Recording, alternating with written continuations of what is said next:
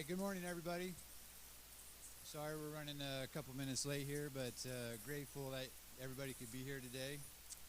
Thanks for taking time out of your busy schedules to come and spend the day with us. My name is Chris Stratton. I'm the financial officer for the State Controller's Office.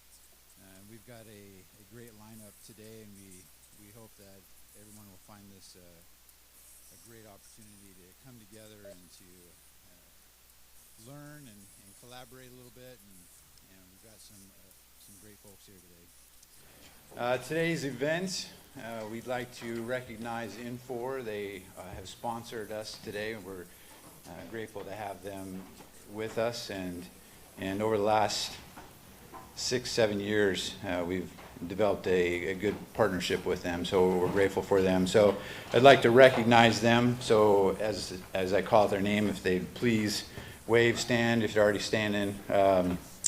First, we have Andrew Jerkins. He's a senior solutions consultant. Ron Newberry, product management director over here. Kate Chain, senior account sales executive. Karen Thompson, customer success executive, back in the back here. Paul Sturzinger, senior principal business analyst, in the back again. They're all sitting in the back for you guys. And Jamie Van Oy, she'll be joining us a little bit later. She'll be presenting remotely. And also Sam Green of product management. No? Okay. All right. We'd also like to welcome and thank our Idaho Public Television folks. They've made it possible for us to stream our event today. And so we're grateful for them, Aaron Kuntz and Tammy Scardino in the back.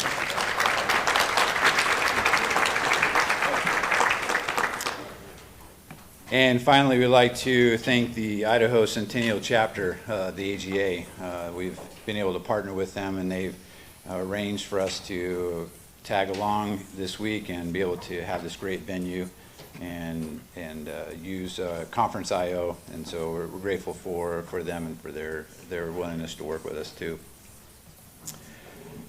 Well, about 10 months ago, there was a renegade of about 12 financial officers and professionals from across the state.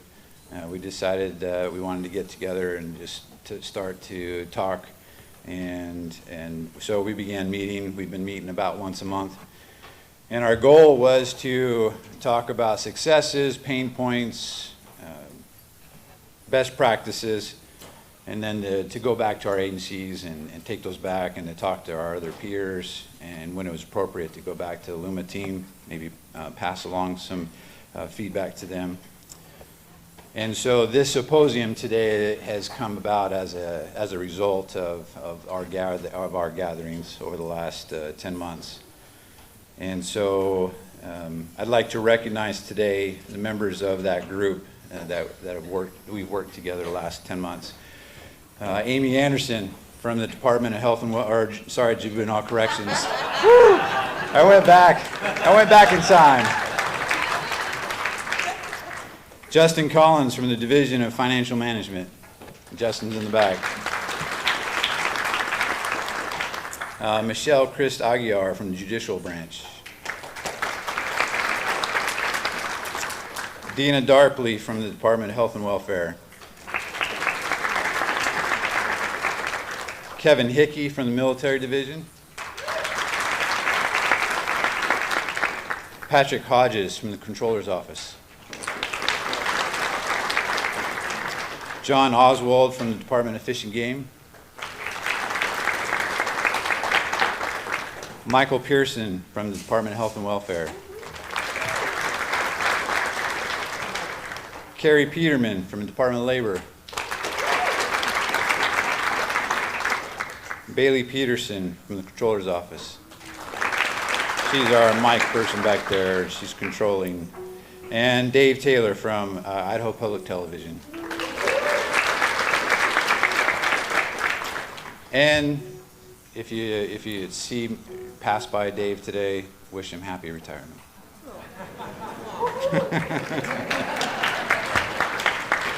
All right. Lastly, just a few administrative things for CPE. We'd like everyone to sign in. If you haven't, the sign-in sheets are out in the lobby area there. If you want CPE, you need to sign in and sign out at the end of the day. For questions, if you have questions, we will take questions, but we're going to do that through Conference IO. We'll have the link, the QR code that'll be splashed up on the screen as we go along. And then at the end of the day, we'd like to collect a survey, so we'll get those passed out sooner than later, so you have time to kind of ruminate on what you might want to say. But we'll get those out, and we'd appreciate at the end of the day, you can just leave them on the tables there, and we'll collect them at the end of the day. And finally, just a word about etiquette. We're all professionals. This is an opportunity for us to all come and spend some time just to learn and to collaborate. So please just ensure questions, comments, that they're germane to the topic at hand, and we'll have a great, constructive, and positive day. So with that, we'll jump right into it. Our first presenter today, speaker, is going to be our Idaho State Controller, Mr. Brandon Wolf. Brandon Wolf is Idaho's 21st State Controller. He was elected by the citizens of Idaho to the position in November 2014 and re-elected in 2018 and 2022. Brandon started at the State Controller's Office in 1997 as an intern and quickly rose through the ranks. Brandon recently completed a year's service as the president of the National Association of State Comptrollers Executive Committee and is currently the president of the National Association of State Auditors, Comptrollers, and Treasurers of that executive committee after being voted unanimously by his bipartisan peers. Brandon grew up and attended school in Preston, Idaho. If you don't know where that's at, it's on the east side, and it's like 5 cows and 2 people that live there. He merited the rank of Eagle Scout, graduated from Utah State University with a Bachelor of Arts in Political Science and with a minor in Dutch, and earned a Master of Business Administration from Boise State University. In 1994, he married Jenna Lee Balls, who also hails from Preston, and they have 3 children and 1 granddaughter. So with that, Controller Wolf.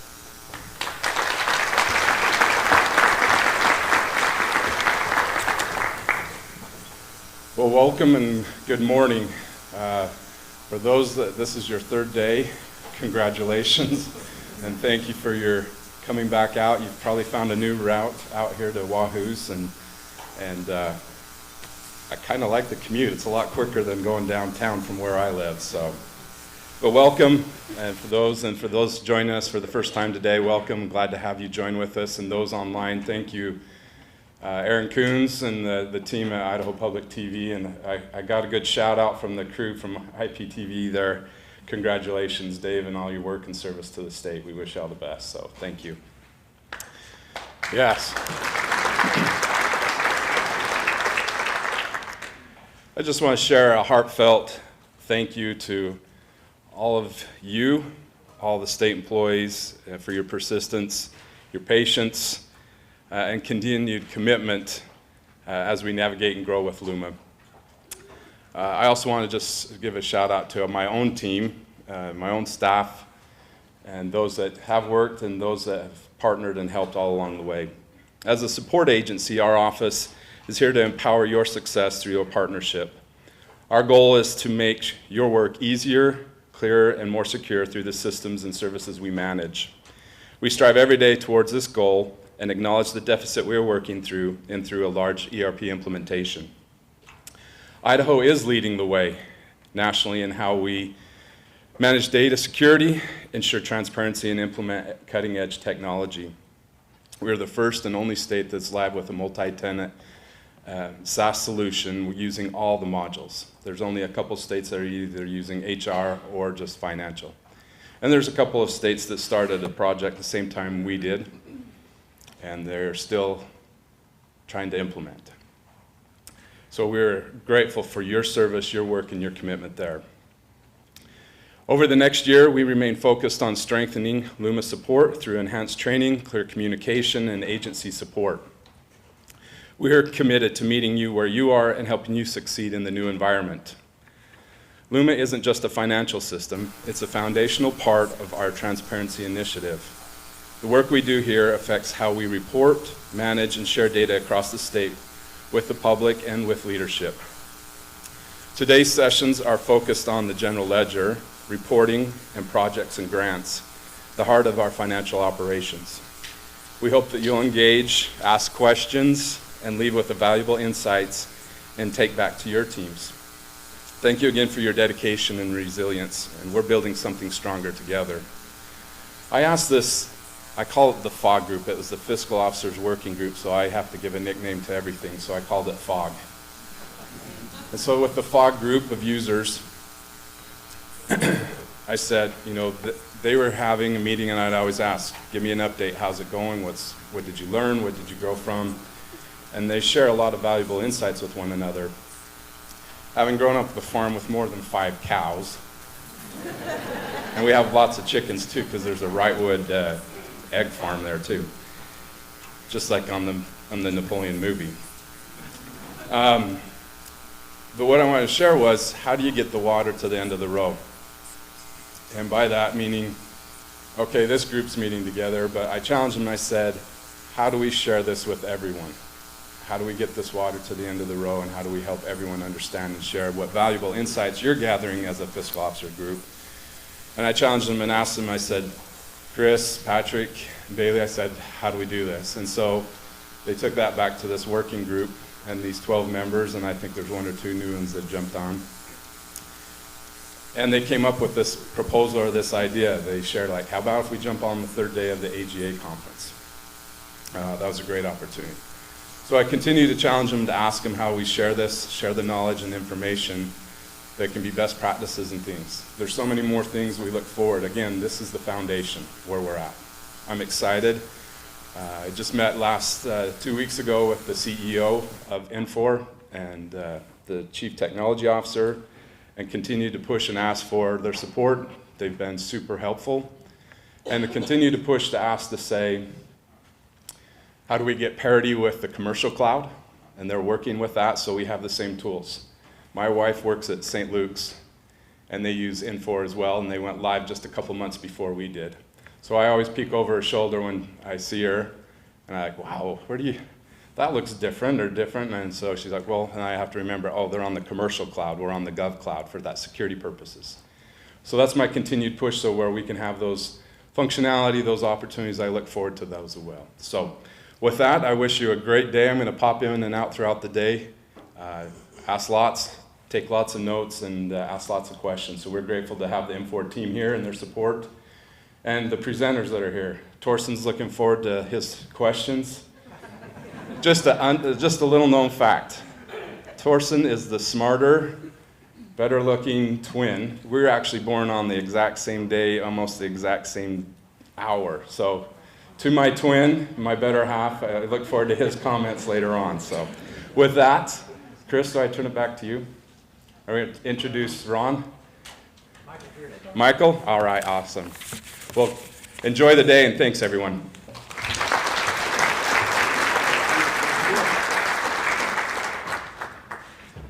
Good morning, everybody. Is this on? Yeah. Wow, what a way to start. Hey, good morning, everybody. Hope you all was able to, is it push the button? Okay, there we go. And scream. Okay. Obviously, I'm killing it. I barely got started. I'm going to try this one last time. Good morning, everybody. Thank you very much. I hope you got your sugar rush from the delicious donuts. I've so far had 3. It's my pleasure to introduce Ron Newberry from Infor. He was here with us yesterday, but I'm just going to share that Ron has been with Infor for over 20 years, actually 25 years with Infor Lawson, comes to us from Connecticut, and really appreciate him making the trek across the country to share his knowledge with us. And so if you could please put your hand together and help me introduce Ron Newberry.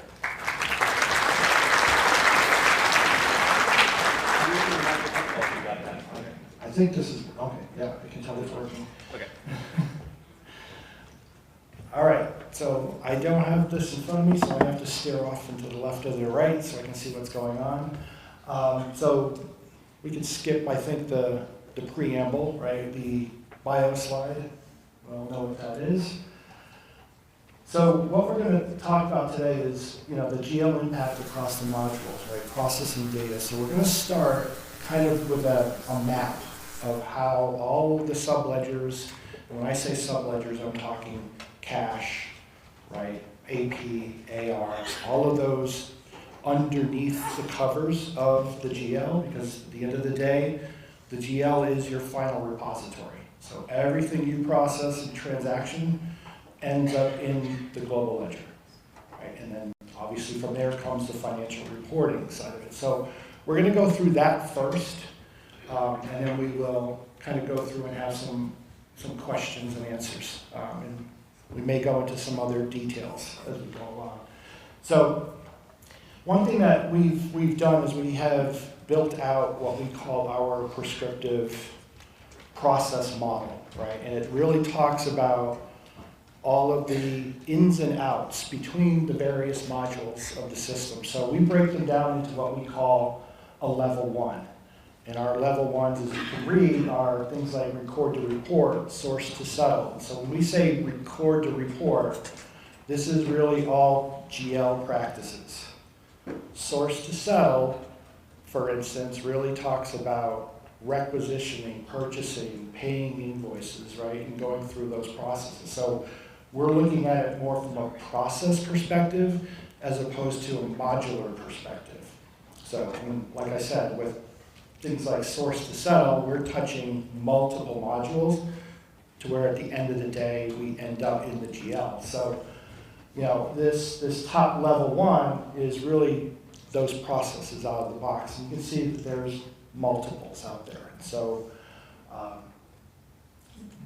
going down, we get into what we call level 2. So if I was to open the box, right, and I was to look at record to report, then you're going to see what we call our level 2. And in there is all of the various individual processes that occur within the global ledger. So things like regular journal entries, recurring journal entries, right? All of those things. And what you can't necessarily see here is in some of these you have the global ledger, you'll have the showing cash coming in, right? You have AR coming in. You'll have some where it's byway, right? Because we need things like all of the dimensionality, right? You need the code block, right, to be able to book whatever kind of transaction, whether it be cash or GL or some other system, AP, right?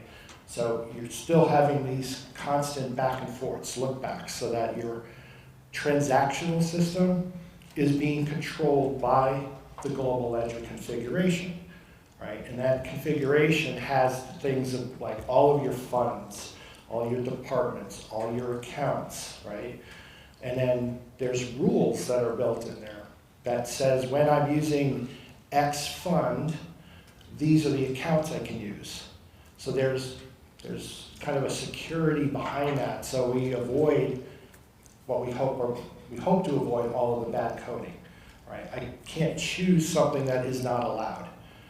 That doesn't even talk about budgeting, right? So budgeting is another piece of control, right?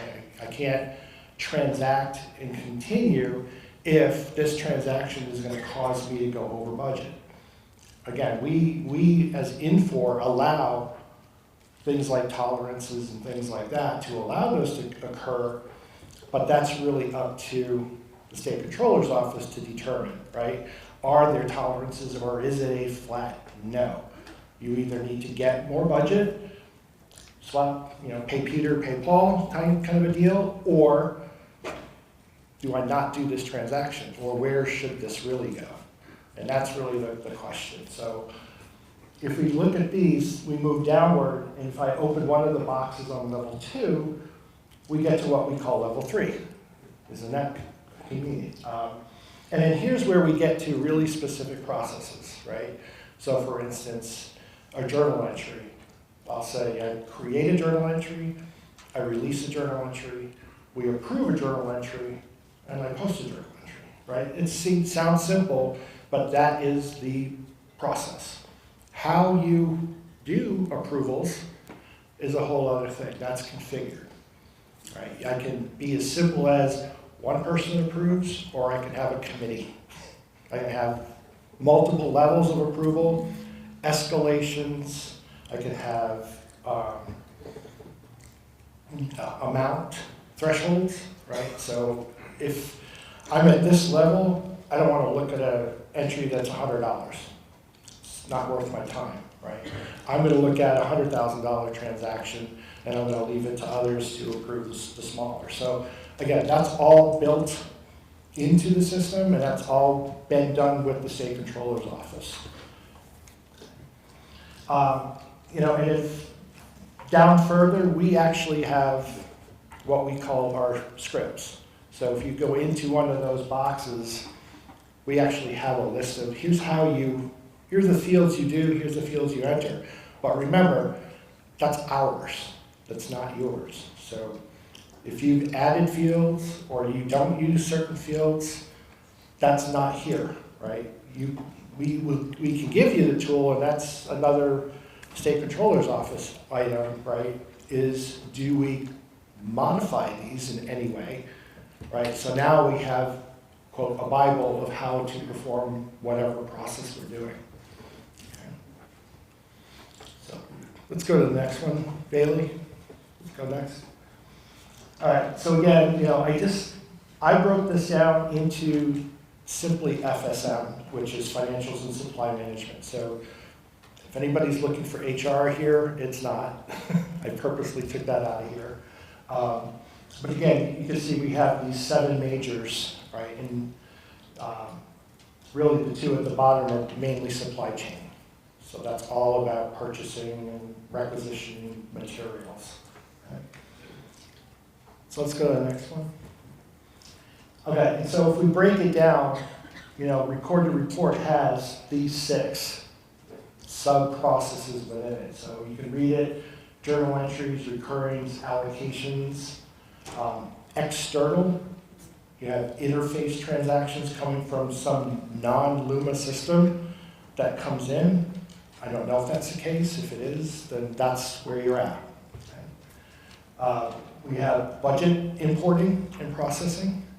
And finally, we have the subsystem posting to the GL. So, let's kind of go back and walk through from let's say a payables perspective, right? Just because I entered an invoice, paid an invoice, does not mean the general ledger is updated, right? You have to finish the process. So I have to journalize from payables, and then that's what's going to update my global ledger and tell me that now I have an expense and I have an accrual until I pay it. Once I pay it, the accrual is relieved and the cash is taken out.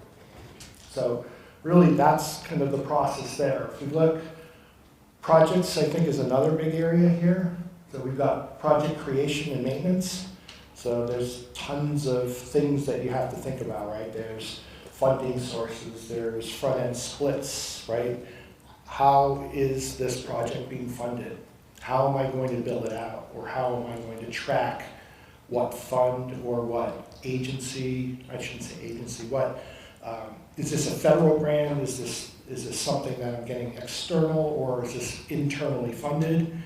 So every dollar in needs to be split, right? It needs to go to the proper funding source so that you can prove that you're only spending the money that they're supposed to be being billed for.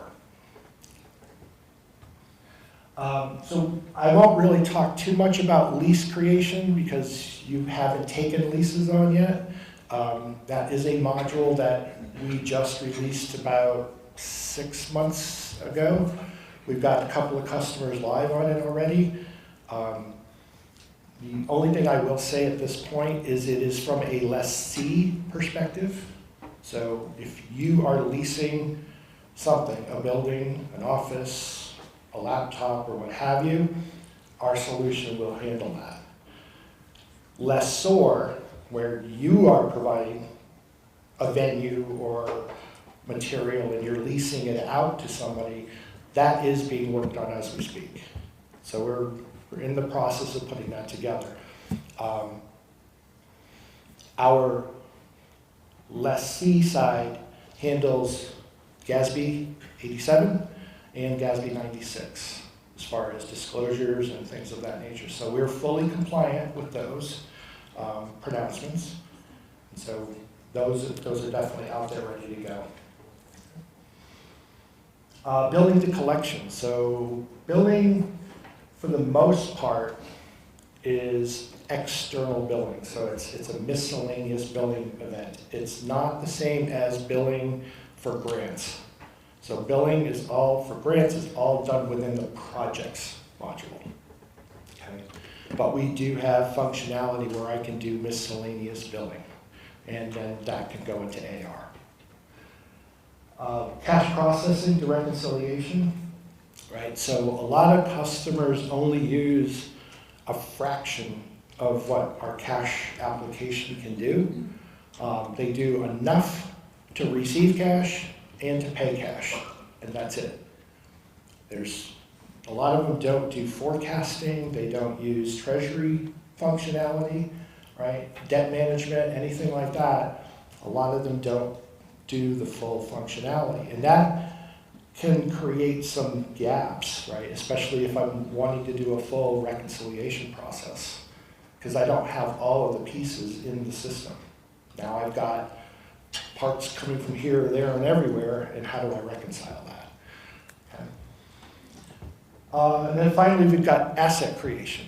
So we have an asset management system, and so before anybody goes off, our asset management system is really all about accounting and inventory. And when I say inventory, I mean, where is it? Can I go find this piece in that closet or in that building? That's what our asset management system does. It does not do things like scheduling maintenance, work orders, things of that nature. We can track that information, but our asset management system is not designed as a fleet management system. Okay?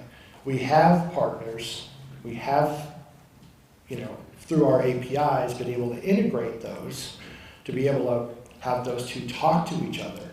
But just good to know, right, that asset management is, we have to have the right definitions of what is asset management. Okay, Bailey, next one, please. All right, so we go over here, we've got some more in-source to settle, and that one I had to pull a whole separate slide almost because there's just so much, right? I'm not going to go through each individual. I believe you guys all have this deck and you'll be able to look at it, but as you can see, this kind of runs the gamut, right, of everything from requisitioning to getting those invoices ready to go, right? And then out to the side, I've got supply management, which that's not my bailiwick so much, but I know enough to be dangerous in there, so let's put it that way. So that's all about planning and inventory management, right? And so it's really all about, hey, this is getting to a certain stock level, and I want the system to just automatically go out and generate a purchase order to refill it for me. So think of it in that term, right? So if I know, typically I want to always have 50 of this on hand, as soon as somebody picks out that one that brings me down to 49, issue a purchase order. And you don't have to do that. The system can do that with the planned inventory. Okay, next, Bailey. All right, so just going in here, right, I wanted the only thing I really wanted to say about this is the blue box in the center is that record to report. That is that level 1, right? What you're seeing on the peripheral, if you can see it, I know it's small, are the feeders, right? So you can see there that I've got things coming from payables, from cash, from assets, right? And you can see that these are inbound, these are outbound. So everything, and I love this because I'm a GL guy by heart, and I'm like, I'm the center of the universe because everything ends up here, right? So that's really the crux of it, is that at the end of the day, everything that all you guys are doing on a day-to-day, transaction by transaction basis is feeding this global ledger to be able to generate all of those financial statements, all of those reports, and all of the information that your auditors, your legislature, your department heads, whoever, right? It's all feeding into that. So the better that information, the better the output. Right? It's as simple as that. Again, I don't want to reiterate this particular slide because it's really, again, saying here's the level 2s within the level 1. So Bailey, we can go next one. So I just wanted to open kind of each of them really quickly. So this one is source to settle, right? And again, you have feeders, right? Plan to inventory feeds into purchasing, right? Like I was saying, when stock level goes low, it creates purchase order. So there's that linkage between all of those processes. So if you kind of go through this, you can see all of the interrelationships that go on, right? And how all of this at the end of the day finally funnels down into the global ledger. So again, I don't want to spend a great deal of time on each of these individually, but I just want to flash them up. You guys can take a look at them. So Bailey, you want to go to the next one? So this is the planned inventory, right? So you can see there's what, 10 individual processes within the planned inventory. Each one of those has its own set of steps and things that you need to do. So this is really a map of the system, right, and how transactions flow. It's not going to teach you how to enter an invoice, but it's going to show you all of those touch points, right, together. Okay, go to the next one, please. Cash processing, again, this one is that one that is really, a lot of people use it very sparingly. So they do 1 or 2 of these processes, but you can see that everything kind of, again, cash is king, right? Is another one of those statements, right? So if I don't have the cash, I can't make the payments, right? All those kinds of things. So let's do the next one. Asset creation. So at the center of that, we've got source to settle, we've got projects. So there's really a couple of different ways to actually create an asset in our system. It can either come from a purchase order, therefore an AP invoice, directly, or we can use what we call a project.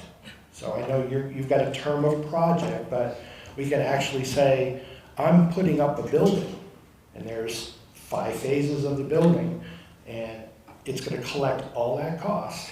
And at the end of it, when you get your occupancy, you can go capitalize. And it's going to keep track of all of those individual things that occurred, whether it was purchasing land or purchasing services or materials or whatever. It's pulling all that together, and it can create a singular asset with all of the attachments behind it.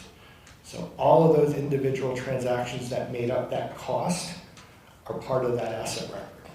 So this is kind of the beauty of an ERP system, is that we are linking all of that detail behind it. So at any time somebody can ask me a question, what's in this asset?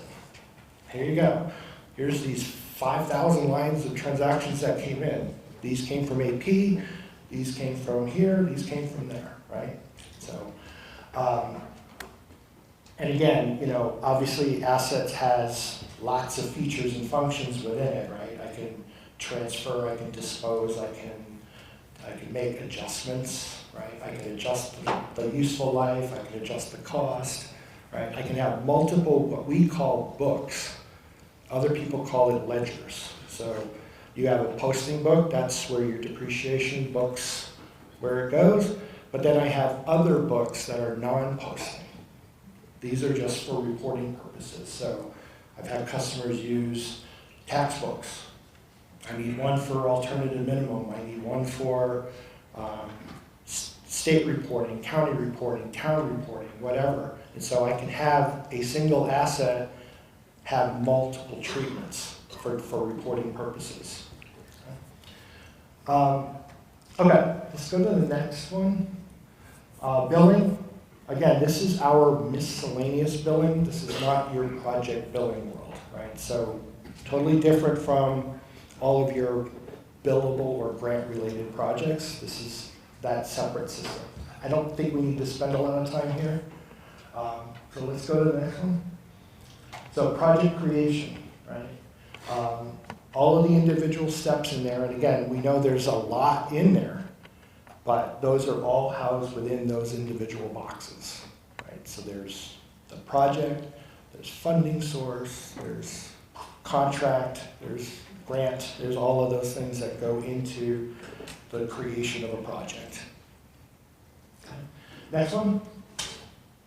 Reconciliation to close. So this is a long one. So this is our Infor's recommended step-by-step how to close the GL. What subsystems need to close first, right? I know, or maybe I don't know, but you do have closing controls, right? And it tells you that you must close, and I'm just making it up, so I might be saying it wrong, but you must close cache or you can't close GL. So make sure that everything is done and completed in the cache system before you can even think about closing the general ledger. Okay.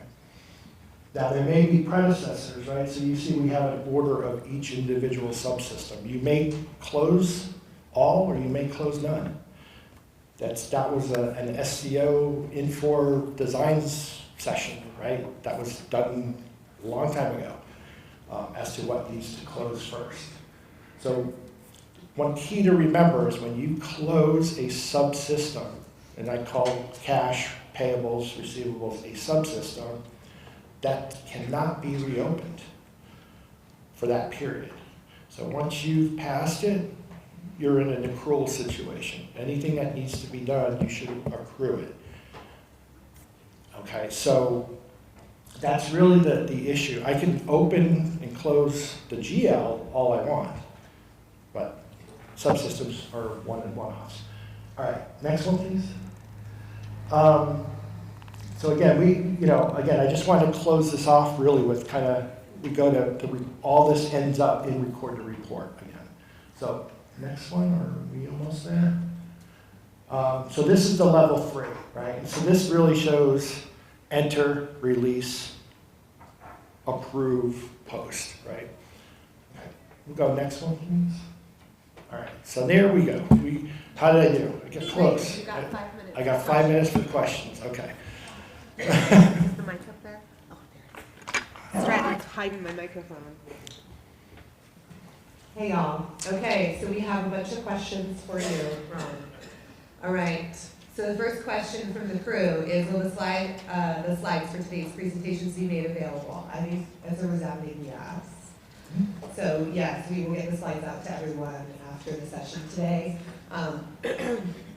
So the second question is, are there reports that will help us proactively reconcile subledgers to the GL to identify issues?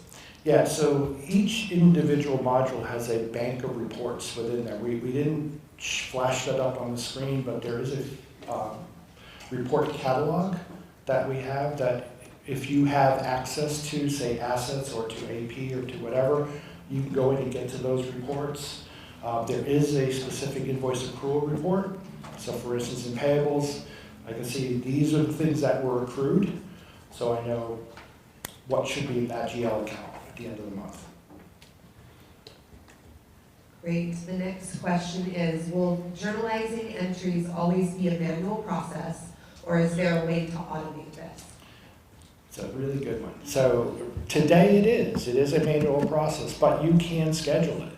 Again, I would have to defer to the SCO office, right, because it can be scheduled. And then I don't know, how many of you were here for yesterday's session when I was talking about the roadmap? Anybody? Okay. So we talked about things like RPA, and we talked about those value plus solutions. So as we progress, that step could be automated and can be a part of that robotic process. So it's like, entry's done, I see it, go post it, and I don't have to think about it. The next question is, are there system process maps available somewhere we can access them? They want to be able to see the process maps that you have on the screen. So there's a, I'm gonna say that's a Bailey question, right? This exists out in the system, but it's a Hannah question, so Hannah's standing. So we are working on creating data maps for our processes, because the data maps Infor has are the delivered processes. We customize things and change things. So we are working on that, and we will post it to the knowledge base and implementation always have those ready for it. Yeah. Thank you, Hannah. Yeah, For those, sorry, for those online, the answer is yes, there are process maps, but there are Idaho-specific process maps that will be published at a later date. The Infor process maps are slightly different from the online, or from the Correct. Infor versus the state Idaho process maps will vary a little bit. Yeah, the Infor maps are basic. They are out of the box prescriptive. This is what we do. We don't know what each individual customer is going to do differently. So this is the out of the box, how it works. The other thing I would say is that once you get to that point of having those new process maps, if we can get them into the system, then that opens the door for another one of those advanced technologies that we call process mining. And so what that will do is it will be able to kind of monitor the activity excuse me, against those process models and start to identify anomalies, things that are going differently, right? It's not a witch hunt or anything like that. It's just to make sure that people are following the right approach, because then you reduce the errors and you reduce your risk. Thanks, Ron. The next question is, when we are researching a problem or issue, what are some suggestions you have on things or tools we should use to help us determine if it's the subledger, and if it is in the subledger but not yet in the general ledger? So, okay, so let's talk about how, when we talk about GL impact, I was talking about subledgers, right? So let's talk about how a transaction really flows through the system. So, and I'll go back to requisition 2, right? So at a requisition level, that expense is recorded, but it is recorded as kind of an encumbrance. It's not sitting in your actuals. So if you, I hate to talk about this, but we have a hierarchy within our, what we call scenarios. And our scenarios has total obligations that are made up of actuals, encumbrances, and commitments. So if you look, as a transaction progresses through the system, it moves from an encumbrance to a payables commitment, right? Because once it leaves requisition, becomes a purchase order, I should have gone that way. Requisition, then it becomes a PO commitment. So it moves from one scenario to the other. And then when that finally gets to AP, relieves the PO commit, creates an AP commit. So it's at the end of the day, the same expenses there, it's just a different source. And then when you finally pay it, that's when it becomes, or when you invoice it, it becomes an actual. So as soon as you enter it, release it, it gets approved, and that journalized function occurs, that is when it becomes an actual over on the GL side. But remember, it still has to be posted.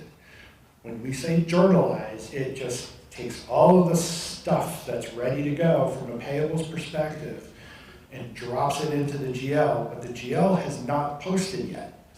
So that's a timing issue, right? Is you got to make sure that you follow the process, because it's still not an actual in the GL until it gets posted.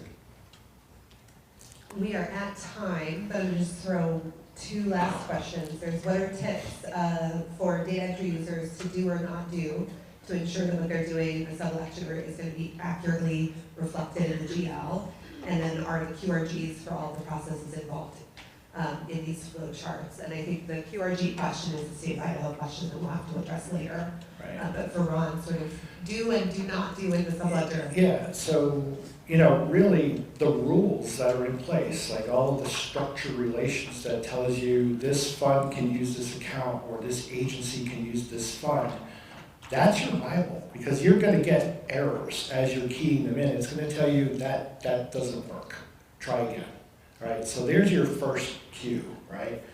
After that, as long as you're in the realm of the rules, the system is going to allow the transaction. It really would then fall on the approvers to say, is this legitimately going to the right place?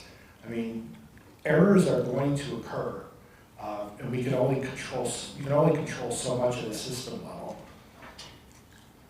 Thank you so much, Ron. That's all we have time for in this section. We will move on to the next section. Thanks again. Thanks. Appreciate it.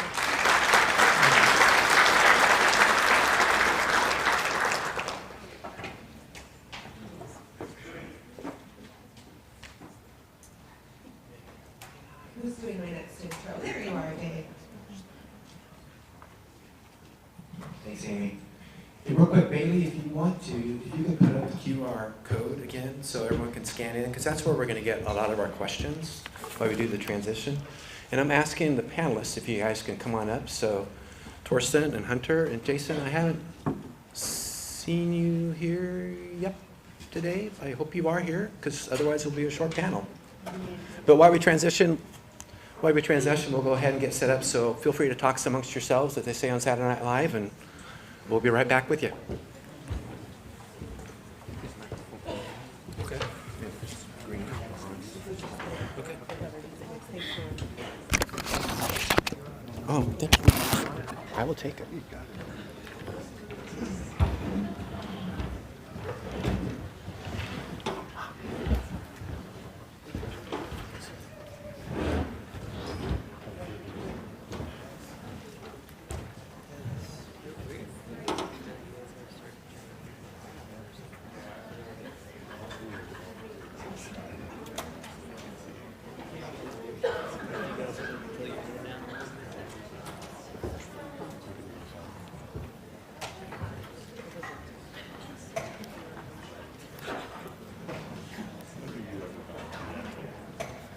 All right, we'll go ahead and get started on this. I appreciate everyone being here. Thank you and welcome.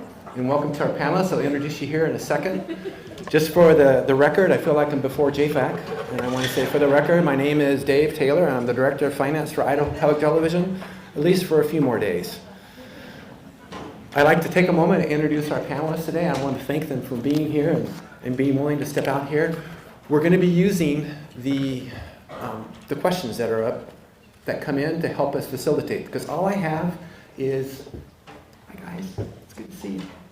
All I have is, I lost my train of thought. No, all I have is a few questions to go through. So we're going to rely a lot that are coming through the app. And I'm going to ask the panelists when I call your name, if you can just sort of acknowledge the crowd, do your best parade wave, and we'll go through it. So first up is Jason Skelton. He's the Procurement and Payable System Manager for the Luma Division. Jason started his career at the Idaho Military Division's Purchasing and Contracting Office in 2016. He was finishing up his bachelor's degree in supply chain management at Boise State University and quickly found out that he enjoyed working with customers and vendors to find the best solutions for the state's need. His stay at IMD was brief, as he was offered a position at the Division of Purchasing shortly after he graduated and began conducting large-scale procurements and managing statewide contracts. In 2019, the leadership at Department of Administration recommended and the State Controller's Office offered him the opportunity to lead the Luma procurement team during implementation. He accepted it and has been part of the Luma team since then. In 2021, he accepted his current position as the State Controller's Office.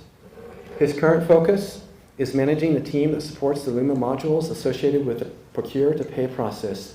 The team's goal are to develop and maintain standard processes that work for all our customers and identify areas of improvements that can be implemented for the benefit of all state agencies. Thank you, Jason.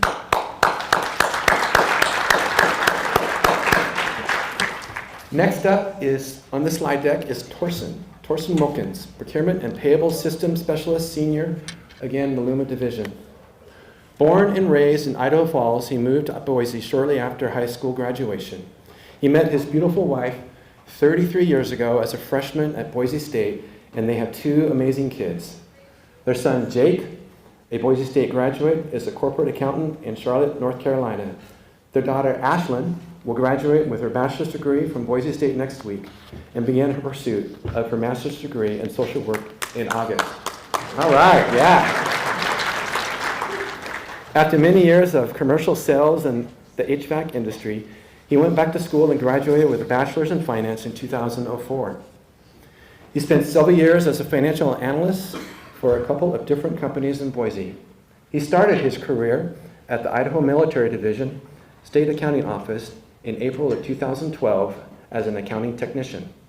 Shortly thereafter, he took the position of senior accountant and managed the accounting office for 4 years and was responsible for managing all things STAR and SCO applications, including the agency's federal reporting and state's year-end closing packages. In October of 2019, he was asked to join the Luma project. He was assigned the accounts payable, procurement cards, P-cards, and expense management modules. He spent almost 4 years working to design, configure, and test these 3 modules to meet the needs of the state, and he is very proud of the work they accomplished. He feels that the knowledge they gained from the IMD was very helpful with the design and configuration of the new system and provided positive insight into the state's needs. Fun fact, he has only met one other person named Torsten, and that is his son. So, welcome, Torsten. And he goes by Jake. And he goes by, okay, that helps. And also, almost the birthday twin for Controller Wolf. Yeah. I mean, that's pretty impressive, too. Yeah. That ought to get you through a few doors. Next, and final and not least, is Hunter Holt, Financial Support Manager with the Luma Division. Hunter started at the state in 2020 as a financial technician on the STARS/Division of Statewide Accounting Helpline. He then transitioned to a sustainment role as a financial specialist in July of 2023 when Luma went live. In this role, he was tasked with taking on the intercompany accounts receivables and billing modules. These processes ended up bleeding into other modules, which allowed Hunter to become familiar with multiple modules. Most recently, Hunter has accepted the role of Financial Support Manager. In his current role, he will be managing the team that supports Luma's financial modules outside of the procure-to-pay process. Hunter was born and raised in Idaho. In his spare time, he enjoys spending time outdoor, which includes camping, hunting, and dirt biking. He enjoys doing outdoor activities with his wife and his dog, Mo. Let's welcome Hunter.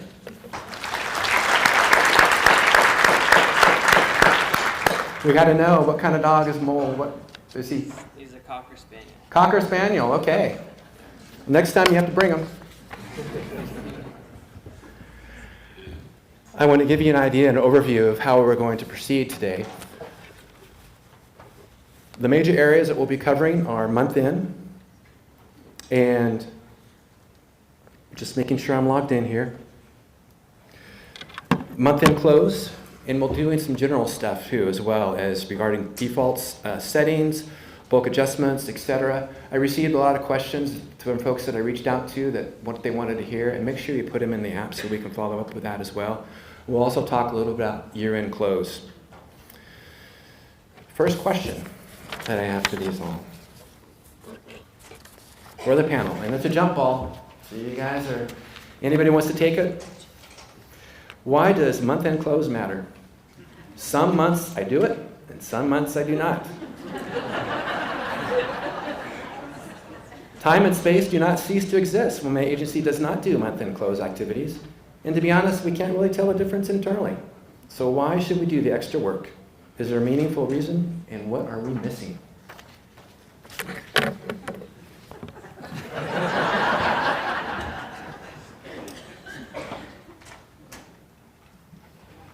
So I'm Torsten Wilkins, and I'm on the procure-to-pay team, procure-to-pay process. I just want to say, Controller Wolf told me that I was going to get questions like, how do you spell XM? I spell AP, not anything about month-end close. So. Anyway, month-end close is important. I mean, you know, we did it in STARS. Obviously, it was different. But we've got to be able, in the way Int4 is designed, we have those closing controls in there. We've got to be able to close all the modules. as that process map that Ron had up there. You can see the process that we have to go through to close each of the modules to be able to ultimately close GL for the month. You guys want to know where you're at monthly as far as funding source, cash available, those kinds of things. So I don't think it's anything new to close each month. But again, with Infor it is a little bit different. We're still learning some tips and tricks about month-end close as well. But I think it's important for everybody to do basically your daily tasks. So you're going through invoices or transactions, making sure all those things are released and paid, or P-cards closed or whatever. That kind of stuff is very important. Ultimately is going to end up in the GL and it's going to impact reporting and all that kind of stuff. So again, it's not anything new, but it is important to stay on top of the stuff, especially when you get, month 12 and it's year end. That's going to be a big deal. So that's kind of all I have. And were you guys able to hear in the back? Are we getting the sound through okay? You might want to make sure we hold the mic a little bit closer. So.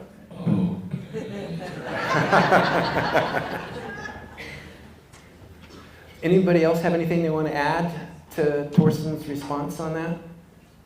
Not touching that with a 10-foot pole, are we? Thorsten knows more about it anyway. All right. Can I just add one thing now that I have the mic up here? Don't run cash requirements until noon, like on the first day of the month. Why not? That causes a problem for month end when we're trying to close AP and everything. We're constantly going out there, and I'm just going to apologize in advance if you started cash requirements, we're deleting it.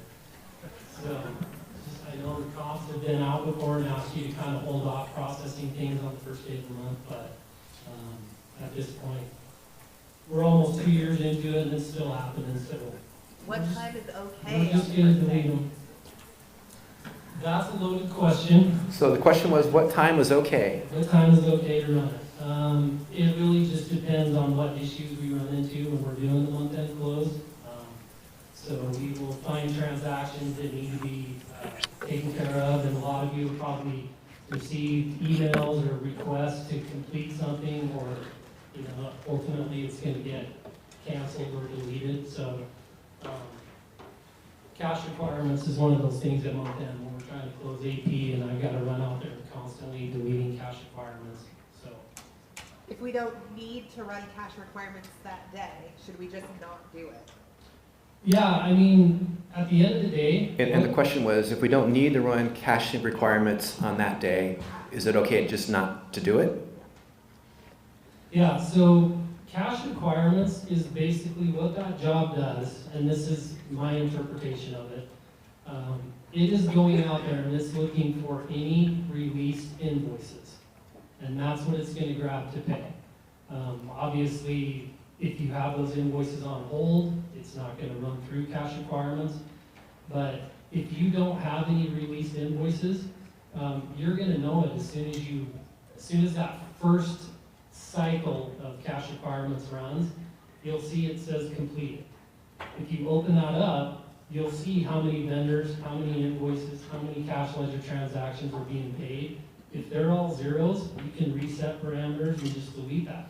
There's nothing for you to do. But again, if you want to run it once a week, you can do it multiple times a day. You can do it multiple times a week. You can do it once a week. It's completely up to you when you want to pay these, and if you find with running it with zero payments in there, zero transactions, you can. There's nothing preventing you from doing that. But, I mean, there's really no benefit to it.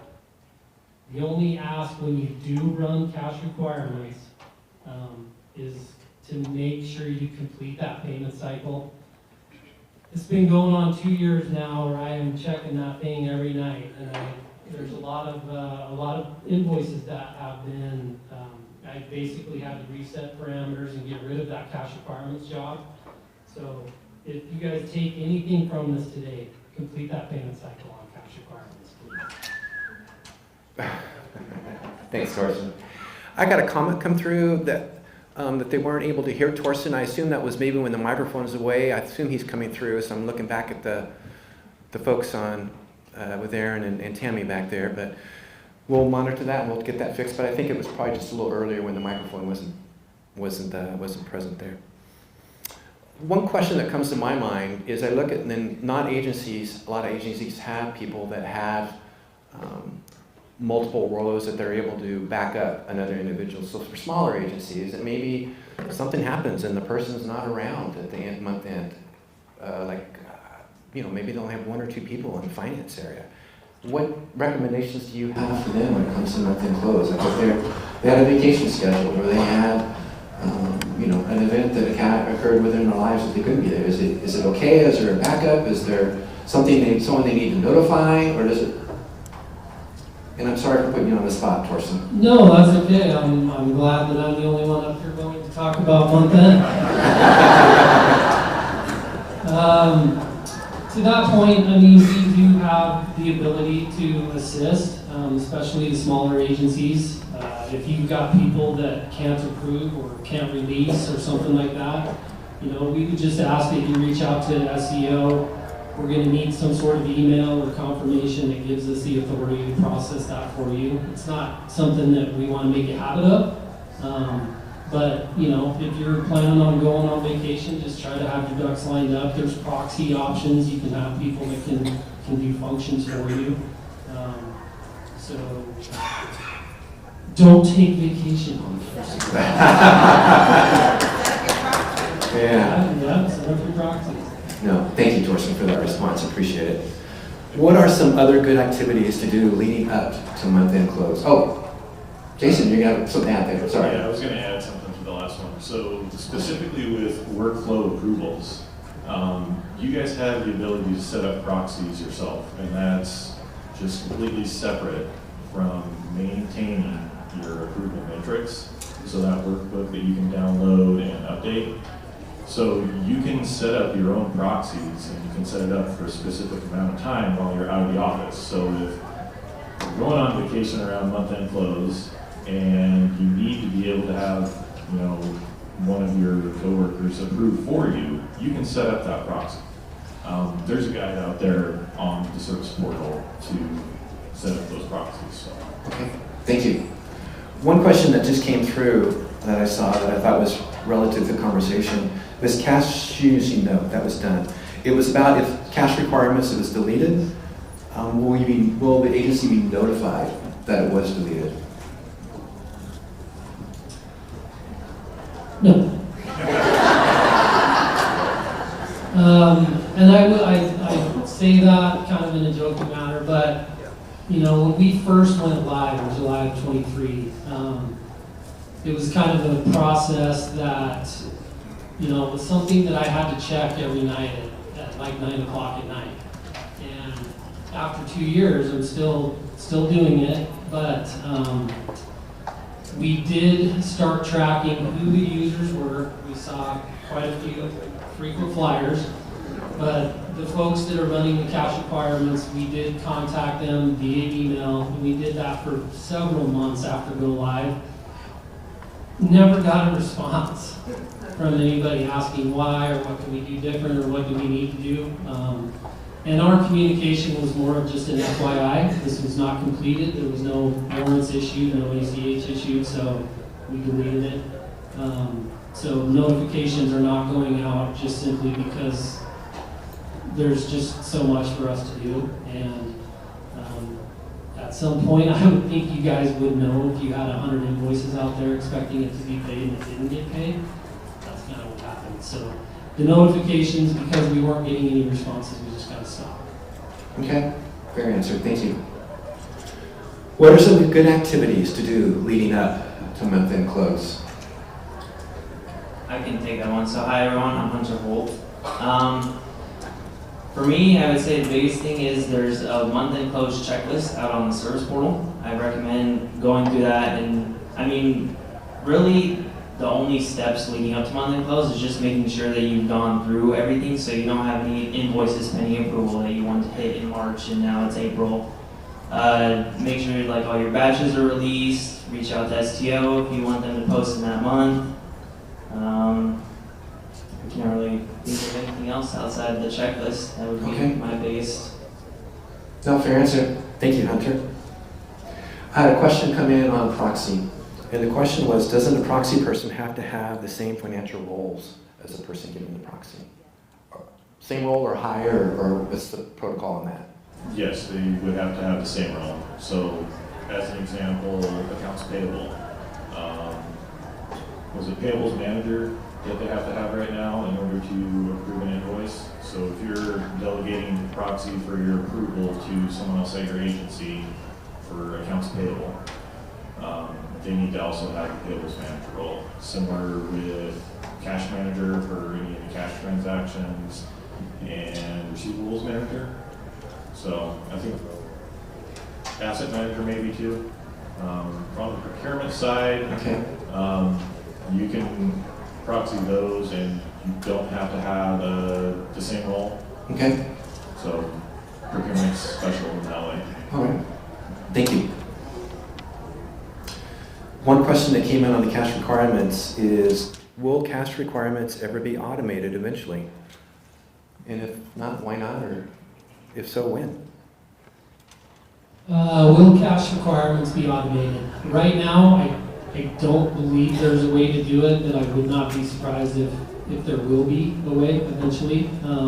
There are some specific fields in there, like the pay through date and the pay date and things like that, that agencies kind of use that differently. So that stuff kind of restricts it from being automated right now, but I would assume that it might be something that would come in the future. Today it is not. It's a manual process, but it's fairly simple. You know, QRGs are out there, and basically what that job is going to do is initiate those payments and create the payment numbers and all that. So as far as automation, hopefully we'll see it in the future, but not today. Thanks, Teresa. I'm going to move away from month-end close, but feel free to go ahead and submit your questions related to that, and we'll get to it near the end of the panel presentation and move on to some general items. When we first established our default settings in Luma, we didn't know what we didn't know. And now that we have a couple of years under our belt, we would like to make some changes. Is that even possible? And if so, how do we do it? And the thing that comes to my mind, Torsten, just to give you perspective, and maybe some more questions will come on there, is one is the default for P cards. You know, we set up a default account. I know at Idaho Public Television we did it to general fund, and I really wish that we had done it to our miscellaneous fund. But anyway, I'm the one that came up with that question. So. Okay, fair enough. On the way out the door, huh? Yeah. Okay, yeah, the defaults can be changed. It kind of depends on the module. And I don't mean this as a cop-out, but I can really speak to AP, XN, and PCard. Those were kind of the modules I came on with. So those are the defaults I'm most familiar with. Specific to PCard, that one, I mean, yes, you can change your defaults. The issue is the way that PCard's process in the system. And I'll just give you an example, because we've done this with a couple of agencies mid-year, and it was tough. So with your PCard default, sorry, lost my train of thought there for a second. But with the PCard default, there's actually two different defaults. Okay, there's a company default. So every agency has that company default. And then if you wanted to, and I know some agencies are taking advantage of it, but you can put a default on the user, the card holder themselves. So the difference is when those statements come in from US Bank and we get the PCard statement that also creates the AP invoice, that is using the company default. And every agency only gets one. And then as the charges come in, if you put a default on the card holder, then as their charges come into the system, when they go to open it up, they're not going to see the company default. They're going to see that specific default that you put on them as a user. So that can benefit the user to already have most of the codes already put in for them if they're using the same string each time. account is something that is going to be changed on every single transaction. Nobody should be processing P-card charges with 685 account on it. But again, they can be changed. The issue with the company default and changing that is what we have found is if we change it mid-year, or at least while there are transactions in process, it's going to post that old default, and then when you close the charge and it does that reversal process, it brings in the new default. So if we have a bunch of charges in process, you're going to end up with two different strings. You have the initial default that came in, and then it's reversed out with the new default. So then we have to go query all those transactions out and reverse both of those so that everything ties out right. So we certainly can change P-card defaults. My recommendation is we do it at year end when you don't have a bunch of transactions that are outstanding, or at some point when you have 99% of your charges are closed. I don't mind going in and querying out 10 or 12 invoices and changing some distributions on that. But the example I was talking about earlier, I mean, it was over $1.5 million amount, and it was a ton of transaction. It was a lot of work. Yeah. And that's kind of how we learned about this whole changing the default mid-season. So anyway, it can be done. I just recommend you do it either at year end or when you have a very minimal amount of transactions open. Okay, thank you. Yeah, it does, and I think a lot of times at the year end, we go ahead and tell everybody, and we lock out their P-cards for the last 2 weeks or so. And so that might be a possibility for some agencies if they need to do that. We did that at the agency that I came from before I joined SEO, and it worked great for us. I know not everybody can do it, but you know, if you can suspend or whatever you want to do to those cards with US Bank, it may help towards your end. As far as like AP defaults and XM defaults, XM, obviously you can change those coding on every one of the expenses. AP is really just kind of, it's more of like a system requirement. You know, anytime you go create an invoice, and I'll just talk about a basic invoice for a second, but you know it's not bringing in distributions, you have to add it. So it's not going to just bring in that default, but it is a system requirement. So we did have to have something plugged in there. So I hope that makes sense. No, it helps, I think. And then I don't know if Hunter or Jason, if either of you have anything you would like to add? Yeah, I can talk about changing the defaults in AR. So in AR is definitely possible. We had an agency who actually went through with it. The only issue, and similar to P-card, is when you're changing your AR, at least payment batch default, you have to make sure that you don't have any open or outstanding customer payments, because similar to P-card, when you record a customer payment, it's going to sit in the default until you apply it. So if we change that default before it's applied, when you apply it, it's going to back it out of a different stream. So run into the same issue. As far as intercompany default goes, the only default is when it comes from intercompany over to payables, and that one can be changed at any point in time. So if you ever go in and say you got a bill from Department of Admin and it came into a different account or something that you don't want, just submit a ticket and we can do that change for you guys. Procurement has a few defaults. Mostly it's going to be requesting location that has accounting defaults that will populate on requisitions. Those can be changed at any time. It's not going to affect anything else. When that requesting location populates on a requisition, it'll have that default on the requisition. So as that requisition processes to the purchase order, that default isn't going to change on that transaction if we change the default on the requesting location. There are a few other defaults, not necessarily with financial stuff, but for like ship-to locations, that they should be updated at any time as well. Okay, thank you, Jason. I had a couple questions that came on of this vein. One is, when should we submit the request to change our company default for FY26?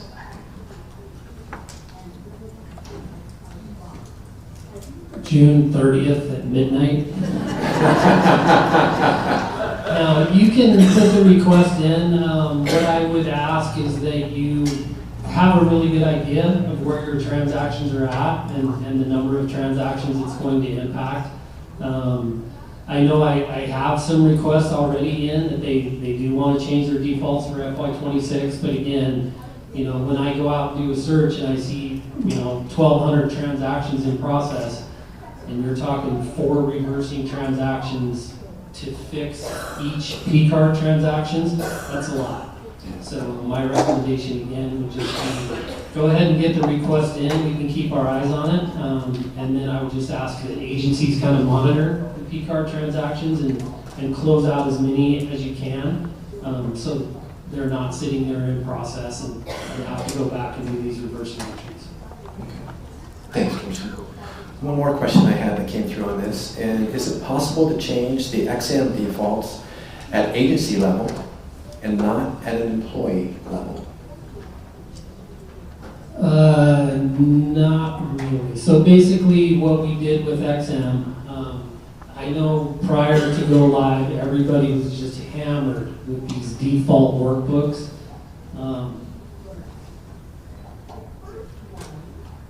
You don't So with XM, we basically didn't want to bother everybody with another default workbook. So we used, and this was just for my modules, the same default stream for AP, P-card, and XM. We had to have something in there. Now users can go in and create their own defaults in there under their profile in XM. And then what that's going to do is every time you add an expense, it's going to bring in that specific default for you. Otherwise, it's going to default to the company default. Okay. Does that make sense? Makes sense, I think. Thank you. Is there a methodology for handling bulk adjustments in ledger subsystems? It seems like we must enter adjustments by line, and if we make an adjustment, and if we need to make an adjustment, and have it reflected within the subsystem itself.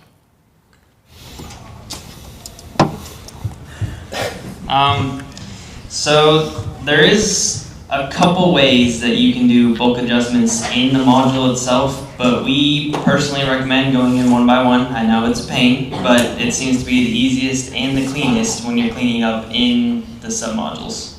So. Okay, maybe the person has something to add. Yeah, especially for AP, I will tell you that by design, we want you to do those adjustments in the modules where the correction needs to be made, like a reverse distribution in AP, for example. And you can do some bulk adjustments through Excel and ISD uploads. It is not the easiest thing that you will do. I will tell you that. So if you've got a handful of invoices that's, less than 100, it's honestly probably quicker to go through one by one. I haven't done the reverse distribution through ISD in many, many months, so I'd have to re-queue that up if anybody is interested, but it is easier to track and make sure if you go transaction by transaction. Like Hunter said, I know it's kind of a pain to do one at a time, but the last thing we want to do is have someone query out 100 invoices and then mess up the upload and the reverse distribution doesn't get right. So there are opportunities to do bulk adjustments, but again, we want you to do it individually for now, at least until we all have a little bit better knowledge of how to process things in Luma. That would be my 2 cents. Okay, thank you. Question on XM. When will there be an update to XM so finance staff can see the travel plan, I assume, which is what the TP is, and employee reimbursement if you are not the final fiscal approval? Okay, is there any procurement people here? Okay, so for XM, it is kind of a struggle to see stuff if you are not in the approval flow, right? So we're working on that. We did discover there's kind of an admin proxy or an agency proxy And I know several folks, I don't know if you're here, but there are several folks that have that permission in XM right now. What that does is it does allow you more visibility on all of the documents that come through XM. You don't have to be in the approval flow to see it, but there are some restrictions with it as far as like you can't search by name, so you have to know which ER document or TP document that you're looking for. But that search is available. That permission is on the SAR form, and I think it's called admin proxy. But you should see that on the SAR form, and if someone at the agency needs that role to be able to look at documents, I recommend you get the SAR form filled out and submit that in. Orson, you can proxy in as the user, so you can search by the username, proxy in, and then go and view the report. Okay. So Jason just said from the audience that you can proxy in as the user, and then you can see the information that way. Yeah, so I mean, proxies like we talked about before, they're in XM, and there's a ton of proxies set up. So yeah, if you are a proxy for, did you mean for an individual, Jason? Yeah, so if you're a proxy for an individual, you can go in and see whatever's on their dashboard. And the way the proxy works in XM, it's a little bit different than FSM, Cloud Suite, but in XM, when you start that proxy at the top of the page, it is literally taking you to that person's dashboard. So you're seeing their documents that they have sitting there, you're seeing any documents they have to review, and there is two kinds of proxies, right? There's one proxy to be able to create documents for someone, and there's another proxy to review for someone. So just be aware of that when you're, that's information we need to know when we get a request. Hey, set me up as a proxy for Hunter. Okay, are you creating for him, reviewing for him, both? We just need to know that information, but yeah, proxy, you can go in and see all that stuff too. One more question that I would have is, let's say we have a lot of adjustments we need to do within the module, but we don't have the time, so we go ahead and make a bulk adjustment in the general ledger. So therefore your general ledger and your module doesn't die. Do we go to Luma jail, or what happens with that? Is that okay? Well, if there was a Luma jail, I'd be in it, so I think everybody's safe there. But at the end of the day, I can't tell you how to process your stuff. If you run out of time and you need to do it through journal entries, then it is what it is. But at the end of the day, our guidance has been and always will be to go fix that stuff in the module that it's specific to. Okay. Thank you. A question that came in that I want to refer to now, it says it's related to appropriation and cash balances. And it says, State Treasurer's Office says they can't track cash by appropriation unit. All cash transactions in the general ledger have an appropriation unit in the distribution. Can State Controller's Office work with the State Treasurer's Office so State Treasurer's Office can track cash by appropriation unit? And he even gave a thanks afterwards. So, is that a fair question? Is that okay? These guys are just jumping to get at the mic, so. I'm procurement. I have an excuse.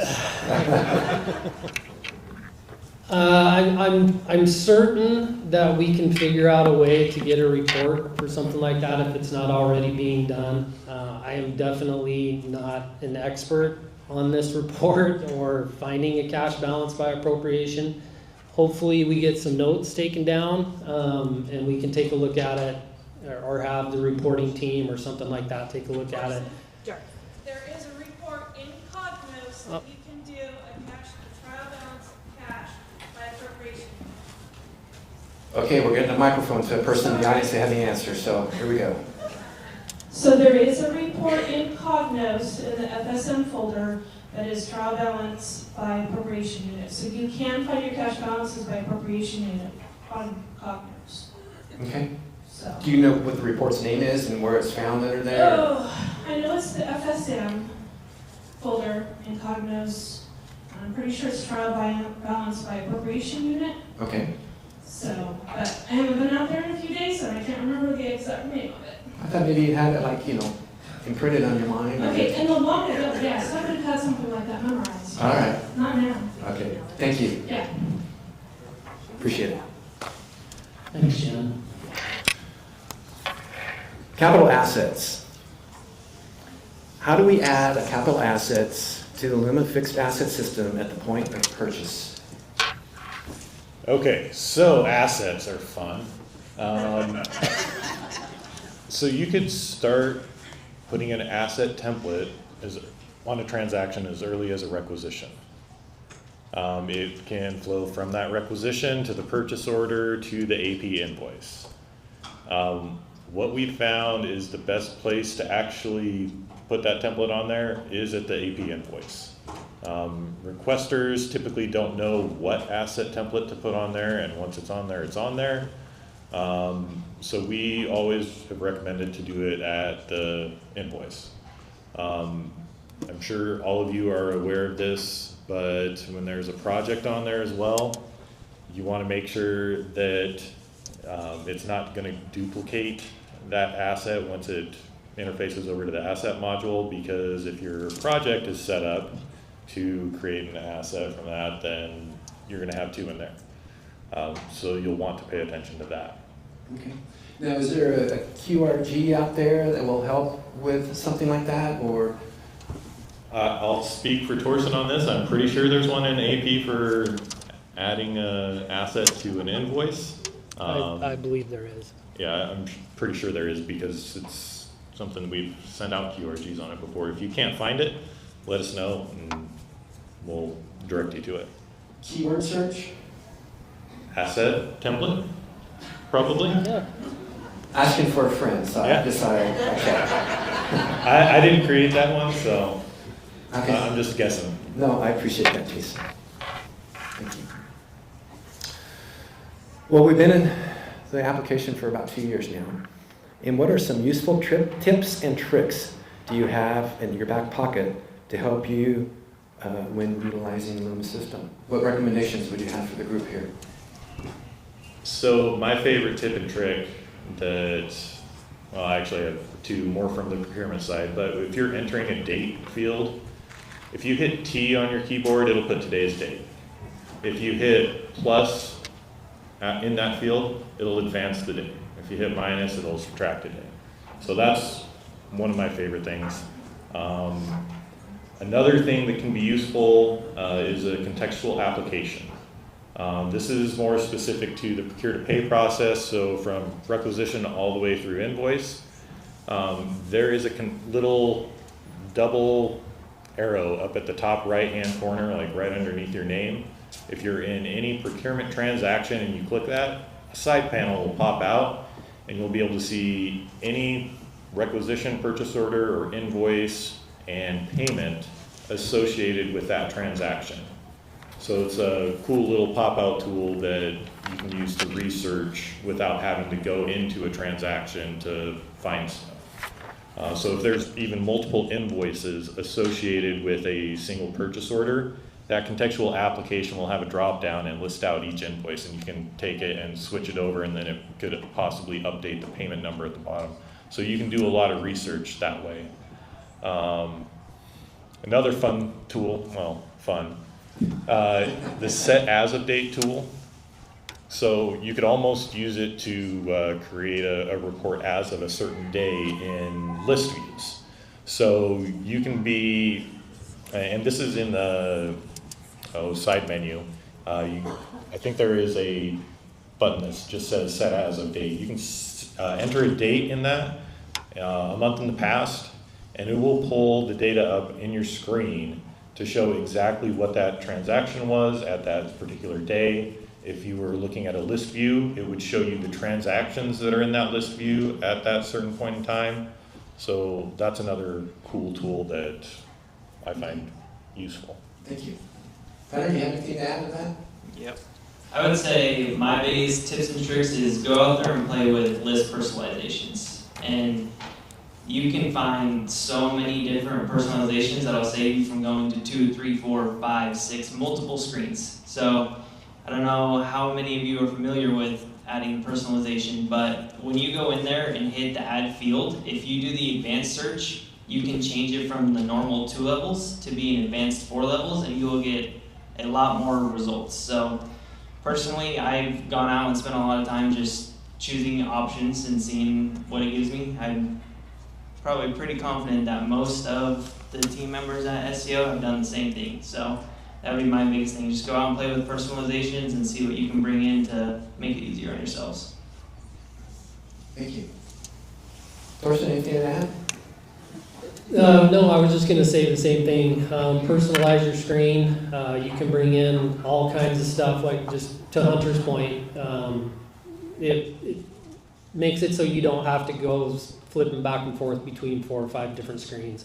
You can bring POs into P-card. You can change, put payment numbers on manage invoices, that kind of stuff. So you can see everything that's been paid and then what that payment number is right there from the list view. So it can be a struggle sometimes to find the right field, but we're in the same boat. We're out there, it's trial and error, trying to figure out which field brings in what we want to see, and sometimes you may have to try 3 or 4, but like Hunter pointed out, going to the advanced search and looking at 4 different levels, it's going to give you a ton of options, and you just kind of got to play with it. If you see something, if we're ever sharing screens with you and you see something that looks like it might be useful to you, let us know. We'd be more than happy to share that field name with you. And especially when you're coming across different business classes, that's the hard part, right? It's trying to bring in something from maybe procurement into AP and stuff like that, because we're dealing with 2 different business classes.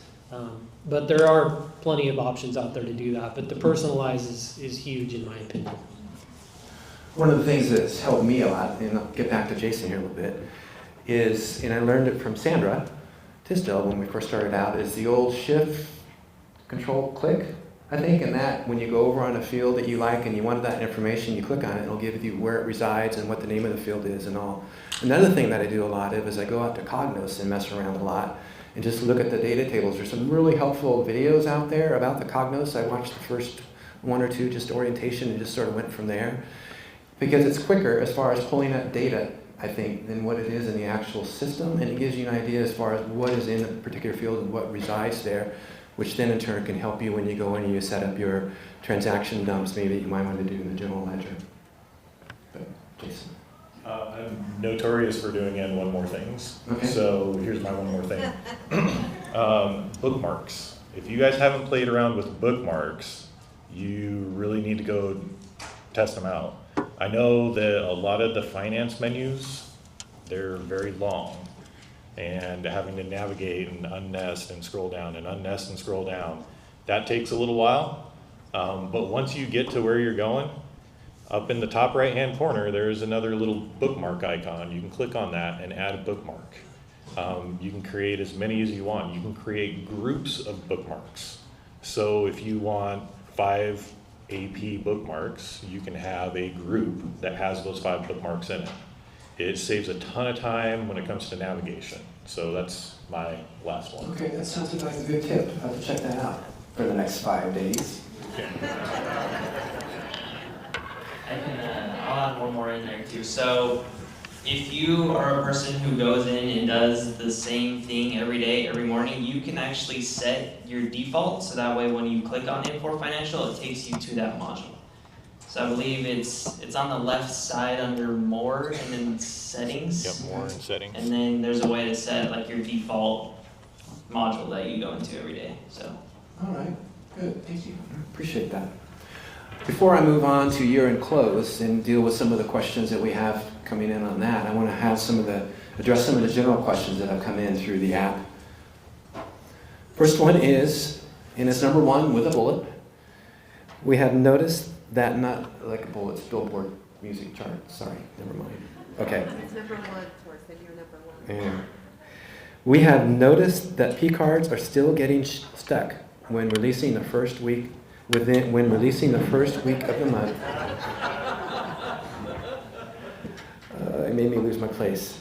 First week of the month, even when both the approval date and the post date are set to the current month.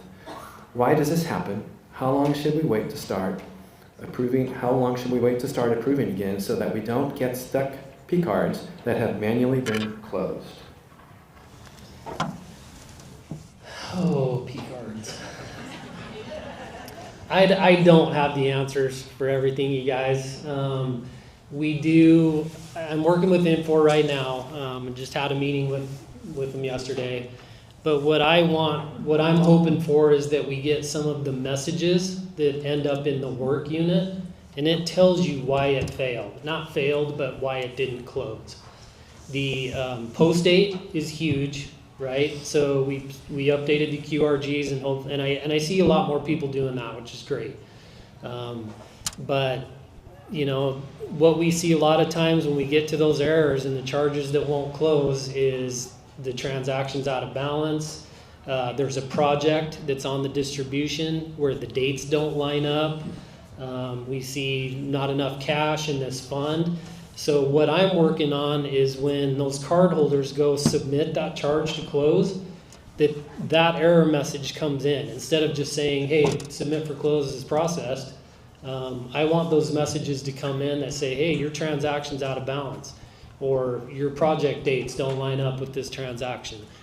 Those are probably the most common reasons. The post date was a huge one for a long time. I'm also working to get that automated off of the work unit so that once those approvals get done, it's going to auto-populate that post date. So some things that we're working on. We know you guys want these kinds of things, and we're trying like crazy to get this stuff done. It's just got to give us a little bit of time and some patience. But at the end of the day, that's why charges are not closing. There's some sort of an issue with the transaction, and unfortunately, we don't know what that is until we go in and look at the work units, or once we force close these charges. Most of you are familiar with the force close process that we do at SEO. We get those errors on the upload that we do, so it's much easier to explain that to you. Otherwise, it's a matter of going out and looking through the work units to see. So anyway, Just clarify that we can't see the work unit detail. Like, they can't see it, right? yeah, no, I don't think you guys have the ability to see the actual work units, but it does post an error message in there when charges don't close for whatever reason. So again, what I'm trying to do is get that error message to the user or to the approver or whoever's messing with that transaction, so you know right up front. And the question that came from the audience is, we stated that we can't see the work unit detail. Okay, the agency can. Okay.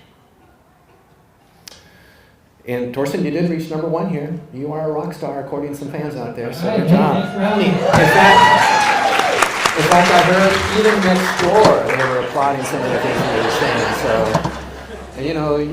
I want to hang with you. For Those are all my kids' friends. I think they're having an orientation out here for some maybe new employees or something like that going on here. They're having a good time. I'm going to go ahead and I'll take, I believe we handled the appropriation unit with the cash transactions based on that there is a Cognos report on that. So I'll go ahead and pass that up. And the next one there is, and I'll handle the year-end deadline question when we get to the year-end. But the next one up is, there accounts receivable aging report, or how do we track outstanding accounts receivable? Okay, so there's actually 2 reports that you can use to track outstanding receivables. So first off is the receivables tieback, and the reason I'm going to mention that one first is because the aging report has a lot more things that you have to filter down. So the aging report is going to be open invoices and outstanding payments that have not been applied. So if you're running it just looking for invoices, you need to make sure that you set that field to do not include. Otherwise, you're going to get a list of invoices and open payments. The tieback report is only invoices and credit memos, so there's no payments at all. So you don't have to have the worry of making sure you turn that off.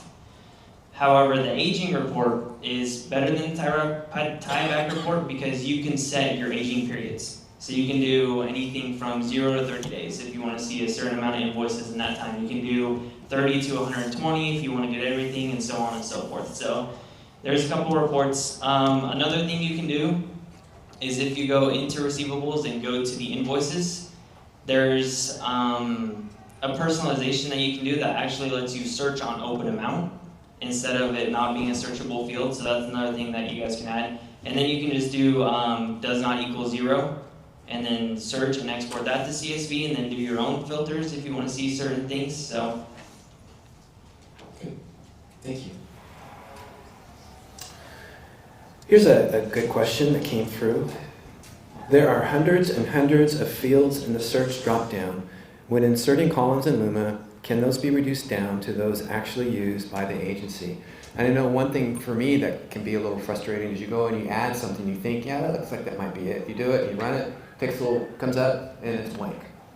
So I don't know if there's a way, or the question then is with all the fields out there, is a way that we can limit the fields that we select to only those used by the state or an agency? yeah, I'm gonna say no. When you search for the personalizations, you're gonna get every field for that business class that is available to select. There's no way to filter it on based off what your agency is looking for. You know, I think that's a great idea. The next question, can we do, on the count of 3, we're going to do one big cheer. Can we do a big cheer so that it sounds like we are having just as much fun as the other meetings? So I'll count you down on 3, 2, 1. All right, good job.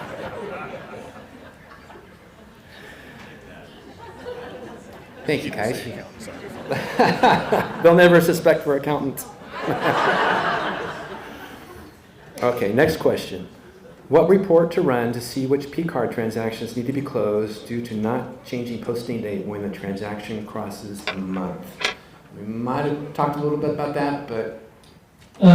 Yeah, so there's 2 reports out there that we made for P-card to help with reconciliation. There's a P-card charge reconciliation report, and then a P-card statement, which is ultimately the invoice number that gets created every day. So you can just compare those 2 reports, and again, you can personalize some of the fields in there and run your own report out of there if you want to. But it's going to show you which charges have not been closed. You can also go to, just in the P-card module itself, the charges pending close tab. If you go in there and do a search, you'll see everything that's been approved.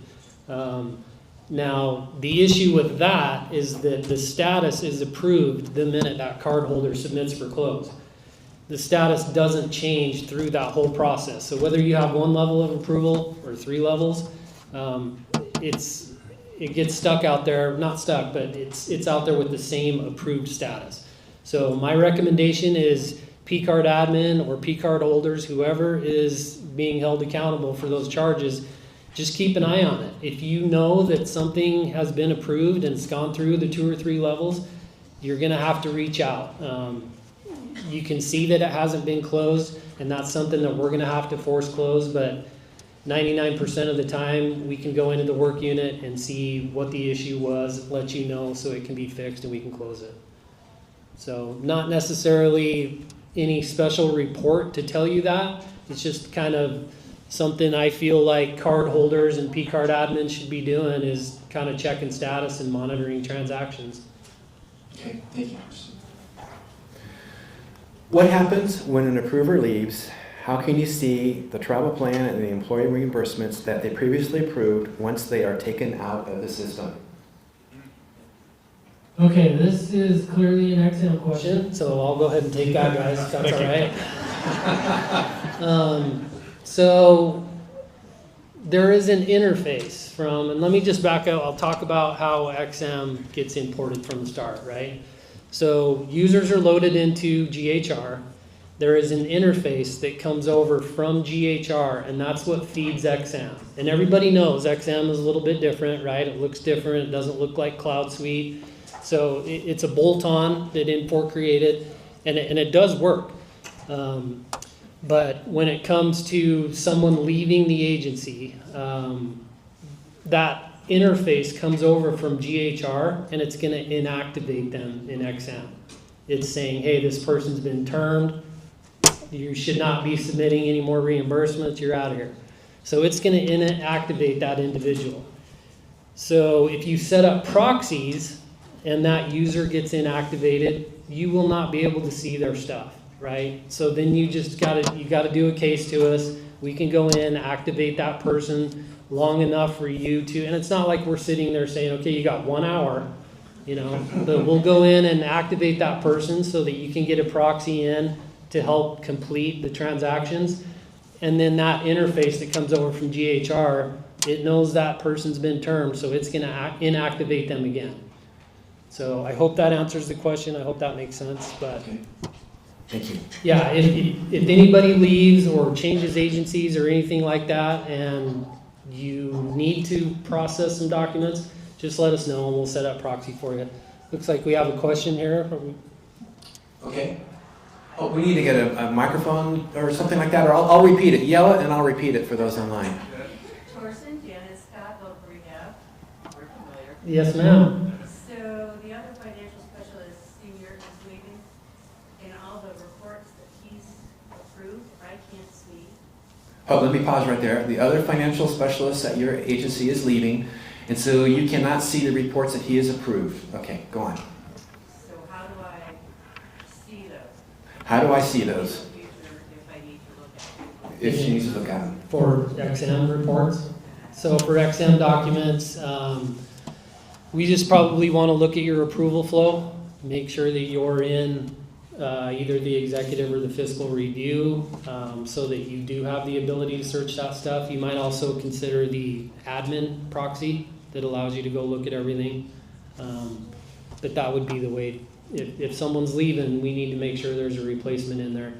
And I'll talk about approval flows just real quick. One thing that we have always recommended to was at every level, and this kind of goes with XM as well as it does Cloud Suite, but you don't want to just have one person at the approval level for anything in the system.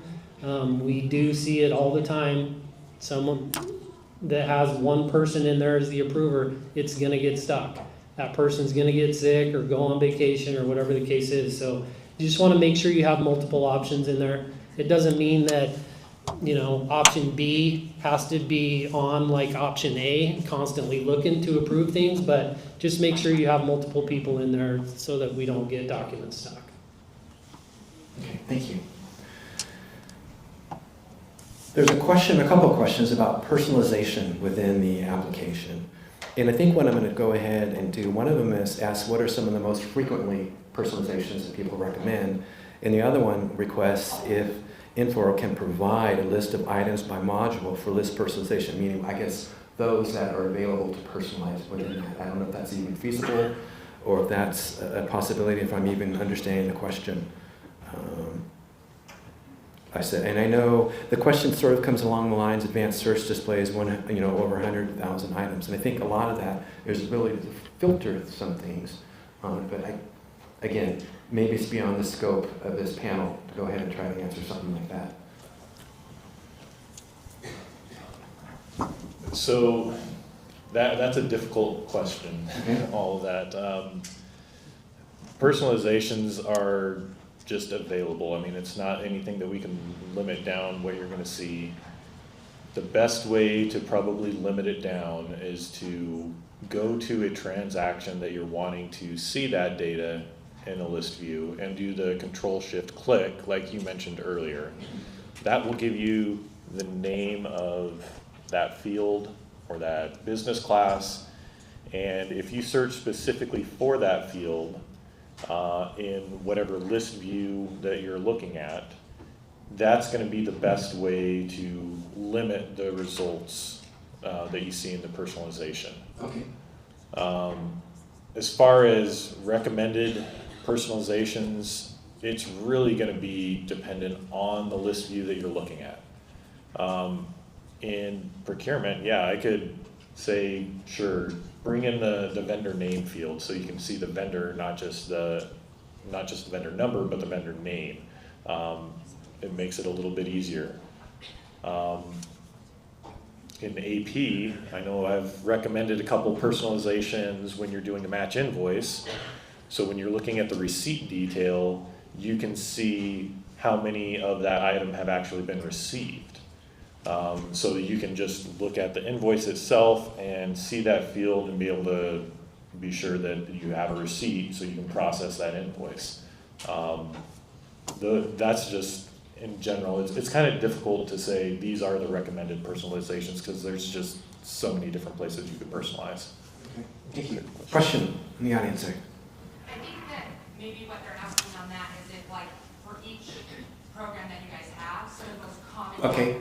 I'm going to pause there. I'm going to repeat the question. I'll let you continue on, all right? So I think what they might be asking would be for a particular program.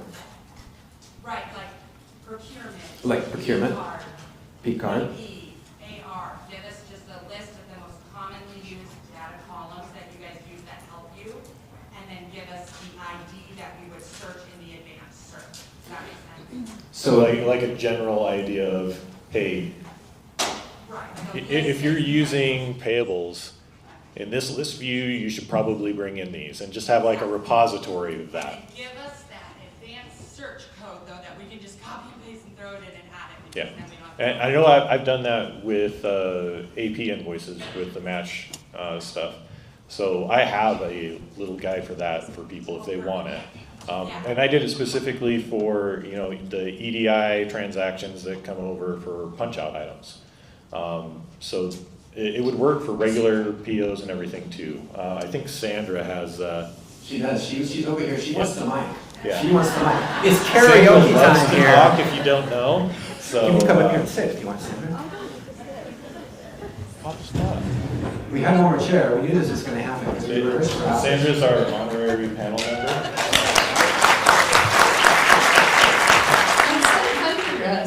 Slack, but he always has his phone, but not now. So we do have some, when you go out to the reports, the report catalog, we have some kitchen sink reports. And those kitchen sink reports are designed to have certain fields that you might want to have in a report. So we've thrown for GL, transaction detail, we've thrown some common list view, fields into that list view report so that if you like that, you can add it to your own report. And we've done the same thing for AR, GL distribution, payables invoice distribution, cash GL, encumbrances. Open encumbrances. Open encumbrances. So go out and take a look at those, and you can, when you go into the report, if you want to see what that field name is, just copy the report. And then when you copy the report, you can go into that personalization and you can see the name of the field. And so that's one place to go. Also, we created some gap reports. So if you just go into the search and put gap, G-A-A-P, you will also see some reports out there that have certain fields that you can identify and pull up. All right, thank you. Sandra Tisdale, she's here all week. Thank you. Good for you. Stay up there, Sandra. Thank you, Sandra, for coming up and sharing this with us. We've dealt with the cash requirements, I think, where we talked about, the question was cash requirements multiple times in a day. Yes, the answer is yes, we can do that on that. I talked about P-card. Just complete it, Dave. Make sure you complete it. Yeah, I know, we'll try. All right. We have 20 minutes left on the panel discussion, so I'm going to go ahead and move on to year end on that since we're approaching that right now. There's some questions that come through, and if we have time before the end, I'll try to address those. I know we're all trying to capture the questions as well that we don't get to and try to provide a written response to individuals and send it out to those that maybe attended or post it out on the help desk type thing. So thank you. Year end. What are the tools available to agencies for navigating year-end close? Year-end close is just really a lot like month-end close. Except bigger. Just a little bigger. There will be more transactions that we need to make sure are, finished processing rather than month-end. But really, if you follow the month-end checklist, that's going to be probably 80 to 90% of the stuff that you need to pay attention to. And then the fiscal year-end memo. That's going to have everything else in it that you need to pay attention to. There are links in there for QRGs associated with each of those items, and I think Julie mentioned the other day that a couple of those links are broken, so those are going to get fixed in the next update that we send out. But really, it's just making sure that you know, POs are finished processing, make sure invoices are released and you run cash requirements and post, and really that's the main thing, is finish all of your processing. I don't know if you guys want to add anything. No, I mean, nothing really to add to that other than, you know, I feel like AP is a huge one at the end of the year. So, you know, it's just another, or I guess your last check to really go through all of the different statuses of those invoices. Make sure that they're in a place that you're comfortable with. They're either released and ready to be paid, or you know, the unreleased transactions, my recommendation is to get rid of them until the next year. But to Jason's point, it's really nothing more than a little bit bigger month end. We do all the processing for you. We just want to make sure that you guys are comfortable with where the status of where all your transactions are at year end. They need to be closed out and all that stuff, so that we're not, you know, hitting this year's stuff with next year's appropriation.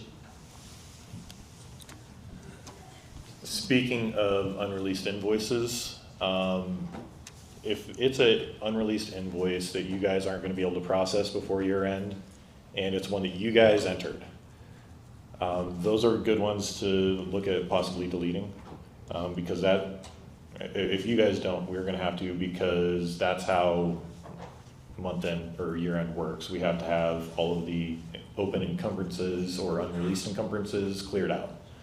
And that's so we can roll forward stuff. The unreleased invoices that I am asking that you please don't delete are ones that come over for punch out items. So if it's Grainger, Office Depot, or Amazon unreleased invoices that came over through EDI, please do not delete those, because those are a lot harder to bring back in, because a lot of the time you're not going to have that physical invoice in front of you. What we did last year is we took those unreleased EDI invoices and we queried them out, and then we deleted them, we closed, and then we re-uploaded those. So we're planning on doing the same thing again this year. So I'm just asking that you please don't delete those EDI invoices, and if you want a configuration to, or a personalization to be able to see which ones are the EDI invoices, send me an email or a service desk and I'll give you the personalization to put in your unreleased invoices tab. Thank you. Question on purchase orders. How do we issue purchase orders in FY25 that only impact FY26? Do we have to wait until the new fiscal year starts before we can do this? Well, you can't. If you release a purchase order in current fiscal year, it's going to hit this year's appropriation, and there's no way around it. We can't have it hit next year's appropriation. It's all based off of the date that the purchase order is released. Okay. Question from the app. Why are the deadlines so tight for year-end close this year for agencies? I think it might have something to do with the 4th of July holiday. I don't know. I mean, the deadlines, a lot of them are really to get you started soon. I wouldn't personally consider them very tight. We did get the letter out a bit earlier this year than we did last year. And, you know, really we know there's going to be transactions that you don't finish processing before that deadline. But there is still some grace period to where you can continue to process all the way up until the end of the year. I mean, if you have a purchase order that you need to make sure it's encumbered so it can be ECF'd, I mean, you can still process that up until the last day of the year. Sure. We're just recommending that you get it done by the date that's in that fiscal year memo. Okay. So there is some flexibility, but we're requesting that you do your best to try to get started on it early. Sure. Fair request. Anybody else have anything you want to add, or?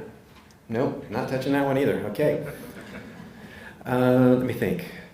Executive carry forward. For executive carry forward corrections, will there ever be a way to do a journal entry or general ledger entry to correct the error instead of creating a credit memo, and a correcting invoice.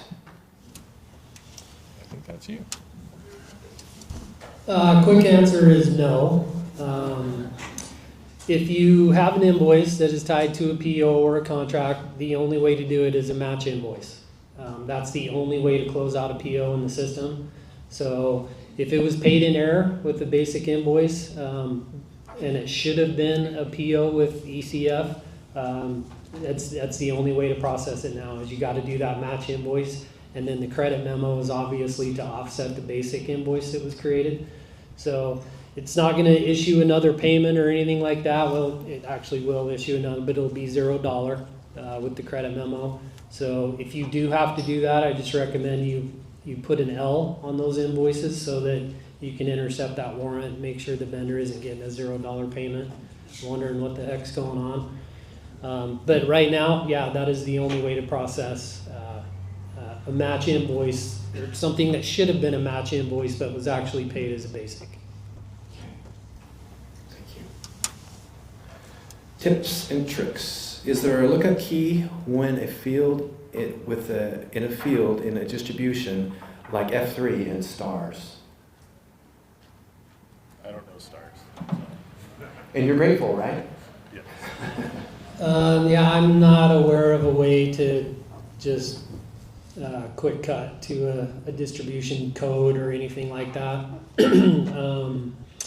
You know, there's the magnifying glass to look up. Once you have your agency in there, you're only going to see your agency codes, but I'm not aware, maybe N4 would be, but I'm not aware of any way to quick create that code or anything like it, like in F3.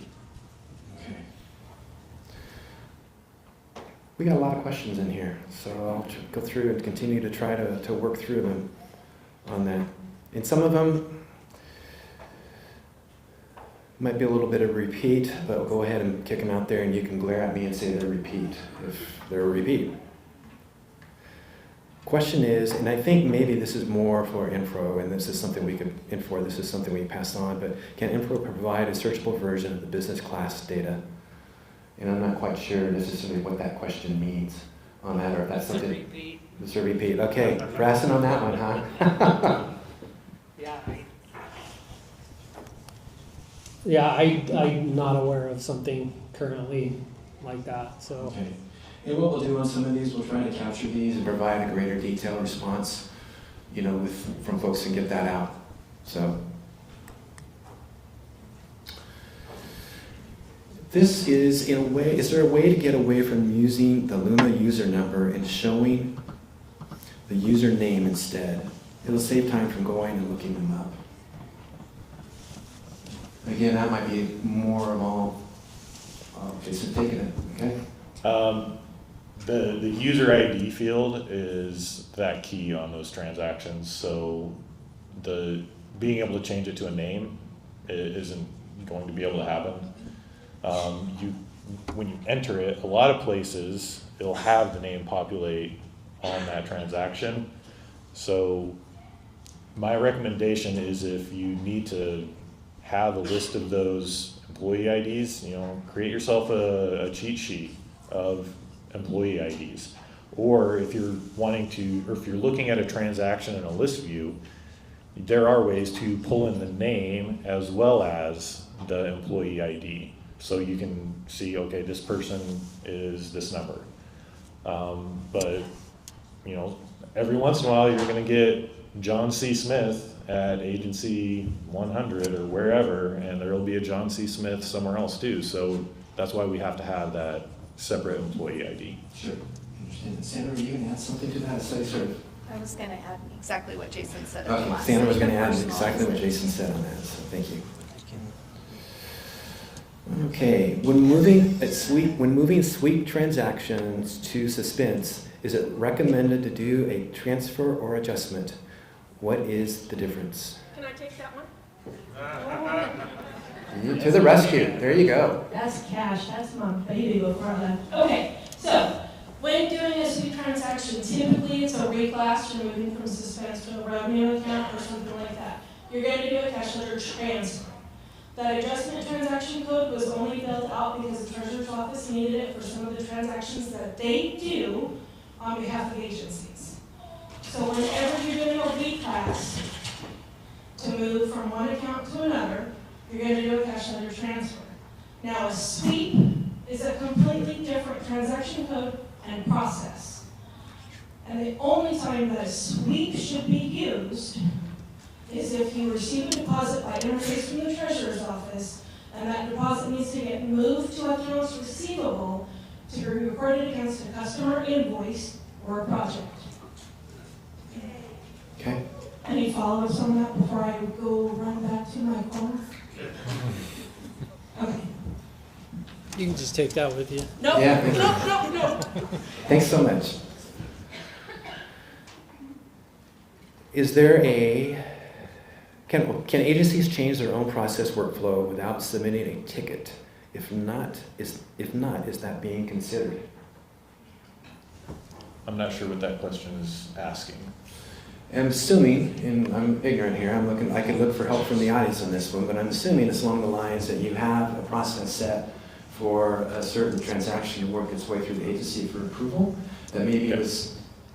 So if we're talking about approval workflows and being able to make changes at the agency, right now that's not going to be available. We have made a report available in the report catalog so you can query down all of your approval matrix so you can see all that. It's personalized, so it has employee ID and name and everything else in there that you would need. So you can monitor it there, but all of the changes still have to be a ticket to the team, and we'll update that for you. Okay. It will be Will that be for the foreseeable forever? future. For the foreseeable future, okay. Is there a comprehensive list of all of the account dimensions and what kind of information is retained in each of those fields? Do you want that? Comprehensive list. So for a comprehensive list, can you guys hear me okay? Yeah. Microphones are weird. There is a comprehensive list in, if you have the financial viewer role, you should be able to see it, where you can go to the, I'm trying to do this from memory, if you go to the global ledger, go to maintenance, you're going to go to the FEG, the Financial Enterprise Group, open that up, and you'll see a list of the different dimension values. And when you go into those dimension values, you'll open up the structure and then go to the hierarchy, and that will be the list of all of your, say, programs. Or your, you have to go into agency to see your, or cost center. Comprehensive list, what was the rest of the question? List of the account dimensions and what kind of information is retained in each of those fields. Okay, and the account dimensions. So when you're saying account dimensions, you're talking about the, like your expenses and your revenue, right? And I'm assuming they probably mean like project code, job code, or some of the other fields that are available on that is what I'm interpreting the question to be. Project code, job code. Organizational code, I think is. Sorry, I'm blanking. Or cost center? Or cost center. Or cost center. Okay, so I am on the right path as far as all those dimension values that make up your GL string. And so you can go into those. You can do anywhere where you see a GL string or a distribution, you can hit the search. And you can then get into the string from that view as well, to where you can see all of those org cost centers that are available for you. We also have something called Smart Select in Infor, so that when I go in and pull up, say my org cost center, then when I go to the next dimension value in the list and hit my search, I'm only going to see those programs that are available for my agency. If your agency has set up some kind of restriction, you might only see the ones that are available with that program. So that's another way that you can look at that kind of comprehensive list of what you have for your agency. I know one of the challenges that we've had in the past, and we've set up safeguards so we don't necessarily have it occur too much, but we have 2 appropriation codes for our agency. And a lot of times people can pick an appropriation code, but then they pick the wrong fund. Or something like that. And there doesn't seem, 1, we're surprised that it's an option for them to even pick it. And 2, we're surprised that that may not highlight it or air it out. We have to do some other processes to find it when those things happen. So I don't know if that's something that other agencies experience or not, or is that something that's just Dave is dealing with the past and that's been resolved? So we control those with structure relations, or you might hear, I know Dave was talking about, Ron, I don't know where I got Dave. Ron was talking about this this morning when he was doing his, oh yeah, Dave. Right there. You don't think you're nervous until you get up here with the microphone. You're doing great, Sandra. We appreciate you coming out, so thank you. So structure relations defines those relationships between the dimension values in the system. And so we have some defined structure relations. For example, there are certain appropriation units that you can use at your agency, but you can't use other appropriation units. There are certain funds you can use with an appropriation unit, but not others. And so we've controlled at that level, kind of at the statewide level, what you can control with those dimension values. And you'll get an error if you select something that does not belong with the other. Then there are some, for some of the optional dimensions, where you can set up restrictive relationships. And with those restrictive relationships, you say, ITD has some of these, and I think tax has some, where you can say, I don't want to allow this value with, this program with my project. And those are set up in the project dimension. And so in those cases, then it will also control it at that level. Okay. Is that?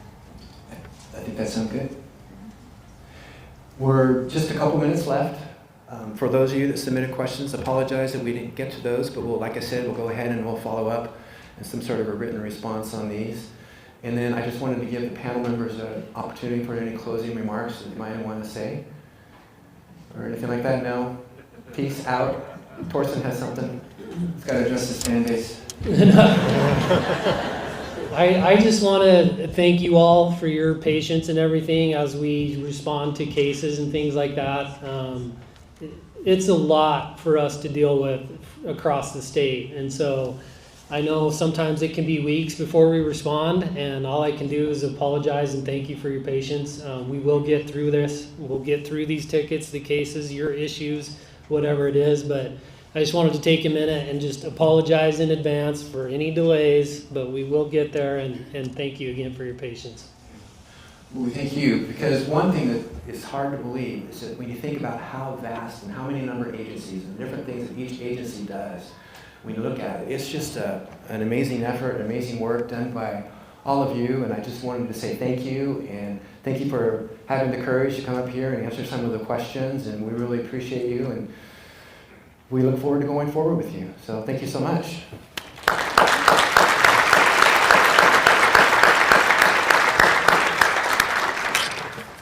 Right now, we're going to be going into our break, and I know the participants, or the panelists, we just thank you again, but we're going to go to break, and I think it's about till 10:35, I believe, is the time frame on that. So feel free to talk amongst yourselves, visit around, get acquainted with people, and help yourself to the sodas, too.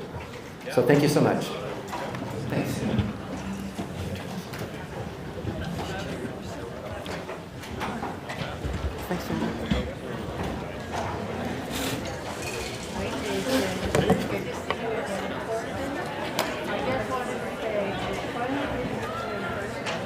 Yeah, no problem. There's stairs this way. I'm taking stairs.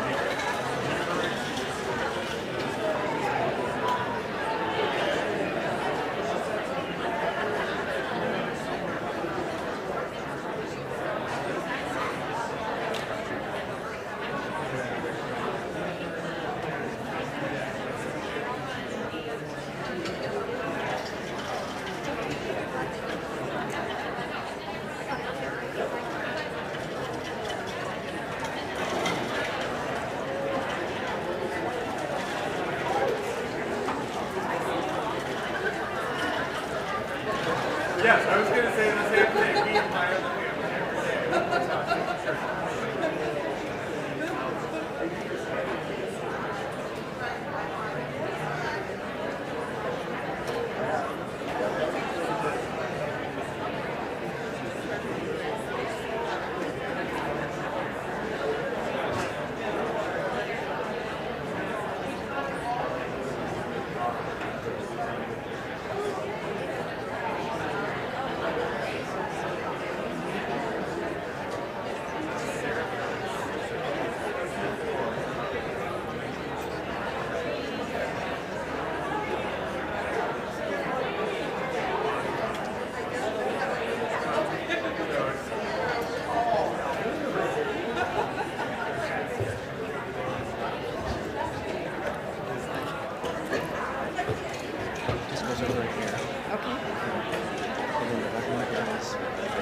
Okay. And then I think those. Okay, green when it's on. Okay, perfect. I'm just gonna throw this up here because I might need to use my thing. I will put it. Do you want me to put it right over here so instead of your way? And there's That the would other be microphone. great. Yep. Okay, and I'm gonna take a Oh. quick trip. Make sure we don't need anything. Okay, and if you have a clicker down here Oh, too. fabulous. I was hoping there would be a clicker. You got a clicker. Okay. Well, were these helpful for the microphone? Yeah, so we lost the room audio completely. And so, and they're working on it now, because it's not us, it's the arena, the Sandra, venue. this is Aaron. Aaron, Sandra. Hello. Nice to meet you. So anyway, we're working on it. Okay. They're working on it, and in the meantime, what we've done is I've got these microphones that are picking up audio better than it was before, anyway. I'm glad you had the backup thing there. How did Yeah. you go last night? You know, it went pretty darn good. We had about 300 people or so there, and then a lot of the people left before the discussion, but it worked. I mean, yeah, I'm very pleased. Good. Congratulations. What mic do you want Sandra to use, sir? Should I be using this one or the head? Well, you're going to need both. Okay. So this goes to the room. Okay. This goes to our live feed. To your live. So you don't need to worry about Gotcha. this. You don't I need have to touch worry it. about it. Okay. Right. It will pick me up. It'll pick you up. So all Okay. you're worrying about is this. So I shouldn't move around either. I should stay right here to make sure It would be picks me up. helpful if you Okay. didn't. If you did, for whatever want to walk around, Pick one of these. just grab one of these, Okay. and you can just clip it on like that, and then Okay. I can just take it instead. Okay. And yeah. Okay. But you know, it's. I have a quick question. If our song doesn't play, like if that's messing with the sound, is that what you're thinking? Is it won't play, or they're working on? Are you playing a song? Yeah, we've got like a little audio that we're gonna play. And so if it doesn't play, can I just like take my microphone and hold it up and play it like on my cell phone? Would that be a good option? Yes. If I you was do trying that, to think of backups. If you do that, try and hold it to this too, so the Okay. people in the audience Hold it up can, here and- not just okay. the audience in here. So you probably, pull it up and right. Okay. So. I was but just thinking for backups if we can't get that thing to play, because I know there's always problems with people There is, playing in yeah, audio. yeah, yeah. So, okay, Well, my goal is to try and prevent any of that, and so yeah. cool. Okay, thank you so much. Yeah.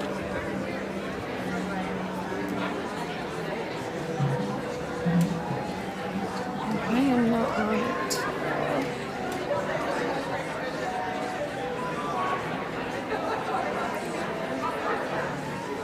10:20. 10:45. Okay.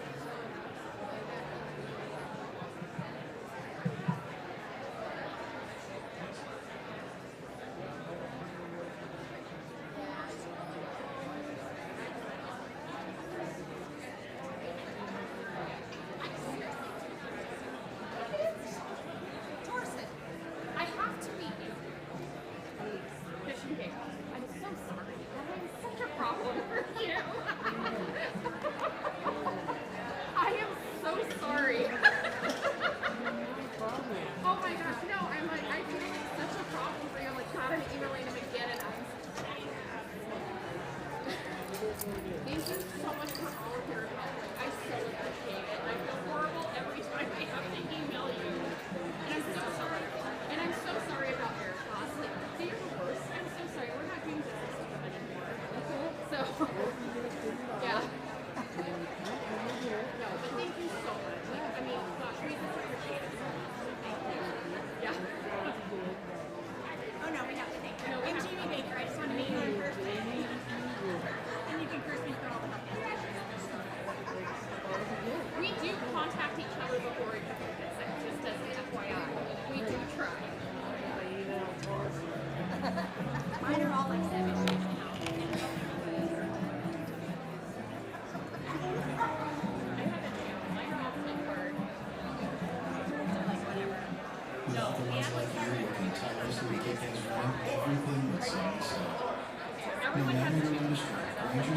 This is the one microphone. If you want to stand up here, right. If you do that, that's for the room. But this are what puts it on the Idaho side.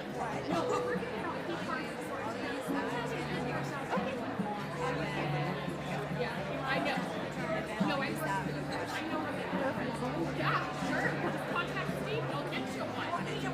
Okay, yeah, no big deal. I know I'm like, I don't want to highlight that.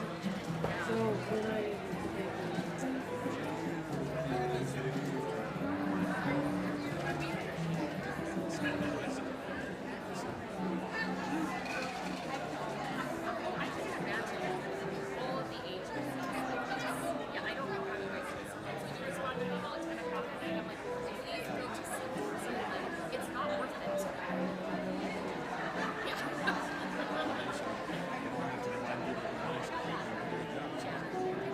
Well, someone said Torsten's on vacation this week. I'm like, oh my god.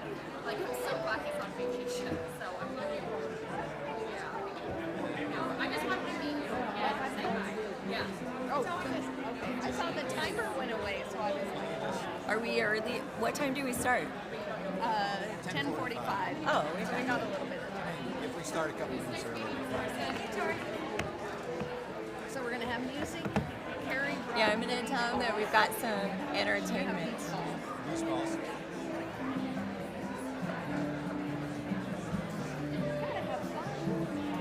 is weird. Feel like a rock star? I don't know. They say you can put that in your pocket. I want a microphone and do some magic tricks and stuff. Well, why don't you get up here? Well, you're holding the microphone. That's how we do it. Then have an act flips over. She's gonna dance too. Yeah, I'll have a bacon cheeseburger, ketchup only.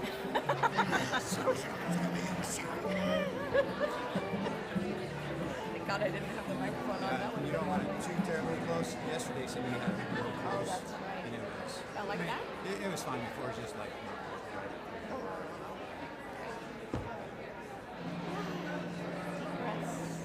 They do.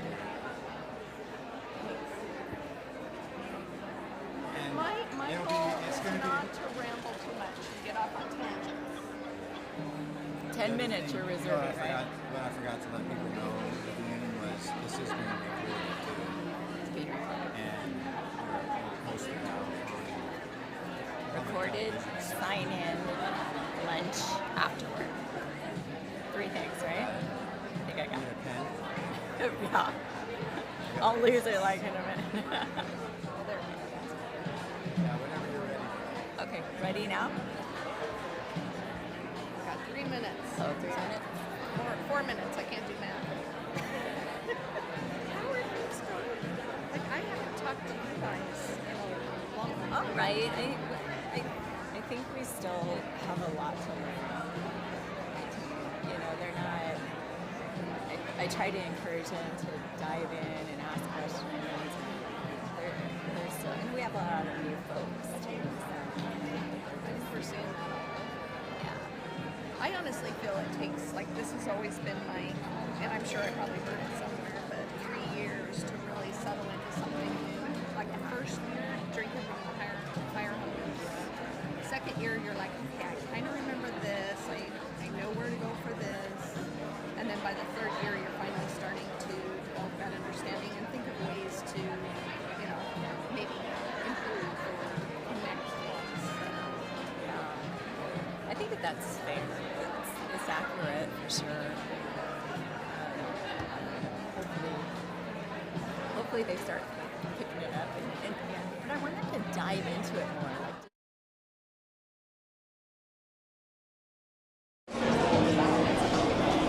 Do you use water? I do. Their personalities, their style is needed in digging. Like, just tell me how to do it. I'm going to do the same steps. And then there are the people who are like, I'm going to look into this. What does this do? But I mean, I think that like the tips and tricks that we were hearing are really helpful. I'm glad you guys decided to do this.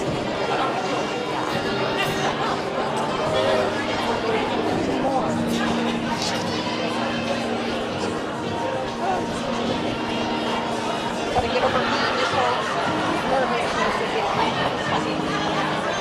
hers have like the shape at the very end. That's just that spike. Yes, I have to remember to do my box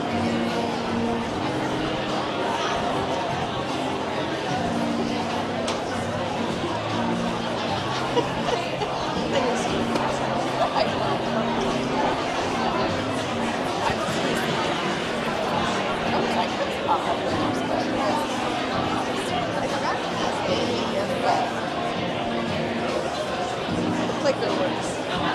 Is she doing her slides? Yeah, she's actually connected on her computer and doing the slides, and I don't know if I can control them from the computer, but I'm going to try. And then I have the live, so I should probably sign in.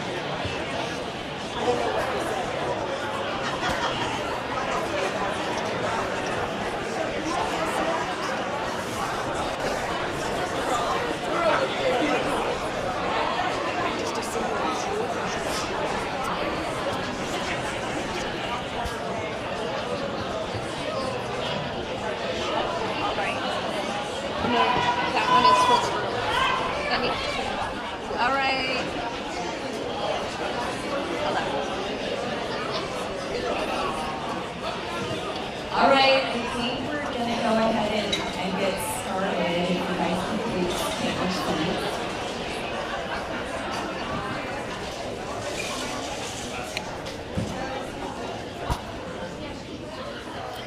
So we're fortunate because we get to follow a break, but then we also get to take you into lunch too. So a couple of things before we get started, just a couple housekeeping. Just a reminder to ensure that if you need CPE credit that you're signing in and out. I had 3. Chris is looking at me because I've already lost 2. Lunch will be served in the room, and it will be served in the back of the room. What was that?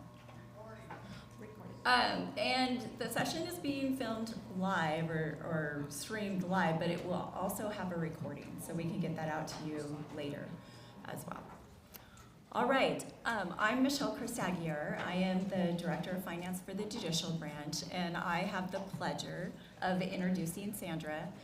You guys got to meet Sandra a little bit in the last segment, but she is going to be presenting the Navigating the GL segment for this session. Just a little bit about her before we begin.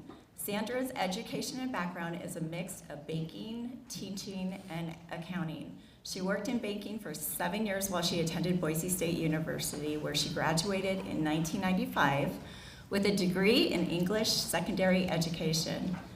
After that, she was a certified teacher for several years before pursuing her coursework and career in accounting. Sandra has 22 years of accounting experience under her belt before coming to work for the State Controller's Office. Prior to that, she worked as the Director of Business and Finance for the Idaho Education Association. When she came to the State Controller's Office, she began work with the reporting and review team, where she completed 1 season working on the state CAFR.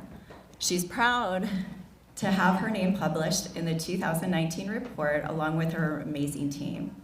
Sandra was invited to join the Luma project in January of 2019. She took the lead role in configuring, building, and testing the general ledger. She has played a key role in understanding the relationship of the submodules to the GL and how data flows through the system. Sandra also took the lead in understanding, testing, and building in-system reports.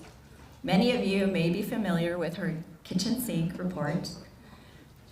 As part of the Luma division reorganization, Sandra became a manager of the newly created Financial Systems Development and Testing team under the new bureau. While she misses working one-on-one with the agencies, she is excited to continue to provide support by developing, testing, updates, and enhancements to the system. When Sandra isn't working and thinking about Luma, she enjoys hiking, mountain biking, and kayaking, and paddleboarding Idaho's magnificent waterways. Her cohort in crime is her fur baby, Otis J. Spunkmeyer. Please join me in welcoming Sandra.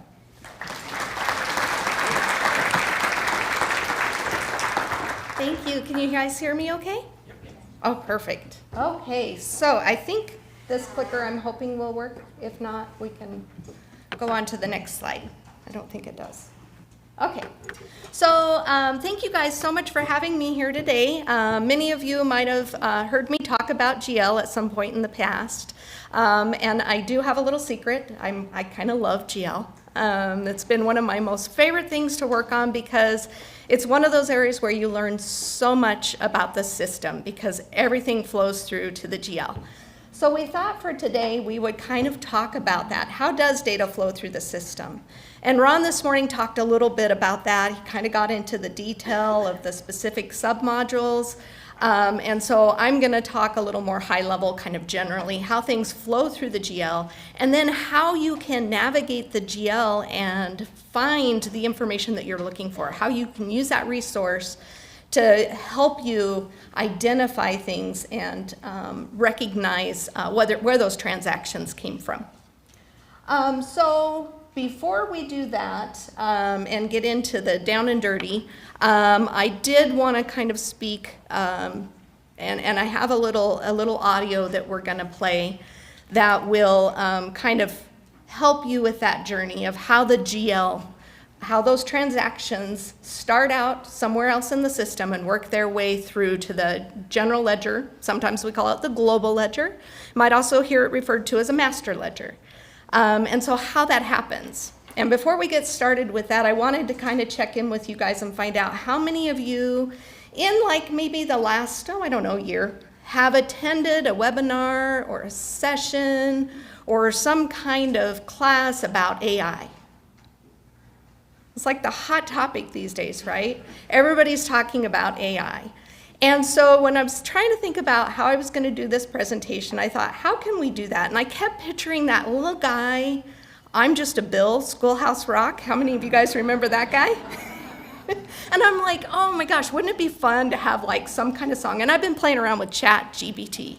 And I'm like, hey, can you write a song, about the journey of a transaction from the subsystems, subledgers, to the global ledger, and it came up with the words. I don't have a paid subscription. I don't even know if ChatGPT can actually make a song or not, maybe.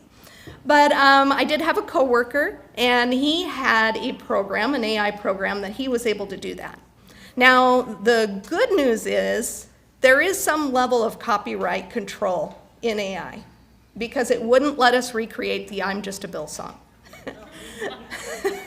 So we're all going to embrace our Idaho roots and do a little country today. So feel free to get up and line dance if you want. So Bailey, if you wouldn't mind going to the title. This is I'm Just a Little Entry, the journey of transactions to the GL. Heading to masters. I started out in accounts payable, or maybe in the receivables, but now I'm making my way up to the ledger that's the most credible. Oh, I'm just an entry with a date and a code, crossing through the systems, down the accounting road. I may be small, but I play a big part, moving from subledgers to the master's heart. First I'm recorded in a journal, then posted to the books. Each detail gets reviewed carefully. Just take a closer look. From accounts to funds, I move in perfect line to make sure all the numbers are correct and they align. Oh, I'm just an entry with a date and a code, crossing through the systems, down the accounting road. I may be small, but I play a big part, moving from subledgers to the master's heart. It's a journey, oh, it's quite a ride. Through the debits and credits I'll glide. And when I reach the master, I'll finally be true. Part of the final balance, yes, that's what I'll do. Oh, I'm just an entry with a date and a code, crossing through the systems, down the accounting road. I may be small, but I play a big part, moving from subledgers to the master's heart. I'm just a little entry, but I'm vital to the end. From subledgers to the master, I'll help the books to the men. I knew that was going to happen.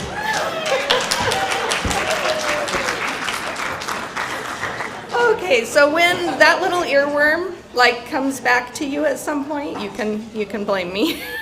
I actually literally woke up this morning with that song in my head. Oh, and here's the words. We have a slide with the words so that if you want to learn that song, you can sing it to yourself. Okay, so now moving down to the journey of the GL. And my slides are very, more generic, more high level. I don't know where Jason is. He'll probably yell at me. I don't have procurement in the content of my slides, but it certainly happens. It's considered, kind of part of that first sub-module, how everything flows in. And so oftentimes, and I considered not telling you guys this, but I'm going to tell you because, you know, obviously you're a fun group with the balls, so you can handle it. During this time, as we were going through the Luma project and working toward go live, we kind of talked about where GL lives, right? And so we decided that procurement, requisitions, that was the front end of the cow. And GL, well, we're toward the end. Okay, so there are many different ways that transactions come into a submodule or come into the global ledger. And so I've got just some examples here. You might have data that is uploaded through ISD. ISD is Infor Spreadsheet Designer. It's an Excel add-on where we can actually bring transactions into the system from an Excel spreadsheet. We've done this oftentimes with manual journal entries. We've done it with transaction interface. Those of you that have done payroll corrections are probably really familiar with this process.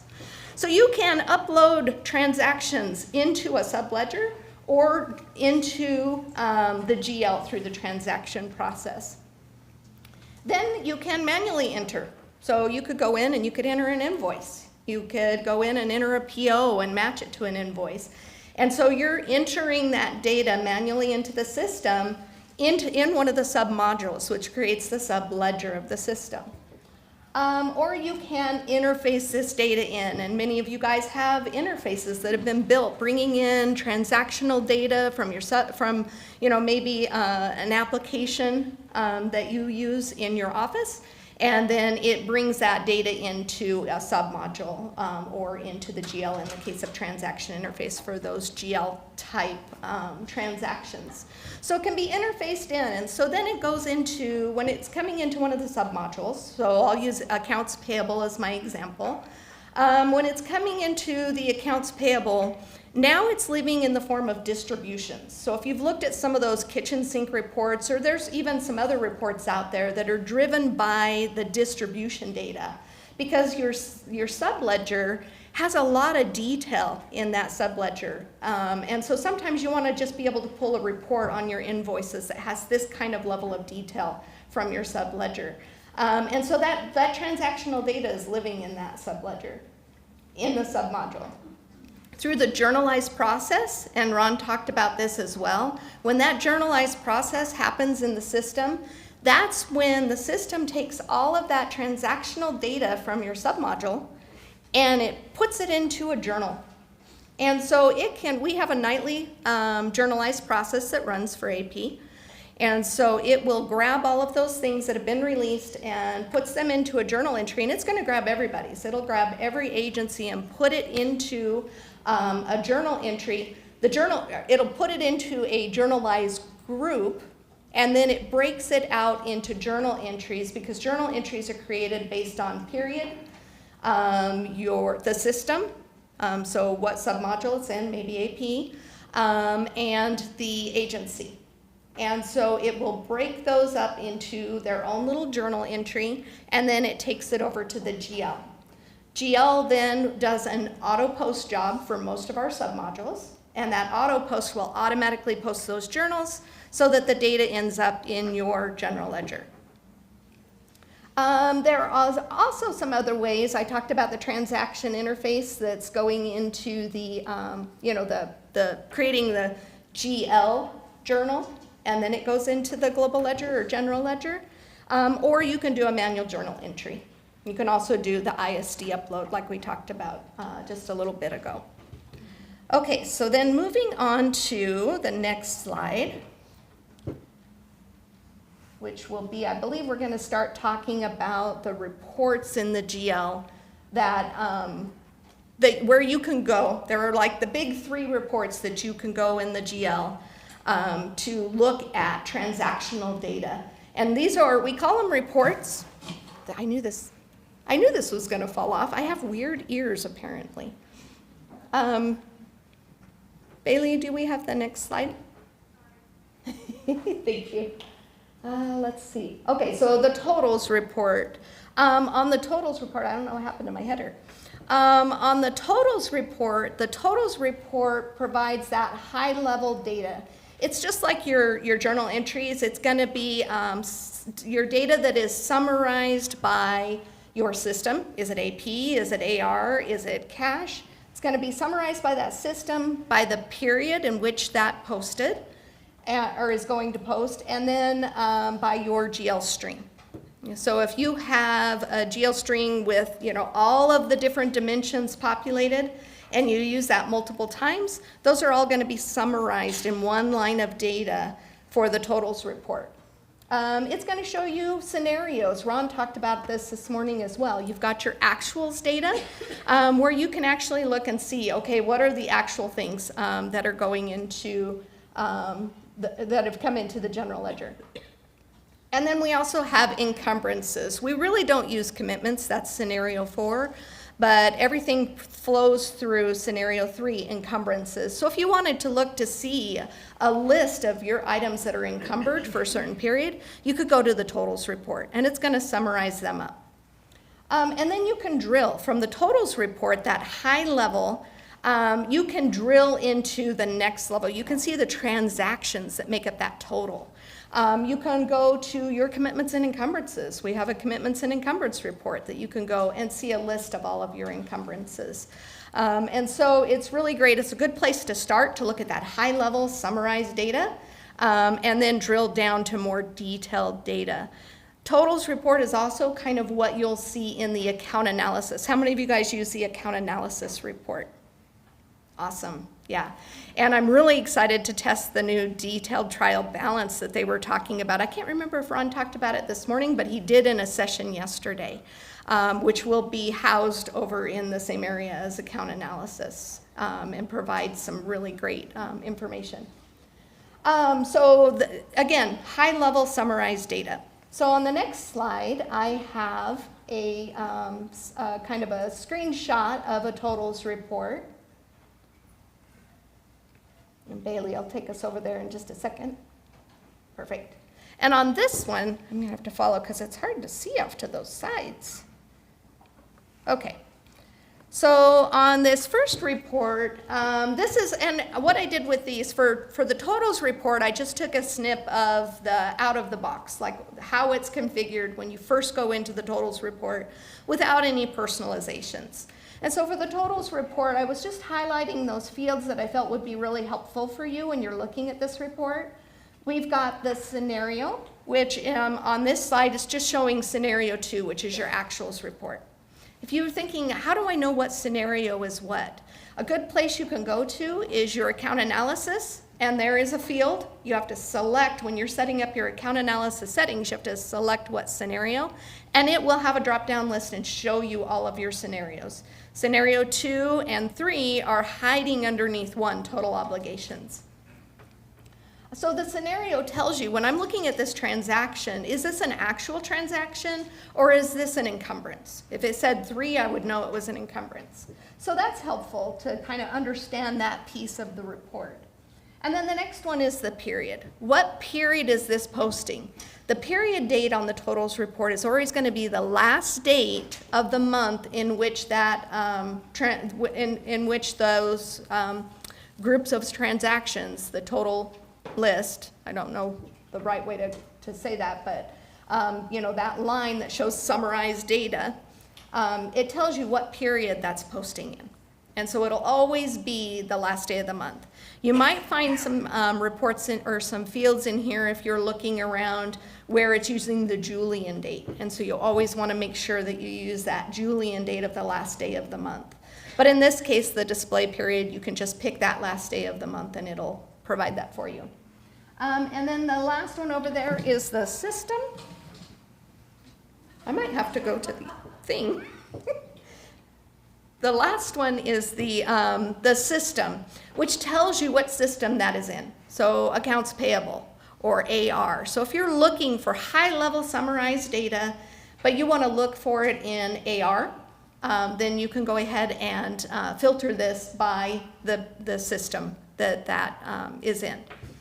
For this one, I don't do, with the totals report, I don't do a lot of personalizations. If I want to filter down. I'm going to use account analysis because that's going to get me the data that I need and kind of in a meaningful way where I can look at it broken out by maybe account, my personnel expenses. But you can always go and filter for certain things in this report as it is. The next one that I wanted to look at is the transaction report. And do all of you know how to navigate to these reports? Okay, I will. I'm going to do some demonstration at a certain point, and I will show you how to get there. But if you're in Financial Viewer, you go to Global Ledger, and then there's a My Report menu option. And then you'll see Transaction, and there's a little plus. You hit that plus, and it'll be Transaction Detail. And then a little bit further down is going to be the Totals Report. If you're in Staff Accountant, you don't have to go into Global Ledger because you're already there, so you'll just go into My Reports. So on the next screen, Bailey, if you don't mind moving over to that one, this is the next, and in my mind, I picture these kind of going down, and I'll be interested. I'll have to talk to Ron and Paul, our Infor experts back there, to see if my logic is sound. But in my mind, I see them as totals is at the top. It's summarized. And then within those totals, you've got transactions, and the transaction make up the sum of that total. And then after that, you've got transaction detail, which is like all the details that feed into one transaction. And it's important to kind of think about that, because when we get down to drilling, how do I drill back to the source data? Because that's one of the things that I do love about this system, is that I can look at a transaction and I can drill, in 99% of cases, I can drill all the way back to the source document and actually get into that source document and look at a purchase order, look at an invoice document. And so it's really powerful to be able to go from reporting, saying, wait a second, what is this one? How do I get there? How do I do some research on that? So for transactions, transactions are all about the journal. When you're in the transaction list viewer, transaction report, it's all about the journal. It's even going to give you a field when we go to the next screen that shows you what that journal number is. It also is showing you actual data, so that's what you're going to be seeing in this report is your actuals data. Like I said, it's going to give you the journal number. It's going to give you something called the journal, oh wait, that's the drill around, sorry. You can drill around from the transaction, you can drill around to the journal entry itself. So you can say, okay, what journal entry is this and how many transactions are in that journal entry? So that way you can go to the journal and then you only have a list of those transactions that belong with that journal. You could also filter for the journal number. It will also take you back up to totals. So, okay, this transaction summarizes up to the total level because I want to see everything with this string on it. And then also you can go down to that transactional detail level. So now we're going to take a look on the next slide, which will be a as delivered snip of the transaction report. And so on this one's as delivered, and so, or I shouldn't say as delivered, as configured, because we have had some system-wide configurations, like I believe the last one is, hopefully you can see it on this slide, is gap indicator, or the second to the last, where, maybe it's not on this one. I might be getting confused, that might be on detail. But anyway, sometimes we will actually say, you know what, everybody wants to see this, regardless of whether they personalize or not.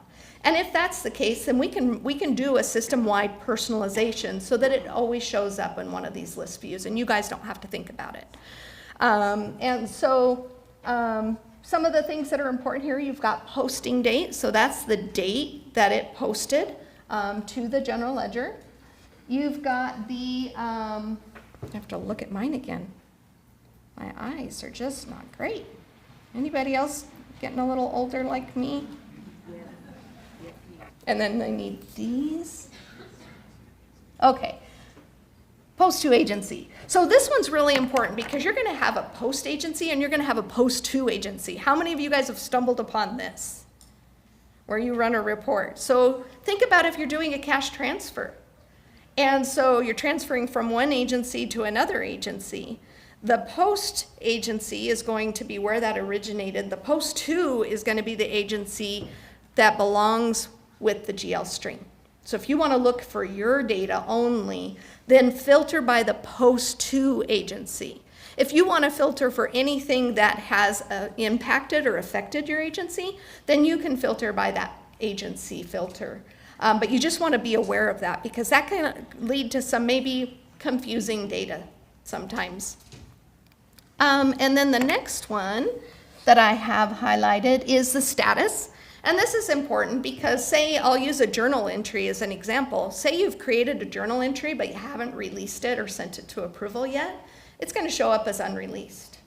If you've released it and it's sitting out there in a release status, but it hasn't posted to the GL, and again, we have a post job that runs every night, or you can manually post your journal entries.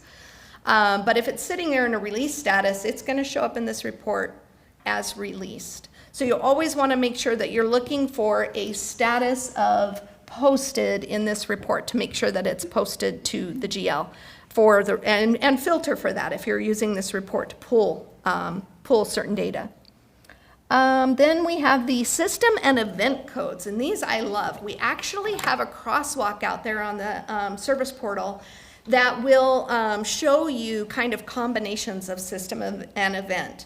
And we are working on another crosswalk to, well, we're working on adding to that existing crosswalk to pull in document number, which I'll show you on our personalizations here in the next slide or two. Am I on? Yeah, I'm on transaction. Okay. And then, so the system tells you what subsystem it came from. AP, maybe it's AR. And the event code tells you what kind of transaction that is. So you can tell a lot from looking at this transaction. If it is an AP system code and an AD event code, that tells me it's a distribution. So I should see an expense account on that transaction line. That's really helpful if you're doing some research and you want to be able to maybe just look at your expense. You can filter for the AD system code. You might want to throw in CX. CX is one of those system codes with P cards, P cards and anything going through like accounts payable where you're doing a reverse distribution. You're making a correction to the existing distribution. It's going to come in with a CX event code. But there's all sorts of that document that I'm telling you about has a lot of useful information so that you can decipher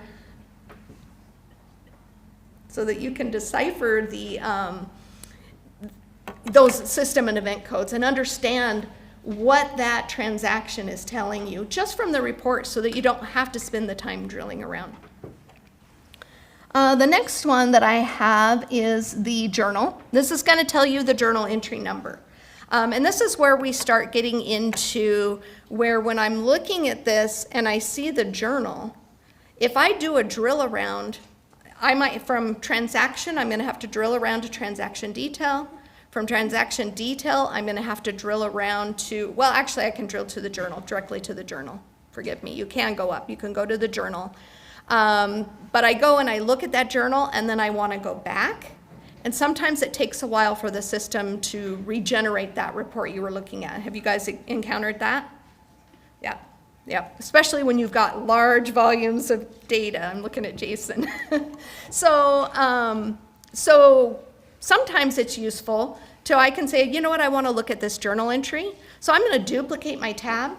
I'm going to go over to that next one. I'm going to navigate to my journals, and I'm going to pull up that journal entry. And I can look at it there, and then I can go back to my report, and I don't disturb the report, and I don't have to wait to pull up that report. So that's one strategy you can do to kind of get around that. And using the information that is showing up just on that basic, if you haven't personalized view of the transaction report. So then Bailey, if you don't mind going to the next one. And on this one, so what I did with a lot of these slides, I wanted this to be useful for you guys. So when you get a copy of the slide deck, This is going to show you when you personalize certain report or certain fields that you can bring in to a regular list view that will provide additional data. So for transactions, there's a description field that is really helpful. And this description field, depending on what kind of transaction you're in, what the system and the event code is, will tell you what that description is going to pull. Sometimes it's defaulted. Sometimes it's manually input and it will show. So in this case right now, the description field for AP is going to be looking at the description on the distribution. And then if that description is blank, it's going to default to the vendor and vendor group. Vendor and vendor name, excuse me. But we are looking at ways to make that more useful and defaulting it off of maybe the description in the invoice itself. So if you guys have ideas of things that you're like, wow, you know what, my life would be so much better if we could do this, let us know. Ask us if we can do that. And there are things that we can do. We have to work through and kind of figure out, okay, what's the impact of the change? Who's it going to impact? But we definitely want to make this system work for you guys and make sure that you can, it's useful for you, right? Okay, so we'll go to the next slide. And this one is the reference. So these are kind of like, just some basic fields that you can pull in. The reference is the same thing. Sometimes it's going to pull in, information from your reference field, say in your invoice, or if that is blank, again, it will default. So it just depends. And in this case for AP, I keep using AP and that distribution line as my example. It's going to pull in your voucher number from the invoice. Okay, we'll go to the next slide. And this is the fun one. This is transaction detail. So with transaction detail, it's going to show you all transactions, right? It's anything that's even in an unreleased status, if it's in a release status, and then historical status, which means it's posted to the GL. So when you're running this report, you want to check two really important things to make sure that you're looking at data that has posted to the GL. You're going to look for a status of historical, and you're going to look for the field journalized group is not empty. If it has those two things, then you know that that is posted to the global ledger. It's going to show actuals data. You can add fields that provide additional information, document number, your description, the journalized group, and then you can drill around. You can drill to the journal. So even though you don't see a journal number, you can drill to the journal that created that transaction. You can drill back to the source document. And so that's what makes this one really powerful, because it's got a lot of relationships built in that can pull some of that detail from the subledgers that you guys want to see. Everybody wants to see a GL report that pulls in detail from the subledger. And so with the power of like related fields, we've got derived fields, we've got I always forget the last one, I can't think of that word. I just drew a blank. Transient fields. Thank you, Torsten. Transient fields. So we can create some of those relationships. Is it easy? No. I'm still learning, and I am relying a lot on support from Infor. If I can't find a field that I want to pull in, then they can help me figure out how we can get it in there, or is it something we can build, something that we can create that relationship. Okay, so we'll get into the transaction detail report. How many of you guys use the transaction detail report? Awesome. Okay, so on the next slide, it's going to be the as delivered or as configured. I know Bailey's going to get it here in just a second. Awesome. Okay. So for this one, we've got status. Again, make sure if you're looking for something that is posted to the GL, look for the status of historical. This report is also very helpful to run if you're doing a cash to GL reconciliation. So you've got your cash fund balance, you've got your GL cash balance, and you want to reconcile those. One of the reports you're going to have to run is transactions that are sitting out here in transaction detail in a release status, because that's a reconciling item. It's been released, so it's impacted cash, but it hasn't been posted, so it hasn't impacted GL yet. And so you can run a report to kind of find some of those reconciling items from your cash to your GL. We also have system and event. We've talked about those. You've got your journalized group. And so the journalized group, just from looking at it, can tell you a lot of useful information. If it starts with an AP, guess where it came from? AP, accounts payable. If it starts with a BL, is it BL? Billing. Cash, it's going to be a CB? CM. That one always gets me because. It used to be called cash management. Yes. Or it'll be CB for cash flow. Exactly. So, but that tells you that just that journalized group itself tells you a lot of information just from looking at it. And then the next one, which I can't see over there, so I'm going to pull up my little copy here, is, that gap indicator. So we worked last fiscal year to try to get gap indicators to come into the GL so that when you posted an AP on the distribution, it will actually show up in the GL on a report. And so they have that as a user configuration so that it will show up even if you haven't personalized this report, it will show up for you. And so that's helpful in running these reports. So this is where it gets fun because I like to try to find fields that are helpful. So I talked a little bit earlier about those kitchen sink reports. And the intention behind those reports wasn't necessarily to provide a report that you could run, although in some cases they're really helpful to run. But it's more than anything, it was to provide a place where we could put all of the fields that we felt would be helpful for you so that you could go to that report and look to see, how do I add that field? What is the field name? What do I need to put in my search when I'm personalizing to bring this field into my report? And so with the kitchen sink reports, that's what we put in there. And what you can do is you can copy those reports. You can get rid of the ones that you don't want. For example, I've got descriptions of fund. Well, I'm pretty sure you guys know what your fund description is, right? So you might not care about that. So you can remove it so that your report's not just insane with lots of columns in there. But more importantly, it's just a place where you can go to find that information. So if we go to the next one, next slide. So this was my way of showing you on the slides, and I am not a PowerPoint wizard by any stretch of the imagination. So these aren't necessarily pretty slides, but hopefully this is helpful for you because it tells you the field name. So when you personalize, and when I'm doing my live getting into the system to show you drill around, if anybody wants me to show you how to personalize and how to pull in a field, I can certainly do that. But you can put in document number, and you're going to pull document number into your report. Document number, again, is useful because from looking at this report, it's going to show you information so that you don't necessarily have to drill around. So I can look at a transaction for AP, and I can say, oh, this is the voucher number, XYZ. So I can go to my invoice, manage invoice menu and search for that voucher, and it will pull up that invoice. We also have an AP invoice field that you can customize and pull in. So we'll go to the next one. So now this is the vendor group and vendor. This one's so interesting. It's vendor group and vendor.vendor.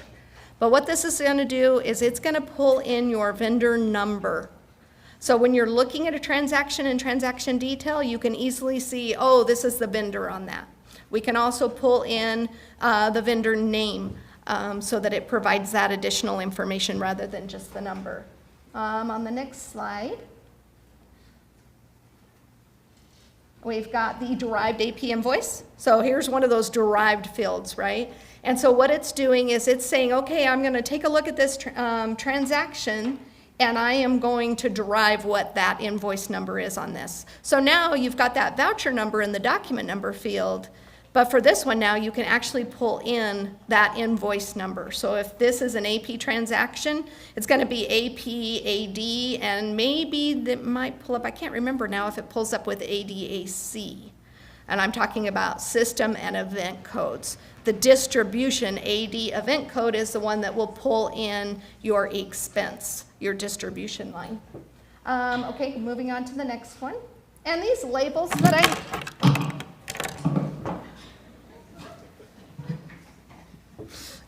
weird ears, not normal ears.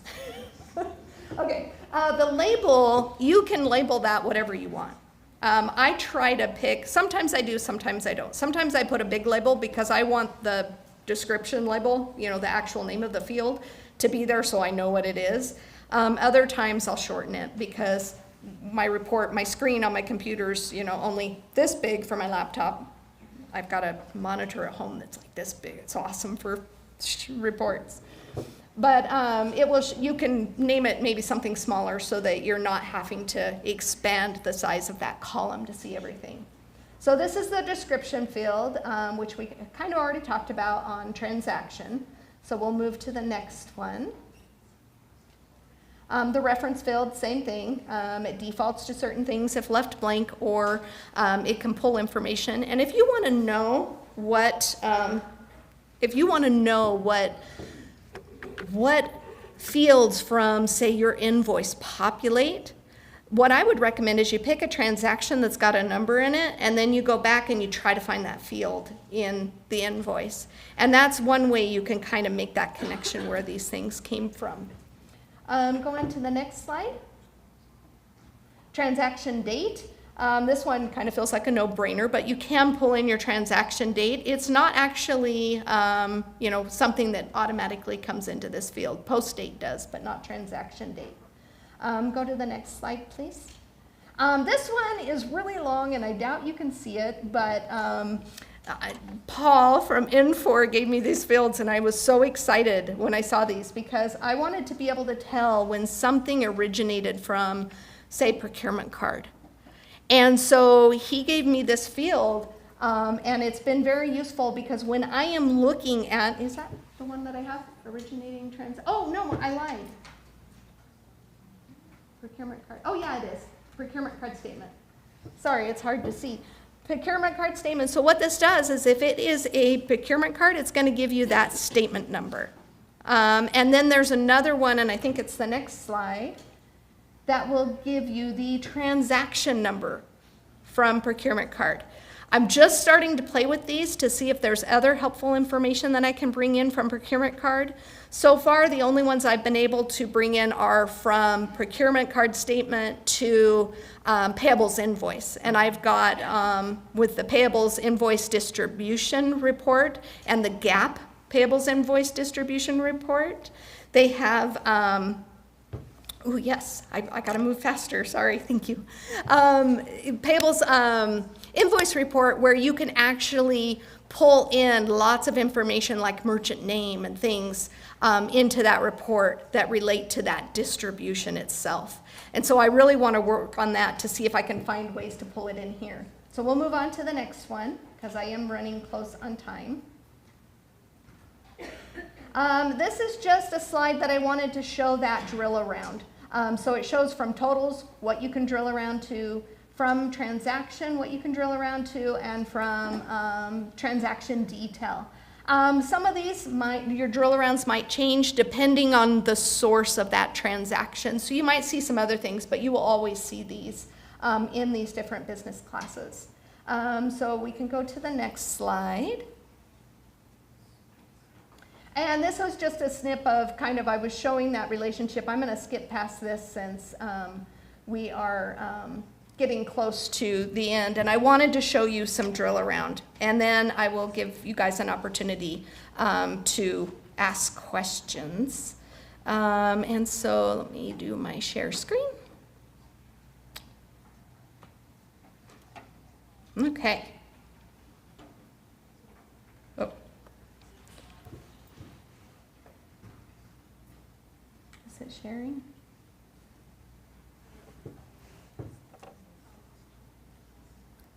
It says that, oh, there it is. Thank you. Okay. So in this one, what it's doing. And I apologize, it's really small. And again, in the interest of time, because I want to make sure we have time to ask your questions, I did have totals, I had transaction detail, and I have, transaction details hiding back up here. I have totals, I have transactions, and I have transaction detail, because I was going to show you kind of the evolution of how you can drill. But in this case, I'm just going to go directly to transaction detail. I'm going to right click on this transaction. And again, I'm kind of picking on AP because it's fun to pick on Torsen. And this is a distribution line for AP, so a system code of AP, an event code of AD. And I'm going to drill around, and I'm going to drill around to the source document. So when I drill around to that source document, it is going to take me into the invoice. Now sometimes it might give me kind of like this view of the invoice, but I'm not actually in the invoice itself. Sometimes there'll be a little button where it says go to the invoice, or I can just go up to the ellipsis and do drill around, and it'll actually take me now to the payables invoice or the distribution detail. But I can actually get to the payables invoice that created that transaction. And then when I open up the invoice, I can do anything that I would normally do if I had navigated to this invoice. Now, if you have Financial Viewer, you'll be able to see this. It is dependent on what roles you have in the system, what you can see for source documents. But the Financial Viewer kind of gives you that power of being able to see everything that you've drilled around to. And so now you can go in, you can view that invoice document, you can get all of that information. But the other thing that you can do is, instead of doing this drill around, because now when I hit my back arrow, sometimes it's going to take a bit for the system to go back through. Oops, I have to back arrow. It's going to take a bit for the system to pull up my transactions, because it's looking at my security. It's looking at what I had filtered. It's kind of collecting all that information and going back to what I had originally filtered on.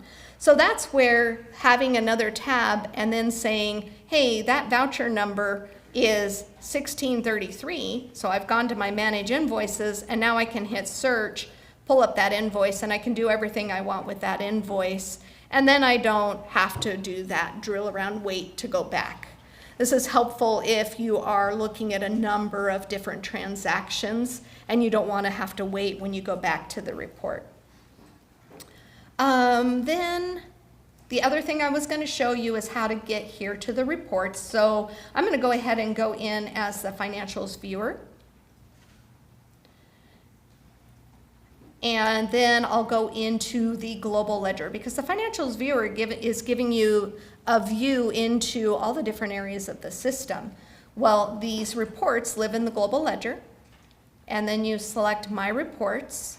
Here's the transactions where you've got finance transaction and finance transaction detail. Here's your account analysis, and then there's your totals. So I wanted to make sure, I know I said that I would show you kind of how to navigate there. The only difference with staff accountant is you don't have to go into the global ledger because you're already there. So I believe that was everything I was going to cover today. Thank you for keeping me on time, Michelle, or trying to. That's perfect. We said we promised about 10 minutes for questions, so we wanted to make sure that we had time for that. So we got some really good questions. One of them that we kind of came up with during our committee meetings was just, can you explain for us in plain language what zone balancing really means and what does it do? Everybody loves zone balancing. Okay, so with the Infor system, and Ron, if you were here yesterday, he kind of talked about it a little bit yesterday in his session as well. But zone balancing is our way of making sure that funds stay in balance. Because the fund is where our cash is, right? The fund is our cash. And so if you are maybe moving from one fund to another fund, you want to make sure, accounting, you want to make sure that that transaction balances. And so whenever you have a transaction in the system, you've got a debit and a credit, right? And so if you and we'll just use a journal entry, for example. Say I'm moving, something from one fund to another. I had a GL string. I should probably go to AP because the guidance is If it happens, if it needs to be corrected in the submodule, you want to fix it in the submodule. And then that way your subledger and your GL align, right? If you correct something here, or if you make a mistake in something here and then you correct it here, it's never going to be reflected here. So that's why we recommend that you go to the source and you do the correction if you can. So say we use the wrong fund on an invoice, and so we need to make that correction. If I were to just go over to, and not follow the guidance, and go over to GL and do a journal entry and just say, okay, I'm going to back it out of this line and I'm going to put it to this line. And that's it. You don't do cash offsets. Your journal will balance, the dollar amounts are right. You got a positive, you got a negative. Your journal balances, but it hasn't impacted cash, so your cash hasn't followed the fund, and the system is going to say, this fund doesn't balance. So I am going to force this fund to balance, and I'm going to create an entry, and I'm going to use this, system developed line where it has sysorg, sysfund, sysapprope, all of those required dimensions that the system doesn't know what you want there. It's going to apply that so that it forces those funds to balance. So you'll have 4 transactions in that journal. And for the account, what it uses is the zone balancing account, because it says, you know what, something's wrong here. I'm going to force this to balance so that the cash is going to, be reflected, or so that the fund balances, I should say. And then it will create that additional transaction to the zone balancing account. Now we call it zone balancing just because in the system you have to define your zone. You have to tell the system what you want to balance. And in that case we picked fund, right? So whenever, we've talked about with your month-end close, one of those month-end close processes that you should be doing every month is you should be running those reports to check for zone balancing. And if you have something hitting that zone balancing account, that means that something has been done incorrectly in the system and the system forced your funds to balance. And so you'll want to take the steps to correct that. And we do have guidance that we put out there. We've had some recorded sessions that kind of help you with that. But you can always reach out to the state controller's office if you need help balancing or identifying and fixing your zone balancing. Did that? Plain language. Was that plain? Yeah. Yes, thank you. All right, the most popular question that we have, and you may not be able to answer this and we might have to get back on this one, but is there a plan for an enhancement to the totals report to help it load faster? Okay, so say that last part again, I didn't quite hear it. Is there a planned enhancement to make the totals report load faster? The totals report load faster. So one of the things that I have been wanting to figure out, there are things you can do to make those reports increase the performance on those reports. And so it has to do with, filtering, it has to do with sorting maybe. So sometimes when you personalize your report, depending on what fields you've put into that report and personalized, it might bog the system down a little bit because it has to think about it. Like maybe a derived field, it's derived from something, it has to think about it in order to bring that data in. If you don't, one of the most common things that I've seen with the reports, with the list view reports, is when you go in a report, you only see your data, right? What you're allowed to see for your agency. But if you don't put your agency in the filter, and it seems kind of counterintuitive because all I can see is my agency, but if you don't put that in the filter and then hit enter right when you go in the report, sometimes it'll take longer because the system is going out and trying to figure out based on we call it actor context. It's where we say, Jason, you can only see these things in the system. And so it'll go out and it will have to think about that. And then it thinks about the transaction it's going to populate. And then it has to think about that. Okay, does that fit these parameters? That's how I see it in my head. The M4 guys might be going, Tisdale, you're crazy. But so it's doing a lot of work in the background, and that's why it takes a little bit longer. We are aware of performance. We've got several tickets that we've put in with N4 to help give us some support so that we can make sure that we set these up in a way that it's going to be the best possible performance for you guys. So we're working on that right now. I think this is a good question. What are some of the common errors that the controller's office sees agencies making in the GL? Most common errors in the GL, zone balancing is definitely up there. A lot of times, like when you're making a correction in the system, or maybe you're doing something in AR, I'm gonna pick on Hunter now. Maybe you're doing something in AR where you had a billing invoice, and it is coded to a certain string. And then you're like, oh, that's not right, I'm gonna apply a credit memo. But on the credit memo, you put it to a different string, and it doesn't match the string on the original billing invoice. Then it's gonna create, zone balancing. It's gonna make it hard for you to reconcile your AR. And so that's one of the common things that we see when we're looking in GL and finding those reports. In GL itself, usually people are doing like payroll corrections, and maybe they might accidentally flip the sign. In Infor, when you see, like in GL, when you see a negative, that is a credit. When you see a positive, that is a debit. And so sometimes people get those things kind of flipped around. So we've seen some things like that. Thank you. What is the difference between posted, and historical status on reports? So it depends on the report you're in. So when we're looking at, I think it was the totals report, it says posted. That means it's posted to the GL. In transaction detail, it says historical. Same thing, you're gonna see global ledger in some places, you're gonna see general ledger in some places. So it's just kind of getting used to that business class or that area and identifying what does that mean there. But posted and historical.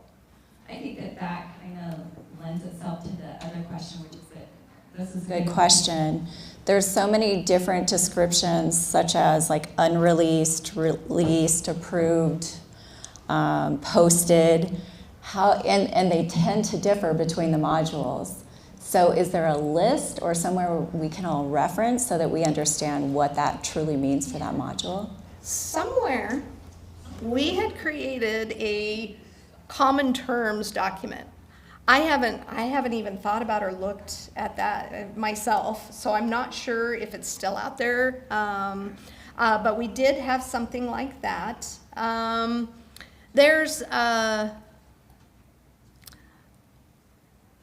trying to think of other resources.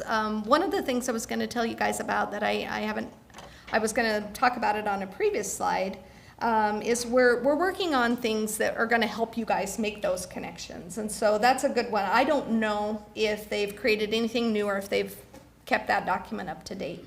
So I will make a note. Maybe Torsten will write it down for me or send me a Slack so I don't forget. So that we can look to see where is that thing, and then we can send it out to you guys. But we also have stuff that we're working on. This one should be posted out there. It's called the Impact Matrix. And the Impact Matrix is we're working through common business processes. Right now we've got invoice, we've got a journal entry, and how that process impacts other areas of the system. So like, when does it commit your cash? When does it let go of that commitment? When does it hit the GL? When does it show up in a release status? When is it showing up as a posted or a historical status? And so it's a really kind of cool way for you to see how certain business processes impact different areas of the system, even down to when does it show up in my account analysis or hit my budget. I know that there's a lot of questions that we didn't get to, but like Dave communicated, we'll try to address those and send that information out to you all. But Bailey was saying if you guys wanted to, lunch isn't served until 12, so you can either go and play with the beach balls, have lunch, or have a break before lunch, or if you guys want, I am happy to answer questions. More questions. But we do want to keep on time, so please join me in thanking Sandra for her time today.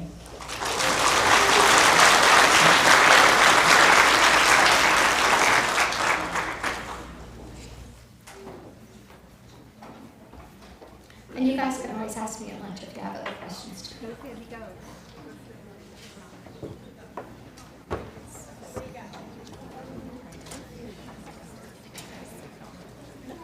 No, I appreciate that.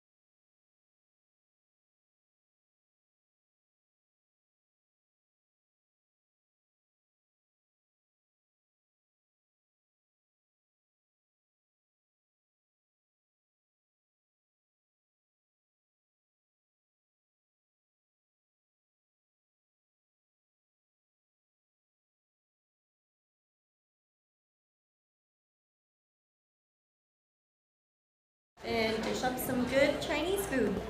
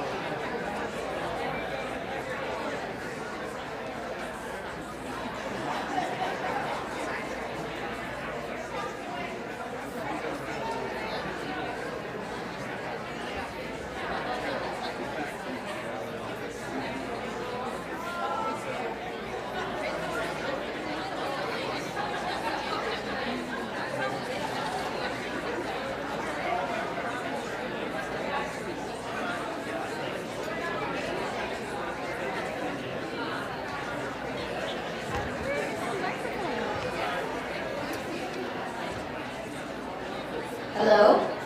That's actually really loud, I'm sorry.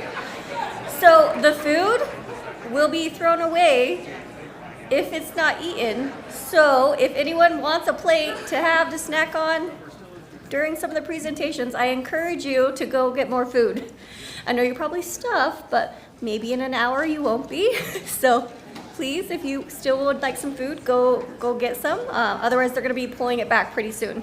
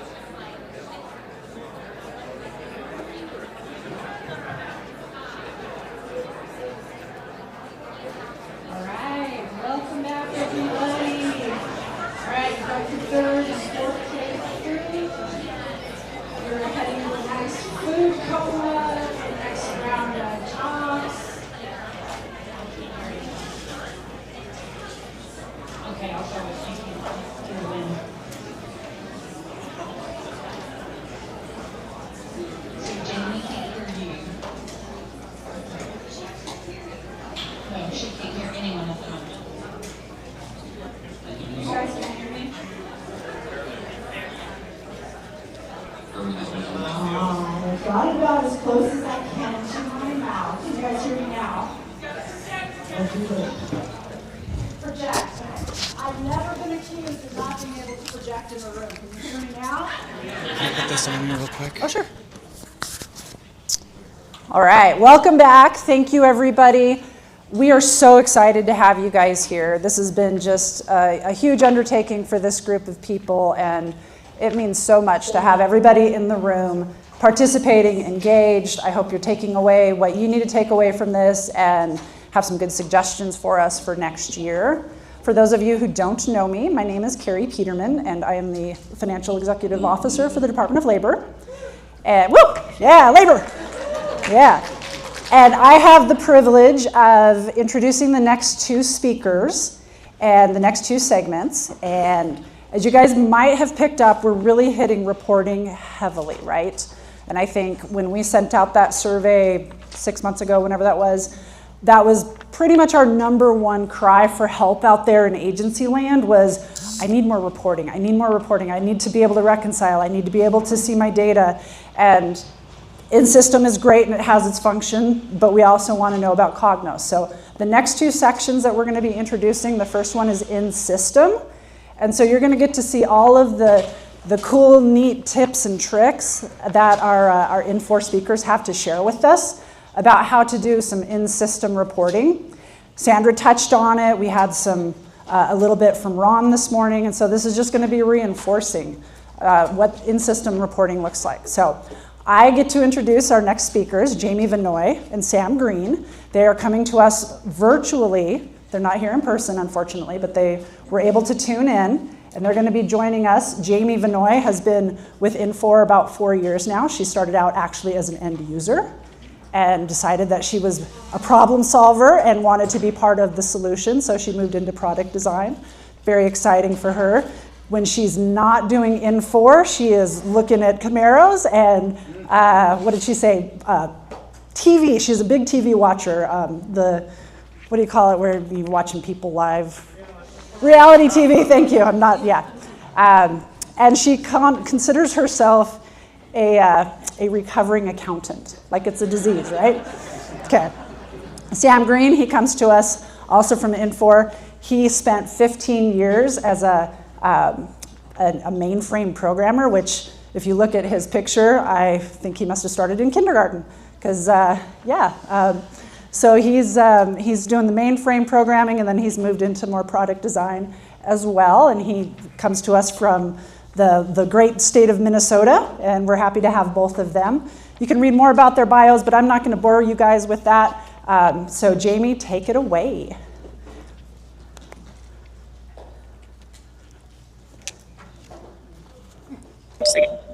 Hey, Jamie, we're ready for you. Okay, awesome. So hello, everyone. Thank you so much for joining this session. Before we jump in, I want to kind of set the stage for today's session and align expectations. My name is Jamie Vinoy, and I am a functional product manager here at Infor, focusing specifically on the global ledger, financial reporting, and the report designer products. My expertise and what I can confidently answer relates to the functionality behind those products. Today's presentation touches on some broader areas like analytics and various operational reports beyond GL, such as assets, payables, projects, etc., that fall outside of my wheelhouse. It will also mention the self-service financial reporting tool, which was developed by our EPM team versus the FSM team. So if you have questions that are technical in nature, my colleague Sam is the go-to expert for that. For anything beyond my products, I'm really happy to pass along your questions along to the right product manager. Really, really appreciate your understanding. So with that, let's dive in.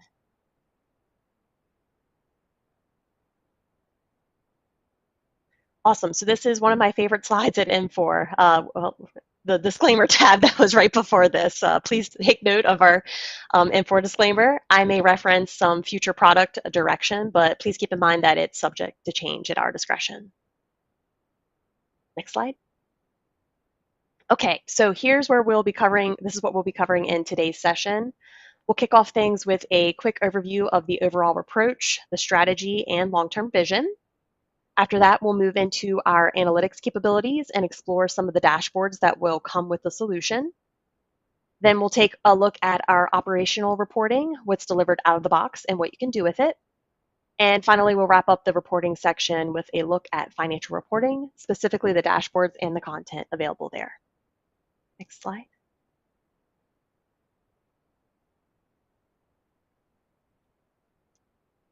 So at the core of today's discussion, the idea is that reporting needs are persona driven. We have individuals who are deeply embedded in the day-to-day operations. These are your experts in payables, purchasing, receiving, finance, and inventory. They drive productivity and need that real-time operational reporting to make quick, informed decisions. Then we'll move to another group, the departmental managers, controllers, C-suite, and internal or external auditors. Their focus is on the bigger picture, which is financial reporting. This tool ensures transparency and insight at month-end, year-end, or when assessing organizational performance. And at the top, we have analytics, which supports strategic decision-making. If we've done operational and financial reporting correctly, we can use visualizations to track key metrics like payables optimization, vendor turnover, employee retention, and other KPIs tied to the business health. Lastly, we'll recognize that even with great delivered content, unique needs always arise. That's why we provide data tools with your IT teams so you can expand the reporting and build out additional analytics when needed. Next slide, please. To get the most out of your Cloud Suite solution, it's essential to collect and analyze data to continuously measure and improve your processes and outcomes. The Cloud Suite offers 4 distinct capabilities to support different reporting needs, each color-coded to show how they align. Teal is analytics, and it's tied to your strategic goals and long-term priorities, helping you track KPIs to support data-driven decisions. Purple is operational reporting, real-time, task-oriented reports that support day-to-day workflows. So think of your open POs or invoices when something goes wrong. Orange is financial reporting, which ensures compliance with federal, state, and regulatory standards. And blue is the data access tools designed for specialized needs like large CSV extracts or data warehousing integrations. Our session is going to focus on all the areas shown here with the exception of the data access tools, which is being referenced right now just at a high level. Next slide. Okay, so this section is specific to M4's financial supply management applications.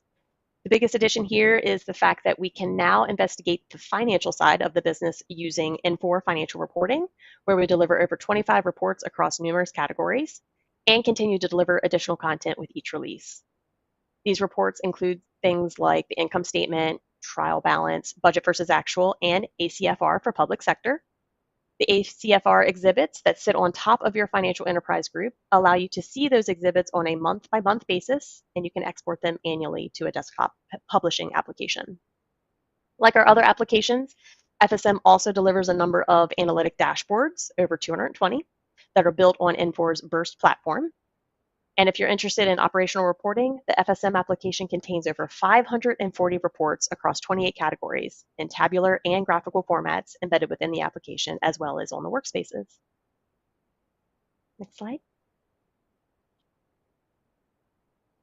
Much of our delivered reporting and analytics content is accessible through standard workspaces in the portal catalog, designed for HR and financial leaders, frontline managers, and individual contributors. These workspaces present key data in both graphical and tabular formats, helping users quickly take action and stay productive.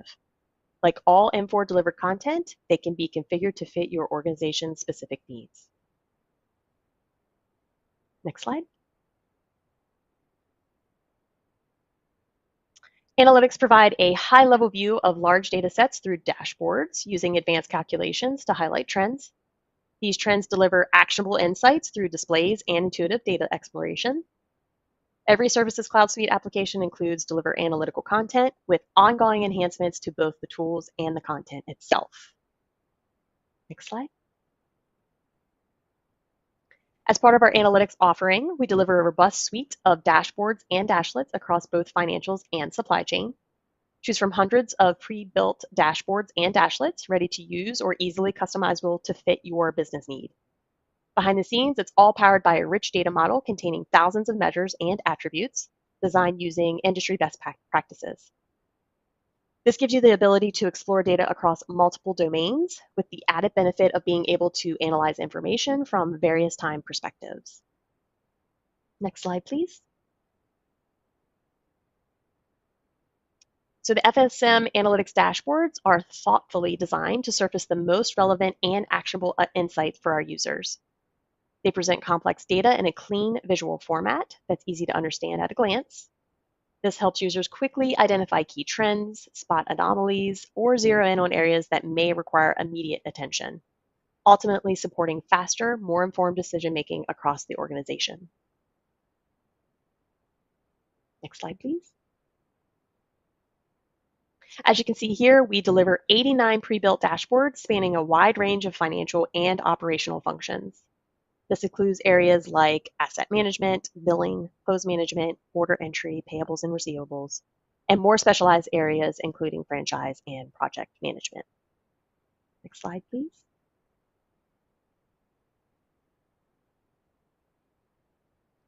Operational reporting supports the day-to-day needs of frontline managers by providing time-sensitive data to drive immediate decisions. These reports are typically focused and concise, showing only information needed. Since the use cases are common, Cloud Suite industries have a library of standardized reports with consistent formats and calculations to meet everyday operational needs. Next slide, please. If we're going to talk about operational reporting, I have to take a moment to highlight the GL Ad Hoc Report Designer. This is my baby. As a former accountant who lived through the Lawson days, I can confidently say that there's nothing I've used that comes close to this tool. If you know your hierarchies and your chart of accounts, you can build just about any report that you need. The tool officially turns 2 years old this month, and with every release, it just keeps getting better. I'm really, really proud of how far it's come. And while it isn't originally intended for things like a board packet, I know customers who use it for exactly that because the functionality and the flexibility are that strong. Next slide, please. FSM delivers 550 reports across 28 categories out of the box, and it's ready to be used by your organization. Just a quick snapshot here. Next slide. When it comes to exploring financial data, Pivot Analysis is our go-to tool for flexibility and speed. It lets users quickly slice and dice the data, whether you're looking for trends over time or zeroing in on specific departments, accounts, or periods. It's especially helpful when questions come up around variances. Maybe a number in the financial report seems off. With just a few clicks, you can dig into the underlying detail to understand exactly what's driving it. What I love most is how it fits in with our other tools. Think of financial reporting as your starting report, and then Pivot Analysis for the deep dive, and then the Report Designer if you need to turn that detail into something shareable. So whether you're an executive needing a high-level view or an accountant chasing down the specifics, this tool really bridges both worlds. You can also create saved searches to quickly jump between different views or slices of the data. If you want more information displayed, just use personalization to bring in additional fields, or take it a step further and use the configuration console to promote a shared view across your whole team. Next slide, please. And finally, we will discuss financial reporting, which provides critical content for the C-suite, auditors, and anyone focused on the organization's financial position and transparency. These reports are built using Application Studio, and customers can easily tailor them to meet their specific requirements. Next slide. We have 30 financial reports and counting, spanning both between Global Ledger and Project Ledger. These reports are built to support your needs around financial transparency, audit readiness, and regulatory compliance. What's great is that you can use them right out of the box or customize them to better align with your organization structure using the deployment templates delivered with FSM. All of the reports live in the FSM report catalog, making them easy to find and manage. And behind the scenes, they're powered by Infor EPM Application Studio, which gives us the flexibility and power to continue enhancing the reporting experience. The self-service financial reporting tool from EPM's product management team is designed with the everyday user in mind. It allows you to work with the reports that are already delivered, so there's no need to start from scratch. You can drill into the details, pivot the data, and explore your financials in a way that feels familiar and intuitive. It's especially helpful for users who don't necessarily need a customer report, but want to take a deeper dive into the numbers and slice things a few different ways. Next slide, please. So here's a look at our pre-delivered reports currently available in financial reporting. You'll notice that some of these, particularly the ones labeled healthcare focused, are planned for release in April or June of this year. Now, while those reports were designed with healthcare in mind, they're definitely not limited to that industry. If the structure and the data meets your needs, you can easily use this any organization can use this regardless of the sector. And this isn't the end of the road. We've got more reports planned on the roadmap, directly shaped by feedback and requests from our customers. Next slide, please. All right, so thank you so much for your time today. Do we have any questions for Sam or for me? Oh, I see Karen has a question. Can you explain what a dashlet is? Is this a widget? I'm calling in my partner in crime.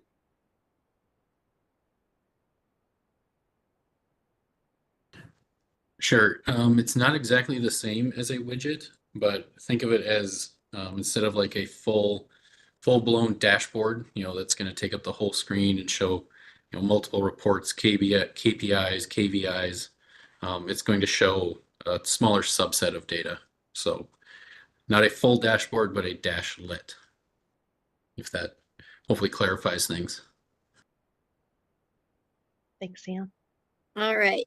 I have the next question for you.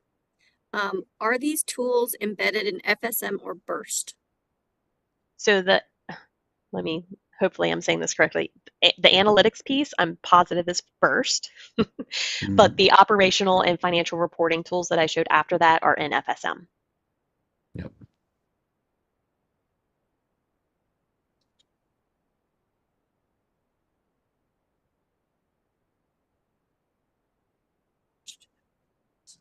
This can hear. Oh. Nobody can hear the question. All right. I'll do both.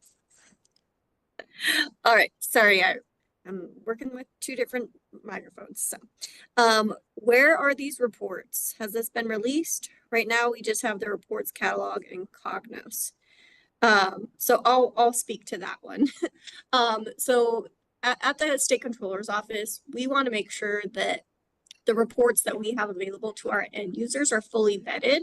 So we have a process to vet each individual report, and we're planning most of these over the next year to get released to the production environment.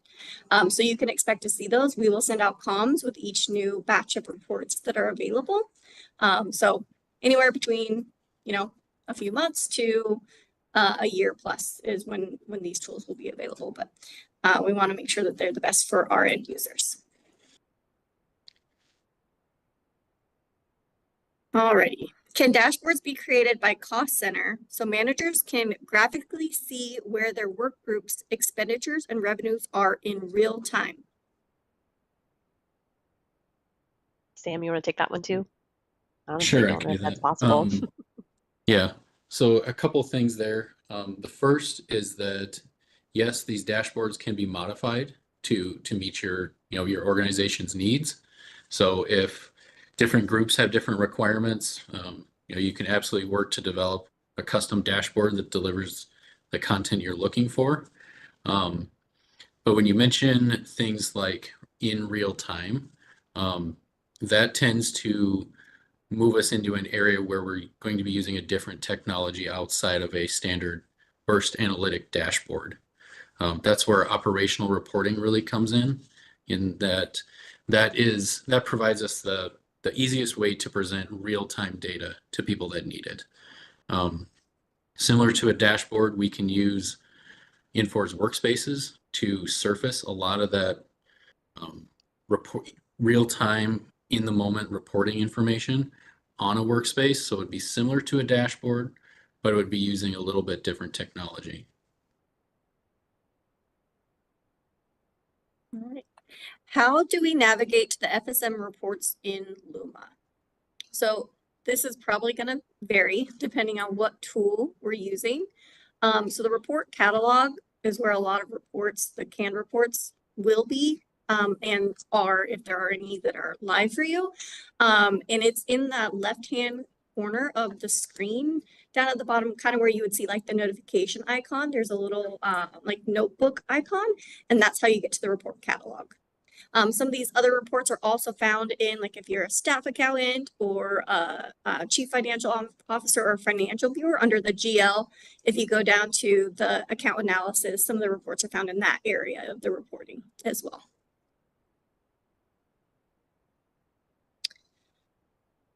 And then, are there currently any known issues with Cognos, i.e. accuracy? This will be something that we can cover in the next session, as we'll be covering Cognos and enterprise reporting in the next session with Megan.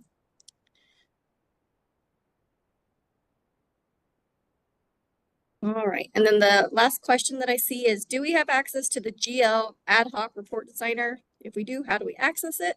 And again, this is one of the ones that is in our roadmap, essentially to vet and test. The GL ad hoc report designer is a fairly complex tool that will take time for us to be able to learn, so that then we can effectively teach you, the end users, how to use it.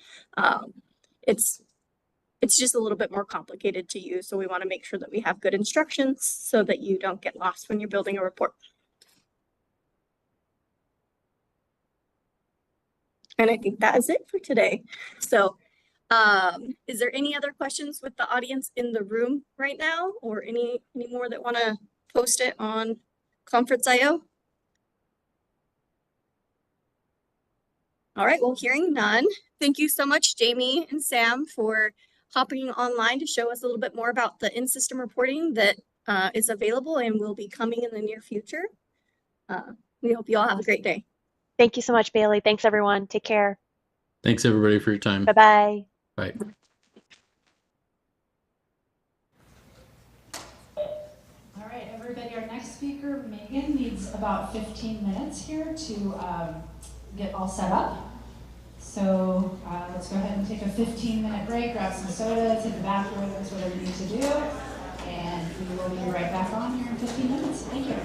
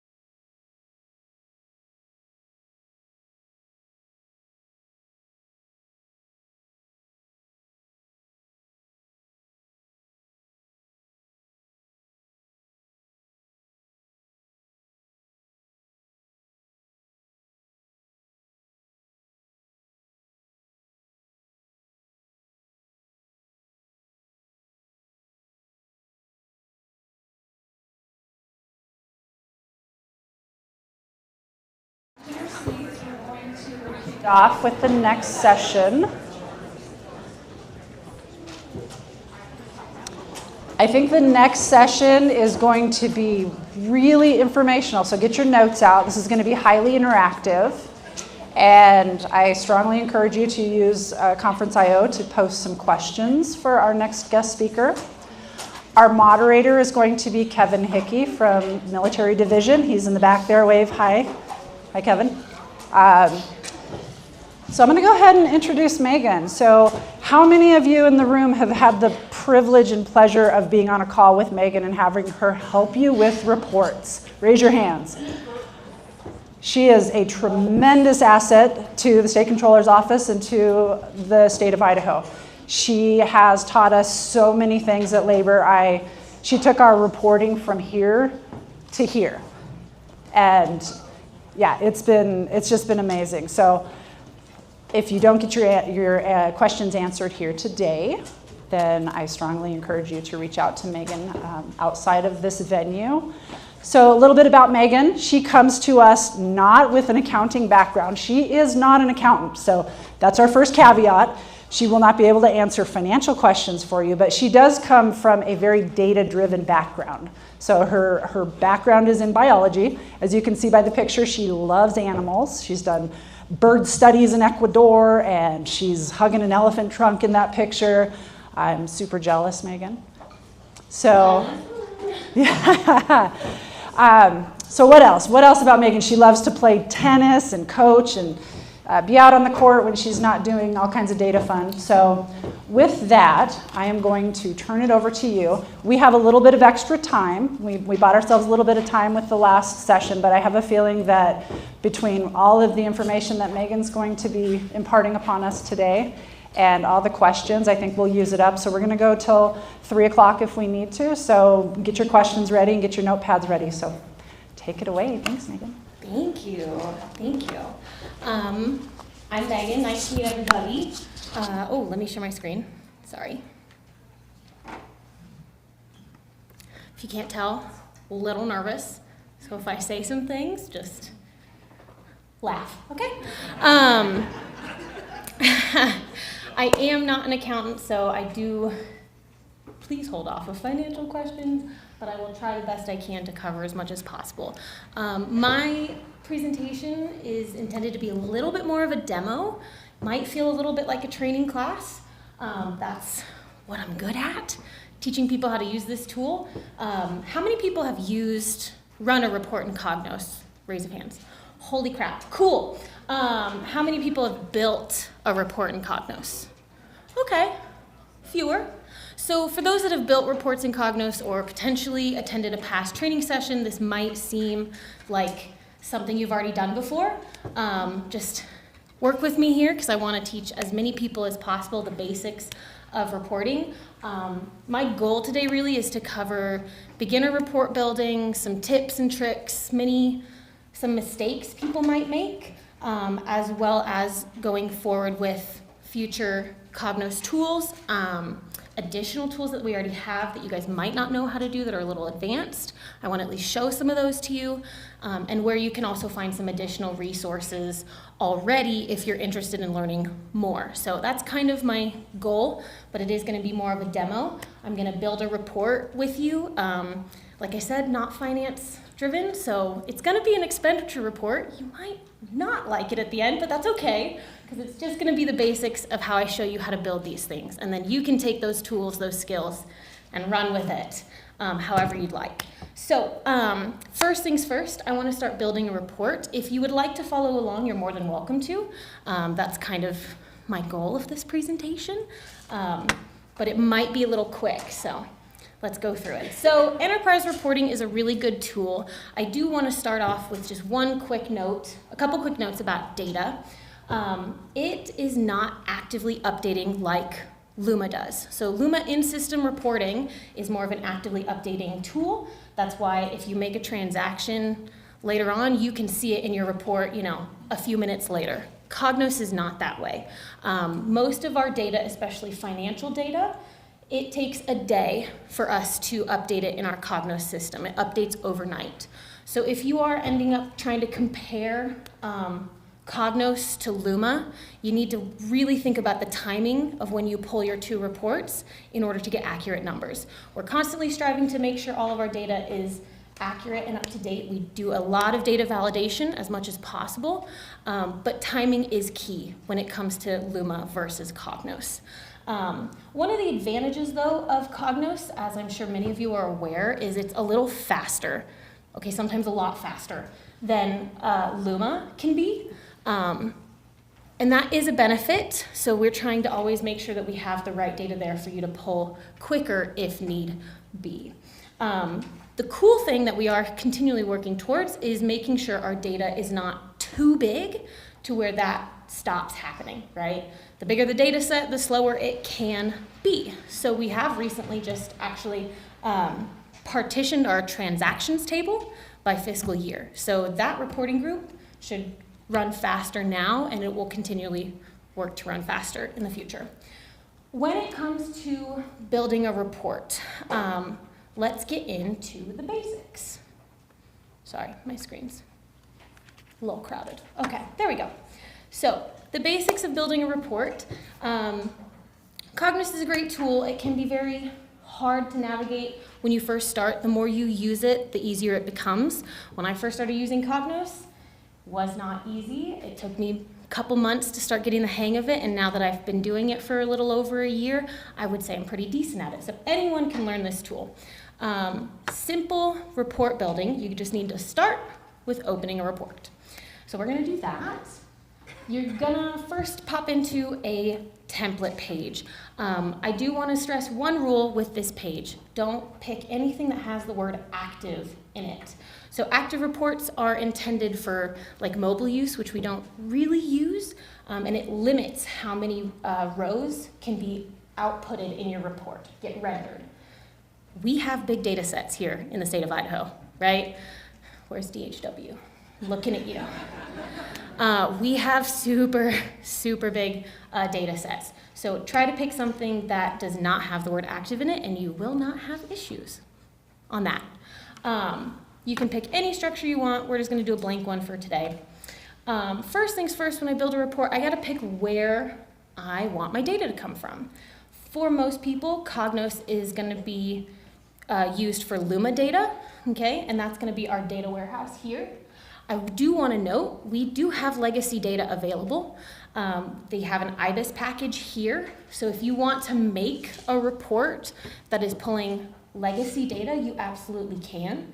I do want to stress that we have also transferred all of our legacy reports that you guys have already built into Cognos as well. So there's a fun folder called Legacy IBIS Public Folders. This is where you get the same access to your old agency folders, the old statewide folders, and you can run those reports in Cognos. If you wanted to make something new though, IBIS does exist, and you can indeed pull from that. We're gonna stick to Luma data though, because that is the intent of this lovely session. Don't worry, it says no items. I swear there's stuff in here. When you first open your package, you'll notice that there a lot of options open up. These are all called reporting groups. For those that don't know about Cognos or Legacy IBIS, we are not allowed to cross reporting groups. So each one of these individual items are their own data sets that you can pull from. Within each one are subsections called query subjects, and then within each of those, you'll find your actual fields called data items. So that's kind of the structure of Cognos. Reporting groups, query subjects, data items. No crossing reporting groups, absolutely cross query subjects, because you need more information than just, agency code, and then data items, okay? There are a couple ways that you can build a report. Cognos reporting usually does about a list feature, or you could even do a cross tab. You can throw visualizations in there if you understand what data you're looking at. For this simple demonstration, we're just gonna go with a list. So you can add that to your report. You can name these. I would advise the more complicated you get on your report, the more a naming convention becomes very important. So that you know where you're at. multi-query reports, which is advanced, I know, but the more you do that, the better, the easier it is. We're just gonna leave this here, because I'm only running one thing. Okay. So, in this scenario, I'm a finance person, woo!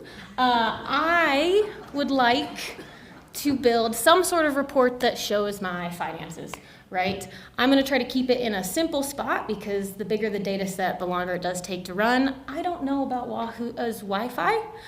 It could be slow, so just work with me. I'm gonna stick in monthly totals. This reporting group does aggregate your stuff up by fiscal month, right? Or month, whatever, not finance. But it's not transactions. We're not gonna see every single transaction. That is, even though we have started to partition it, it's still a big reporting group. I don't even wanna worry about it.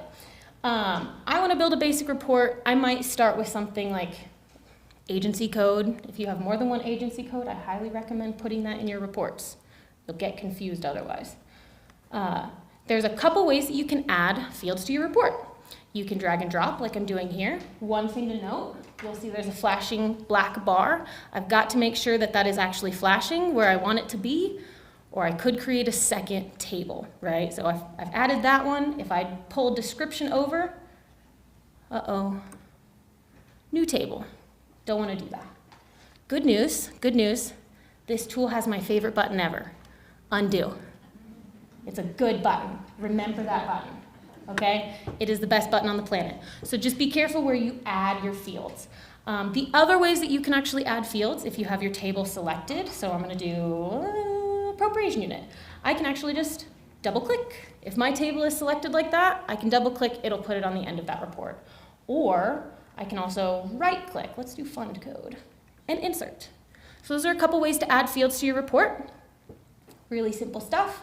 Just be careful how you do it. Make sure you don't make a second table. Otherwise, undo. It's wonderful. Now, if I'm creating a basic report and I want to see some things, I'm obviously going to want more than just appropriation unit and fund. Maybe I want some more detail. I'm going to leave this query subject. I can cross query subjects. So I'm actually going to go down to account structure. Let's do that. Account type code. Sounds good. Summary account maybe. Detail. Like it. Let's see. Ooh, maybe I want some timeline, right? The whole point of this is to show every month what my expenses are. I'm gonna throw fiscal year. I know you guys like fiscal year. And maybe fiscal month. How about that? I like it. Let's see.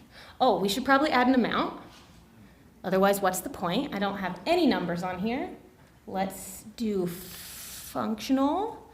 And maybe actual expenditures. I'm gonna explain why when I run it. So now that I've kind of got a couple of items that I like, maybe I wanna see what the data looks like, because obviously right here, right now, I can't see anything. It's just giving me basic structure, right?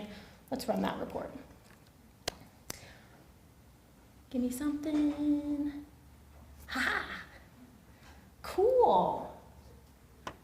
I don't know what this means, but you guys do. So, I do like this. This is cool. You'll notice there's actually a lot of zeros here for some reason. Here is why. So, functional amount, transactional amount, data-wise in Luma will give you all of the amounts that you need. We have built into monthly totals, since monthly totals stores not only actuals, but it also has budget information.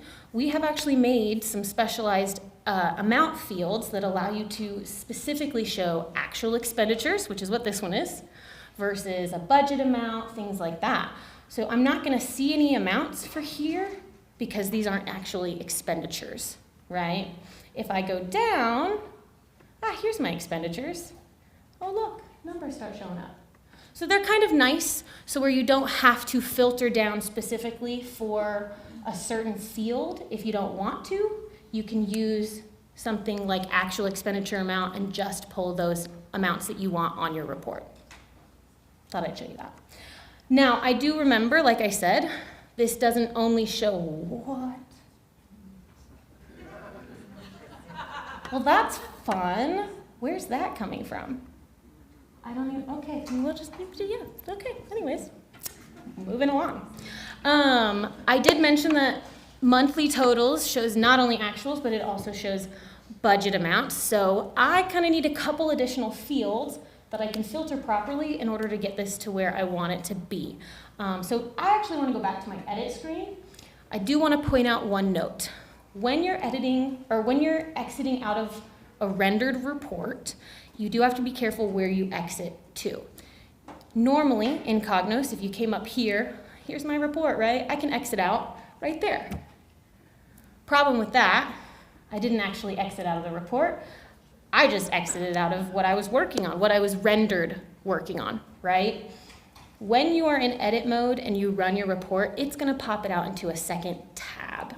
So this, exiting it out that way, just took me back to the main page. It didn't exit me out of my new report at all, just took me back. I actually need to exit out up there, and then I'll pop back into my edit screen, okay? Good note to remember on that front. So I want a couple more things.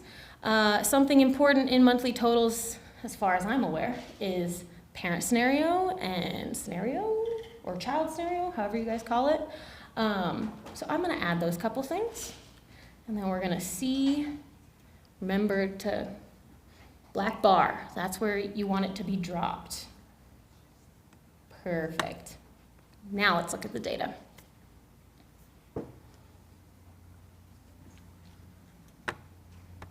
Ooh, or not, okay, never mind, not cool. Scenario adds a little bit more detail, so I can see what's budget appropriation, I can see what's spend plan, original versus some other notes in the actual scenario description, right? Kind of useful in many situations. Now, if I like this, maybe I want to simplify it down a little bit or refine it a little more. Maybe I want an expenditure report. You can filter your reports when they are rendered. So after you've built them and you run them, you could actually filter them down even more. If I wanted to, I could come in here, find my little expenditures, and there's a couple ways to filter. So if I select expenditures here, I get a lovely little toolbar, which is real fun. And I can find the filter button. Whoop, went away, there we go. I can actually just select include. I want my expenditures, that's all I want to look at. Ooh, no, I'm kidding. I'm glad someone was gonna try. What you'll notice though is if I only filter by expenditures, I'm still seeing encumbrances and actuals. Maybe I don't wanna look at my encumbrances. So another way to filter is I can come in here, find my little filter button, either one of these. I can create a custom filter. And if I want to search for some other option than what I see on my screen, I can actually do that in the filter builder model. Obviously, this one has 2 selected. If I didn't want 2 selected, I can just delete it off here. I can also search for it. One thing I want to show you guys is in this filter builder, there's some really cool tools to remember when searching for items. Because if I don't know exactly the wording or the number that I'm looking for, it can take a bit to actually find those things. So here is a little drop down where you can actually specify whether it starts with a keyword, it contains a keyword. I would recommend contains. Things are spelled weird sometimes. I would recommend contains. You can also do case insensitive. So if you don't know how exactly something is spelled, happens, you can spell it completely wrong and it'll try to find it for you. And then automatically populating the values list, we usually recommend turning this off because if you are working with a huge data set, it can take a while to load your options. Just a note. Totally understand. We're gonna filter for 2 though. I want actuals. Looks pretty. No? Okay. Once you have your data filtered to where you like it, let's say I like this, but I don't really like the order that it's in. I want to sort it. There's some cool sorting features as well, right? If I wanted to have, say, fiscal year show me 2025 first, right? I can actually just select fiscal year. Again, this lovely toolbar, go find my sort feature. I'm going to sort it descending, right? I want the bigger numbers on top. Looks perfect. If I keep going down, it's looking good. Oh, nope, there's some ones here. Okay, hold on. I got to do fiscal month too. Let's Let's do that. Okay, well, I just lost my 2025 when I filtered my fiscal month. So note here, if you use the simple sort ascending, sort descending on individual fields, it's going to switch from one to the other. You have to go in a little deeper in order to do a layered sorting. Layered sorting is really cool because then you can actually list which items you want and the order you want to sort it by. So if I go in instead, whoops, that's filter.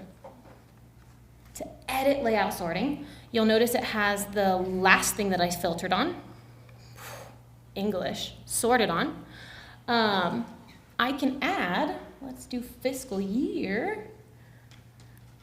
I can add fiscal year on top so that it sorts by fiscal year first, and then it sorts by fiscal month. If I want it to be descending, because remember, that's what I said I wanted, I just need to switch it right down here. So now it'll do fiscal year first, and then fiscal month in ascending order. So if I click OK, pretty. Love it. Go down, oh my gosh, this is huge. There we go, and there's all my 2s.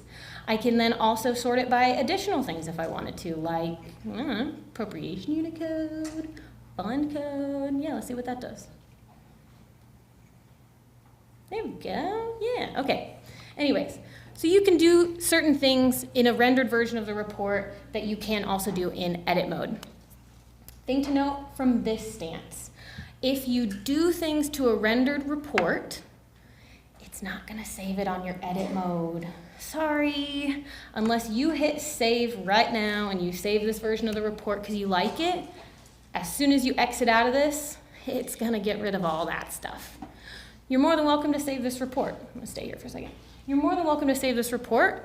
Sometimes that's beneficial to have a basic report that shows you everything, and then you pop it out and you filter it and do what you want with it from there.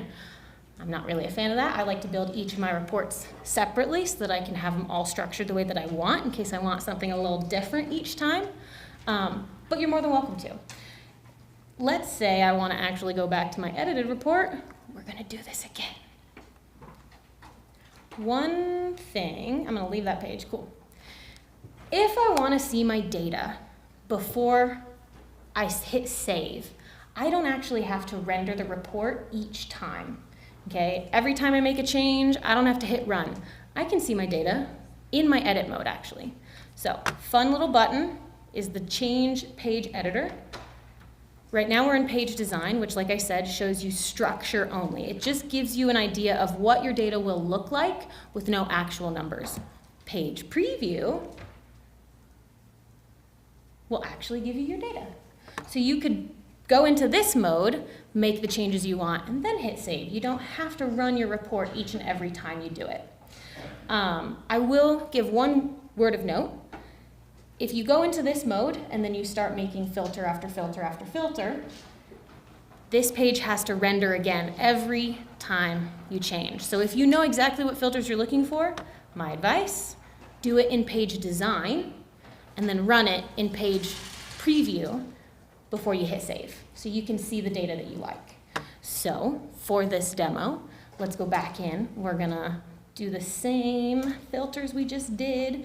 You'll notice if I am in page design mode, I no longer get that include or exclude expenditures because it doesn't have any data. So it's just gonna assume you wanna exclude or include null values. We're gonna create the custom filter in this scenario.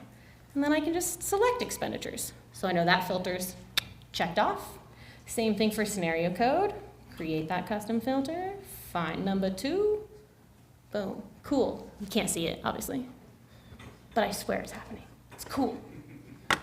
I do want to show, in addition to sorting, right, because my next step would have been sorting the report how we did it previously, you can also group items. So certain items are very beneficial to group by because that also helps with subtotaling, or maybe you just don't want to see 1,000 rows of 2025 on your report. You just want to see one at the top or whatever, right? If we want to do that, we can. So in this scenario, I'd probably group, agency code first. This lovely toolbar is very useful. It'll show a lot of the options you have to use on your report.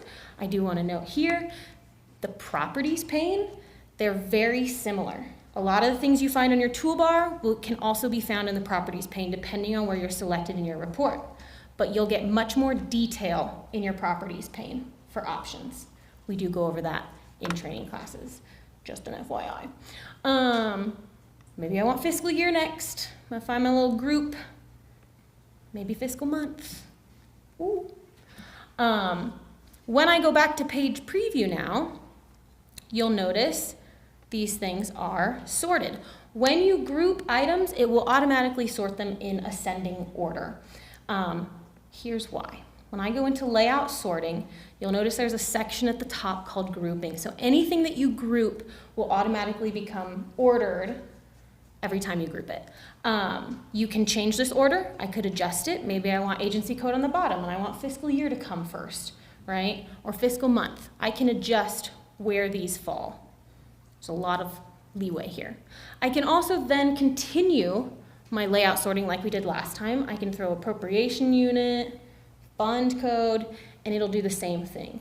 Now, when you group, it'll automatically sort them in ascending order. There is a way to still get 2025 in descending order. If I pop this open, you'll notice it says I can sort the list. I can actually sort my column by something else if I wanted to.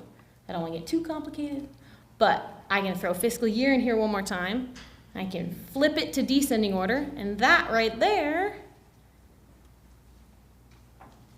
saw nothing, right? No, I'm kidding, it did change. This is 2025, right? So now you've got 2025, month 1 first, looks beautiful. I don't know, finance, cool. But then you've got appropriation unit code, you've got fund code, it's all there, right? The cool thing about sorting and grouping amongst those features is when you start totaling your amounts, you'll get subtotals for each of your groups.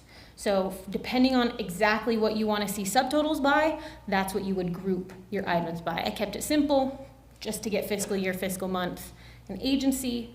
I know IBIS, I believe, was a little more intuitive when you grouped items. It's a little more manual here, so apologies, but really easy to learn. Once I have all the items that I want grouped, I can actually move on to getting a total. So if I'm interested, I'm going to do both of these, because they should be the same. And then again, in my toolbar, I'm going to go find my little sigma. Who knows Greek? No, I'm kidding. That's all I know. And I'm going to hit total. You'll notice there are options. There are options for other items, right? If I wanted to count how many distinct appropriation unit codes I have, I can do that. Or just how many rows I have, I can also do that. There's a lot of options within subtotaling. Just make sure you have your report grouped the way you want, otherwise you'll only get an overall. Now you can't see it, so I'm gonna flip to page design for a second. Once I subtotal, every group that I have will have a subtotal line. Okay, so you will get a total by fiscal month, fiscal year, and agency code. If you have multiple agencies that you look at, it's a good way to separate it. You'll also get the overall total, okay? So when I go back to page preview, I'm gonna jump to the bottom because it's easiest to see. You can see here's month 12, here's 2024, and then here's overall, right? Cool feature, like that. Okay. Gotta get back to my notes, hold on. Something that I do also like to show, because I am definitely visually driven, I like pretty reports. Some people just put stuff together and they're like, cool, good, got it, great. I like pretty reports. So this type of number drives me insane. There is a way, obviously, to format anything that you want to format in these reports. And you can do it pretty easily in both at the same time. If I wanted to set this as an actual number or even a currency, I can do both. If I have it selected, I'm going to go find my properties pane. Familiarize yourself with the properties pane, it's great. There's a lovely tool called data format. I just select this option. It's going to pop that open. And then I can choose whatever I want. It's very similar to Excel. If you guys have experience in Excel, you can do it in this one, I promise. I can choose a currency, and that would actually give me more like of an accounting structure, Maybe you guys like that. Or a number, just a regular number. Most of the reports that I've built so far for any agency like the number format. I don't know why. Makes sense. But go 2 decimals for any of those things. You can set any amount of properties that you want on here. Some of them can get a little complicated. I like to keep it simple. 2 decimal places. Pretty. Love it. Cool. It went back to the top page, right? But if you continue going down, you'll see that all of them have that format. If you do that formatting after you've subtotaled, you're gonna have to do that same formatting, stop it, there we go, same formatting stuff on your subtotal sections.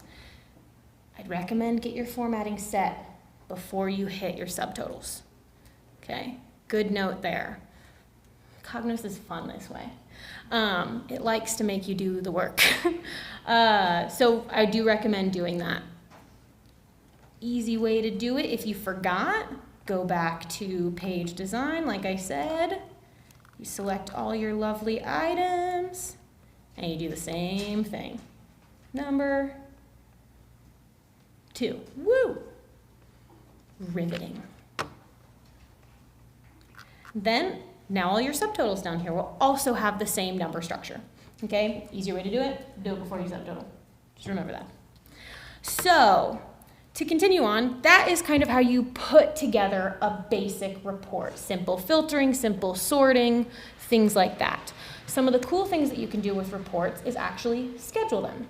I want to talk about a cool feature that we have that we've built into a couple of our reporting groups specifically for scheduling. So say I am a financial person. I don't know what roles you guys have, I'm sorry. Say I am a financial person. I like this report. I want to have it delivered to me every month, right? Getting all of the history is a lot of data to pull at one time, so maybe I don't want to pull all of it at one time. I have options to potentially pull the previous month, the current month. I would be careful. Remember my note about timing when it comes to current month, but you can do that. Or I want to pull the prior month to date. A couple of our reporting groups, monthly totals included, have these pre-built filters that you can pull onto any report, and it will automatically filter your data down to what you're asking for. So if I want to see the previous month, I can pull this right on there. I'll get this lovely little thing that says my query is now being filtered. And you'll notice I only see month 9. I only see March. Only see March's data. This can be really useful for scheduling. Now what I can do is save this report, go out and schedule it to be delivered to me every single month, and it'll send me the prior month's data, right? The month that we had when that thing gets finished and closed, it can be sent to me. Let's do that. So if I hit save, I want to save this report now because it's where I like it. I want to be careful where I save it though, okay? Usually it might default to team content. If you save it out here, anybody can see it. If you save it in your agency folder, anyone at your agency can see it. If I'm not ready for that, because maybe I'm not, I can also save it in my content. This is a good place to put all your drafts, especially, and then when you're ready, you can move them, or if you just need this report for yourself, save it right here. So, draft report. Not even gonna try. There we go. Then I'm gonna hit save. Now, to get to scheduling, we have to go exit out of our report, and we're actually gonna go into the properties section. Before I do that, I wanna show a couple tips and tricks on this screen.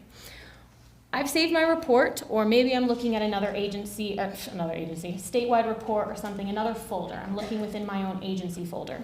I need to be careful how I open my reports. If I want to run the report, if you notice, when I hover over, this kind of turns to like a hyperlink structure. If I click that, it's going to run it, okay? I can get to edit mode from here, but it's going to run the report. If I don't want to do that, I can actually find the 3 little dots to the right-hand side, and this is going to open up an options menu. Here you'll be able to get to multiple places. You can then run said report if you'd like. You can actually get to edit mode. I work a lot in editing reports. I don't run nearly as many reports as probably you guys do, but if you're especially getting into a lot of editing, click this instead.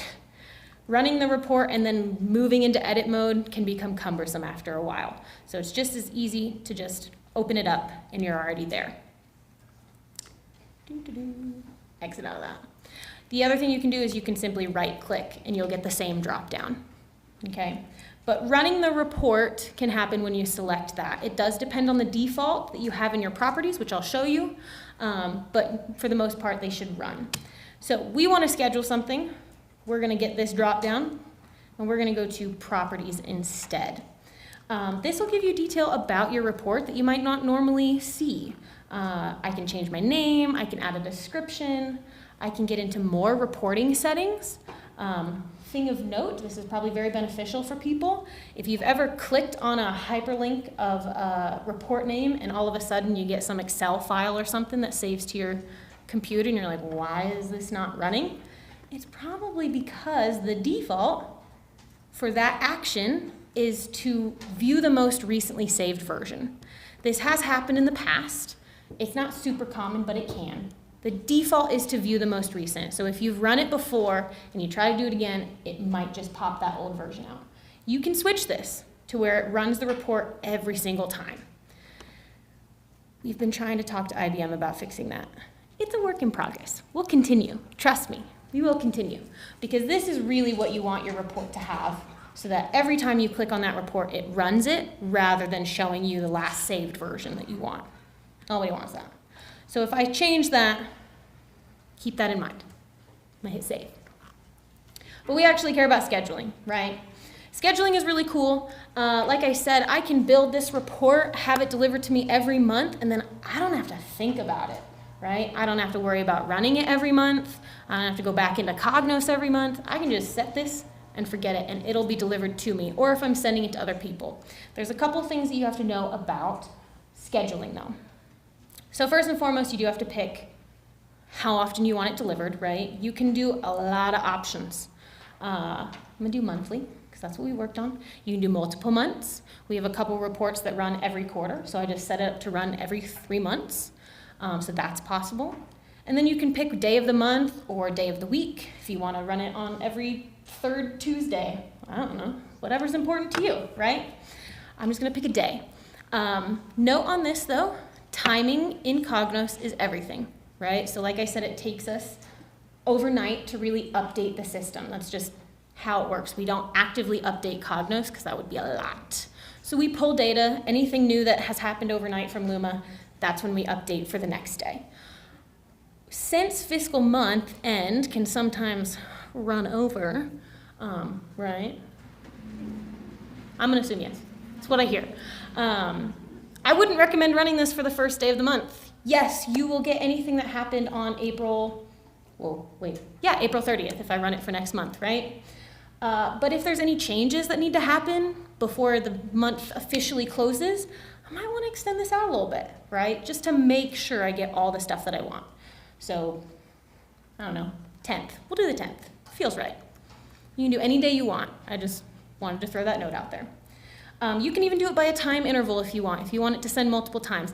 I don't recommend that, like I said, because our system is nightly updated, right? It's not something that updates every couple hours. We do have one reporting group that does that, and it's in WFM for timesheets. But for the most part, we run nightly just to make it easier. But you can, if you want. Let's see, let's pick May 10th, 8 a.m., because, we all get into work that early. Yes, look at that. Already knows. Advanced just shows your credentials. Don't worry about that. Options. This is where you decide how you want your report to be rendered. So if I want it to go to an HTML view like I was seeing in my other browser tab, I can do that. When I'm sending these things to other people, not really the right way to use it. Not the easiest way to use it. Excel, PDF, Excel data, which is basically a CSV, just in an Excel file. Any of those options are really good options. I cannot, however, uncheck our default HTML option until I have something else selected. So once I have something like Excel picked, it's my favorite, I like Excel, I can deselect HTML. Same thing with the actual delivery. Every time you start putting in a schedule, it's going to try to save a version of the report. It's a good thing to do. I wouldn't recommend unchecking it. You can if you want, but it's good. I can't uncheck it, like I said, until I change something else. I can't even uncheck it yet here because there's more details that we have to go through. So if I want to send this by email, I can go in and I can actually edit the structure. This probably looks a lot like an email screen. There's a reason. Makes it easier. First things first, when sending these things by email, your name will actually populate. Don't get comfortable. It will not send it to you. I promise. This lovely populated thing is going to send to this email, whatever that is. I don't get that inbox. Nobody's getting that inbox. So make sure you exit out of that. We'll actually put, nobody look at my email. No, I'm kidding. Uh-oh, everyone's got my email now. If I get flooded, we're gonna have words. No, I'm joking. Make sure you put your email in there, or anyone else that you're sending it to actually put their email into the to line. You can CC it, you can even BCC it if you want in this structure. Obviously, subject is like normal email. You can change it, you can add a message. You can include links in here if you are sending this to someone to, click on this link, say these numbers are valid. Cool, right? You can do that. It's pretty intuitive. The one thing that I do want you guys to remember is these two little toggles. Always attach your report output, okay? If you only send the link, then anybody who gets that email can click on that link. If they don't have the same access as you in Cognos, they won't see the same report. They just won't. So if you have higher access or bigger access than someone else, but they need to see the data, maybe they don't even have access to Cognos, right? And you send them just a link, no bueno, okay? I don't usually include links. You can if you want. My rule of thumb is just to attach the actual report, which means Cognos will take the report, they'll run it under your credentials, tab 1, right? And then it'll send that data to whoever you want it to. Obviously, if it's just to yourself, great. But then you don't have to worry about clicking anything. So I'm gonna attach the report output. I'm gonna double check and make sure all these things are right. If you build prompts into your report, we didn't cover those here, but we will, or in training. You can also specify that stuff here. We built a basic report. So I double check, this looks great. Fantastic, I'm gonna hit save. Cool, we created a report schedule, yay. Here's the dilemma that can happen. How do I know it's gonna work, right? I need to test it. Now, I think a lot of people, I know I sure used to do this, would be like, okay, fine, I'm gonna test and make sure that it delivers. I'm gonna go in here, I'm gonna edit the time to today, right? I'm gonna change the month, and I'm gonna set it to deliver, because it's 2:23, I'm gonna set it to deliver at 2:25. I'm gonna hit save. I'll check my email at 2:25. You don't have to do that, I promise, you really don't. Once you start scheduling items, and you wanna check and make sure that they work, there is actually a place that you can go find all of those schedules. So if you are scheduling reports in statewide, anything like that, you can find your whole list. It's not intuitive, but as soon as you know about it, I swear you'll be using it a lot. I use it a lot, it's great. What you gotta do is go to your profile up in the top right-hand corner, and there's this lovely option called My Schedules and Subscriptions. Wait, my schedule's not there. Said it's not super intuitive. You do still have to go one more step and go down to schedule. This is where it will list any and all schedules that you have under your credentials. So if you're setting up schedules and running them for other people, whatever, if it's under your credentials, they will show up here, okay? And the cool thing about this is I can actually open it up. I can even see where it's saved, right? This is saved in my folder, okay? And I can come over here and I can run it once. I don't change the schedule. I don't change anything about the schedule. All I got to do is say, oh yeah, send it to me right now, or whoever I have in the delivery section. I can change if I want to actually send it with Excel data, right? Any of those things. I can even edit the details. So if I don't want to send it to this person right now, I want to send it to myself and just test it, I can change that. But it doesn't change anything about the schedule that I saved. I can just hit, yep, run it once. We'll see if my email works in a second. Ooh, yay, I got the green. We love green. Okay, that's telling me that it will send, right? I can even come up here. It's passed now because it sent it. And I can see whether it's succeeded or not, right? It says it's succeeded. So if I go to my email, whoop, ooh, hasn't come in yet, gotta wait. We'll give it a minute. Love email, it's great. But it should deliver to my email and I should be able to see that Excel file. To get out of here real quick, since I'll just show it right now, it's just like a report, kind of.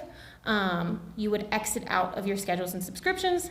It'll take you back to your content. Should we see if it delivered yet? Oh, it still hasn't. Wahoo's Wi-Fi, why? I promise this works, I swear. We use it a lot, okay? Scheduling can be very useful in that manner, and I thought that was a good note to show you guys. That right there is kind of the basics of building a report, setting up the filters you want, sorting it, you know, saving it for certain periods of time that you might want to see delivered. We cover all of this and more in training classes. If you are interested in more detail, so if this little demo, because it's little, interested you, yeah, that's a word, we have more options coming up. There are also documents, videos that we currently have saved on our knowledge base that you could go use right now. So if I'm gonna show you that real quick. I have to show it in mine because M Enterprise does not have access. An easy way to get there is to look at the Cognos homepage. This homepage has a lot of good areas to check. You can go to your recents, you can go to your agency content, right? Your main content, and then these lovely 3 ones on the right are godsends. Documentation, videos, everything. This link will log you in and take you straight to our enterprise reporting knowledge base. You'll have supplemental materials, training videos if you want to watch past training videos. This lovely document, I just have to point it out because I did make it. It's a good document. It goes through, it's a walkthrough of enterprise reporting, basics of report building, and it'll take you through stuff step by step. So really good resource guide if you're interested. If you are getting to our knowledge base in a different way, I would recommend coming in and like favoriting some of these things. You can favorite the whole page, you can favorite a specific document. Super useful for additional knowledge if you're interested. Good tool to know. Along those lines, I said training. I promise we have training coming up. Our goal is to actually do it at the start of the new fiscal year because I know fiscal year end is coming up and that's a fun time for everyone. Yeah, I see lots of nodding their heads.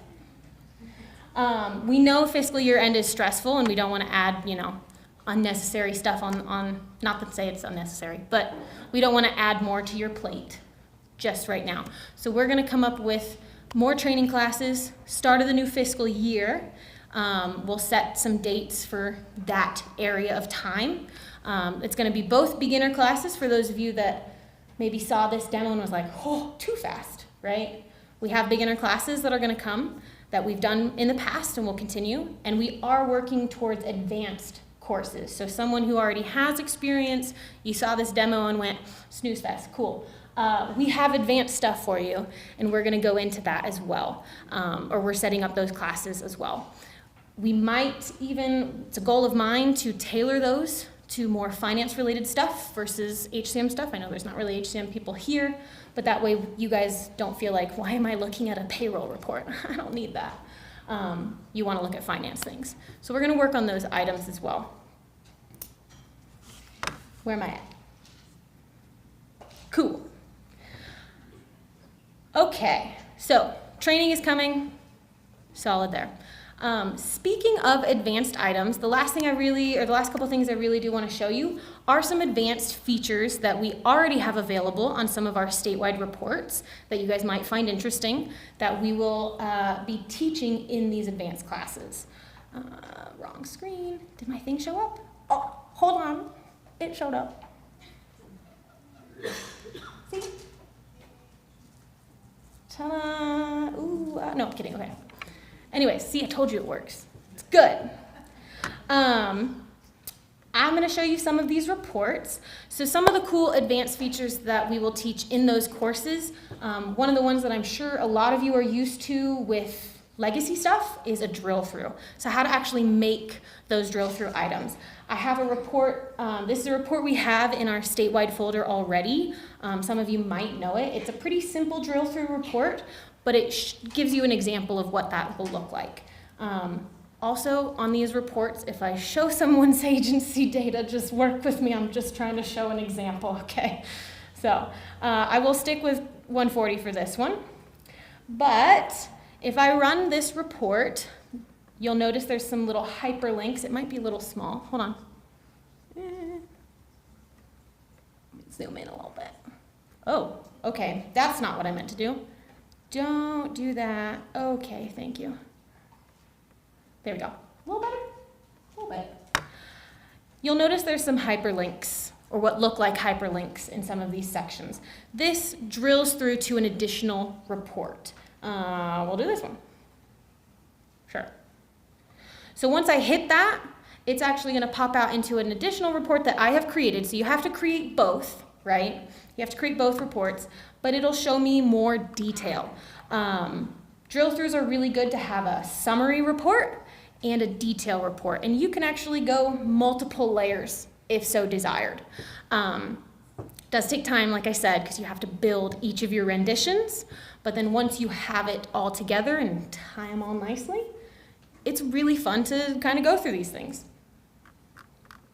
The numbers here in this report match the numbers here. Whee, I love it when reporting works. How this kind of works, just to show you guys, there is a feature in Cognos editing mode, right, where, sorry, I can't see it. There it is, these three little dots. You can build drill through definitions. So once I have both my reports built, I have the necessary parameters that I want built on those reports, prompts, things like that. This is why I said it's going to be in our advanced class. I can actually tie these things together between the two reports where they pass certain items. So depending on what you select in your summary report, it'll drill through to that in your detail report. This can get really complicated. That's why we teach it in advanced, and it's why naming convention is really important. If there's one thing I can state continually, learn to be very consistent about how you name your items in your report building. If you just try to do, data item 1, data item 2, you're gonna get confused really fast. So try to be consistent in that, but that's how those items tie together. In this version of the report, we have the drill through report actually hidden because it's not something that people would necessarily need unless they wanted to go see the detail of one of these items. You can do it the other way.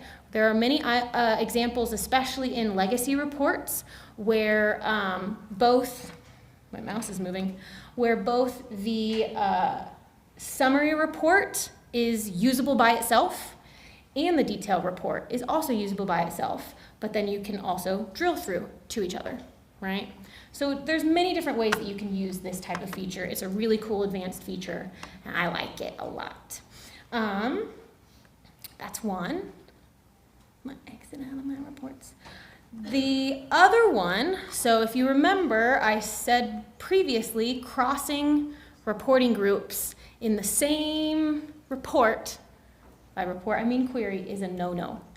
Many of you who have done things in IBIS probably remember that. One thing that Cognos here can do is you can actually do master detail as well. I'm sure some of you know that language if you've built reports before, but you can kind of get past that using master detail relationships. That's where you have more than one query in your report, pulling from two different reporting groups, but you're tying them together to see the information on both. A good example is our grant report that we have. 178, thank you. So you'll see that this main area is the center of the report, and then in each of these sections, they've got a little subtable, right? So this allows you to see more information for this specific funding source. If I actually go into said report, this is a really good lesson to learn. When I open up reports, say I don't know where I'm at, right? Any of you open up a statewide report, you might be like, I don't know where this data is coming from. I hope it's coming from where I need it to, but I might not know. You can actually find that out. What did I do? No, don't do that. You can find out where you are within a query. So I told you that these two have come from two different queries. Let's start with this one. I can figure out where this one comes from simply by opening up a data item. So if you remember before, there's a structure to Cognos. Reporting group, query subject, data item. That is displayed on every single field that you see, unless it's some sort of calculated field, okay? If it's a calculated field, obviously, not so much, but for most data items, they're gonna look like this. So I can tell this table comes from Global Ledger monthly totals. That's my reporting group, right? The query subject is Global Ledger. The actual data item, the field that I'm looking at, is the funding source code. So you can open up any report and see where it's coming from. Little asterisk note there, some of them do get complicated, right? Some of them come from SQL because we don't have everything from Luma in our model just yet. We're still working towards more of those items every day. Sometimes we've had to make SQL versions of these reports because the data is so important to get out to you guys, so you might not be able to see it just yet. If that so happens, we'll know. Please reach out to us. We will help you. We will absolutely help you in any of those instances. We can, get a ticket going, and we can help you figure out what you want to see on those types of reports, okay? For example, if I go into this right here, what reporting group is that? It's a custom report. So there's a section here called custom reports. It pulls from that. It's a little complicated. You do have to know where you're going. So if you have questions, please ask. But you'll see there's two different queries. How these are tied together, this is how master detail works. Once you insert a second table, a second list, within a list, right, you're making a new query, you can create master detail relationships. This specific one is tied by the funding source or finance dimension 2, right? Same thing. You can even tie by actual parameters. This one just ties by funding source. So that when you run it, you can see for this specific source code, matches with this one. This one shows you what comes from, I believe, our project contract table. If I'm wrong on this, I'm sorry. Not finance. And this one comes from monthly totals, so it's showing you your expenditures and your revenues type of stuff, okay? Obviously, if you've run this report and you're like, this isn't right, talk to us, please. We like feedback, I promise. Sometimes. No, I'm kidding, all the time. But this is a really good example of master detail relationships. I'm gonna show you this next one, still master detail. It's a little more complicated because you don't have to do just one table. You can have multiple. This one is our ECF report in our budget section. This one has a main table here up top that pulls from purchase order. This one pulls from budget change, and this one pulls from payables invoice. So those are 3 different business classes that pull the same information, how they're tied together, and they all still work on the same line. So you can get very detailed, very complicated, very fast, okay? So this is something we will touch on in our advanced courses.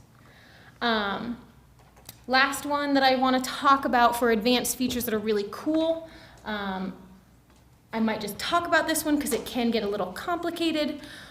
Currently, SEO works through interface validation. We're trying to send that stuff out to agencies so they can make sure that their interface data is coming in, right? But when we pull a report, we pull a list of all the agencies, all the price IDs, and their stuff. If we wanted to, there is a feature in Cognos called bursting. I know that kind of gets mixed up with burst, the application. Not the same, I promise, not the same.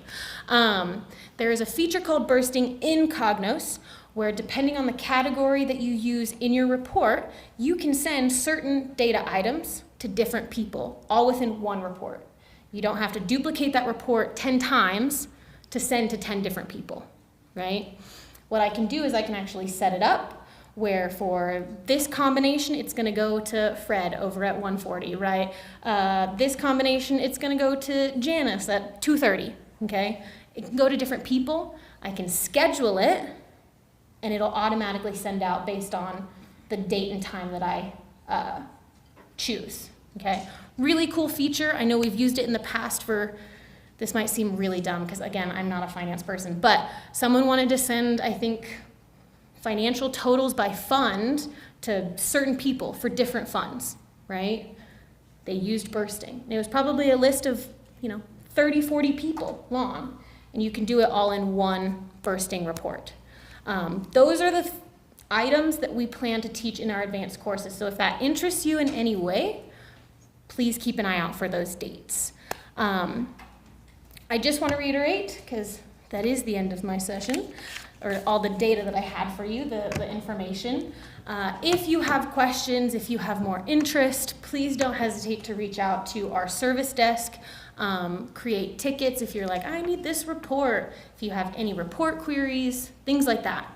You can email, you can call them, you can submit it on our service desk portal, submit those tickets so that we can help you guys with these types of items. Thank you. That's all.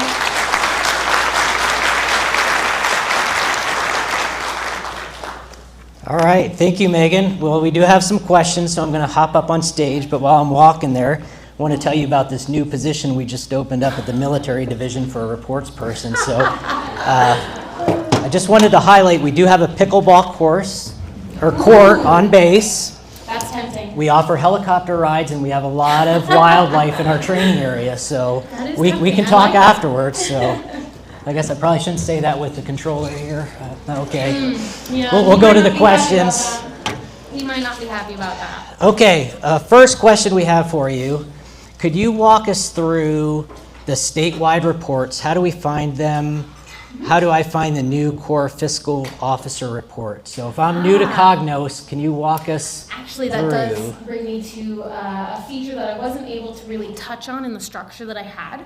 But first and foremost, if you do know your way through Cognos a little bit, I'm in my section. I have a lot of access. Hold on. Where'd my stuff go? There we go. For the average person, your team content will probably look like this. So it'll look a little simpler, not so crazy. Our statewide reports, just like in IBIS, are in their statewide folder. Like I said, you can also get to legacy IBIS stuff here. But we have a statewide folder. They're split up by budget, finance, HCM, and workforce. Excuse me.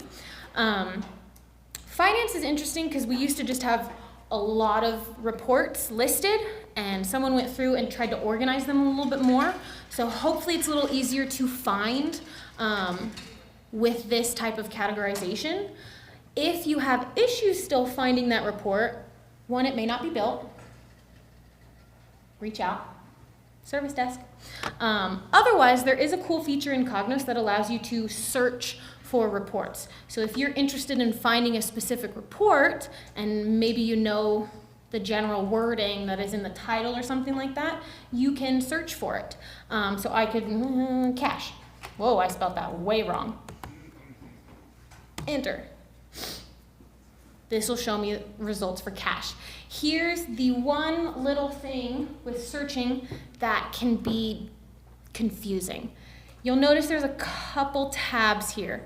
If I'm in a folder currently and I want to search for something, right, it's going to show me what's in that folder first. I can always go back out to all content, right? I can search in all my content if I want to, but sometimes it's where you want it to be. So if I was in, let's say, accounts payable, there's nothing that says cash, right? No, cool. And I do cash again. Why can't I spell? It's going to say there's no results. We literally just saw there are results within the FSM folder, but it's because I'm within that internal AP folder, it's going to look there first, and then I can go back out. Now it's going to take me either there or all content, so just be careful where you're located by the time you search. You can save your searches if you're interested, but also to get back out, you do have to click close right there. So whoa, I went in the wrong spot. Gotta look at my screen, sorry. So you can search for these reports if you're confused about where they might be. Like I said, if you ultimately do all that and you cannot find it, service desk, ask us. Because either it might be somewhere weird, could be named something different than what you're used to, or we just might not have it yet. I do know the format, just a note that I have my screen in right now, is a list view. You can also look at it in tiles or in list view with default. This will give you a little more information within each of your sections, just an FYI. So if you keep it in this format, you'll see the description. So this kind of explains, and certain reports will have description information, like what the report is used for, how it can be beneficial. We tried to get as many of these descriptions from actual finance people, because that's important. Don't ask me what it means, but they should be there. As you go through, you'll see those types of items. I'm not super, I don't personally need the descriptions as much because I don't run these reports as much. I build them, right? So my typical go-to is to just do short, keep it compact so I can see it. But I hope that answered the question. No, perfect. And then, so talking about the reports, do I need special permissions to get into Cognos? And then also to schedule reports, is that a separate permission, or what permissions do I need to do all this? Yes. Let's see. You do need special permissions to get into Cognos. There's a couple roles that you can get. It's a Cognos viewer, I think is the word, where you can run reports. You can't build anything, but you can see the options and you can run them based on whatever additional parameters you have. And then we also have an editor role. You have to have an editor role, as far as I'm aware, to create schedules. If you only have a viewer role, sorry, no luck. Get that fixed. Within your specific roles, you can either just have FSM access. Sometimes people have FSM and HR, right? You can have a different amount of how much data you can see. And then we also have specific roles for confidential, non-confidential stuff. This specific role that I have currently showed up because I didn't want, or displayed, I didn't want to risk anything, is a non-confidential role. So there are reports in here, there's reports in these sections that I can't see right now because they're meant for confidential people. So you just have to make sure that if you need that stuff, go talk to your HR rep, and they need to look at your SAR form to see what access you have. So if you have access issues, it could be because of that. We'll just need to review it. Service desk. I'm gonna pound that into it. Use the service desk, it's great. But yes, you do need specific access. No, perfect.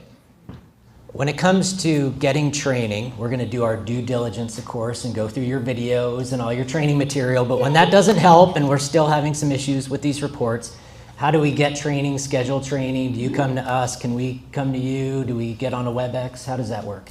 Yeah, so if you have simple, I say simple, if you have questions on, a specific report that you need help on, take it into our service desk.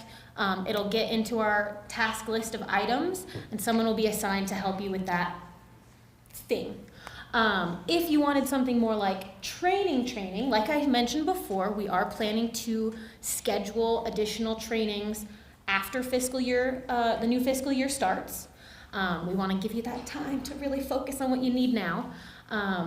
I do believe if there are specific agencies that are interested in like having one of us come out, it's potentially a possibility, but again, that's going to take a ticket into our service desk so that people above me can talk about that. It's above my pay grade. Unless, no, I'm kidding. So if you want more one-on-one stuff at your agency, definitely workable. I know it's something we've talked about, but that is going to take a conversation with people over my head. But look out for the trainings that we do have coming. I believe we are planning to do both in person. I like in person. It's a little easier to see faces. And I do think we have some virtual ones that we will try to do as well, since I know not everyone can travel. So. Perfect. We have a lot of questions on scheduling reports and the options and features that are available. So I'll run through some of these quickly. Can I schedule reports for business days of the month instead of just days? I've never actually done that. Let's see. And some of these may be future features we can ask for or put in the help desk ticket. Let's go in here.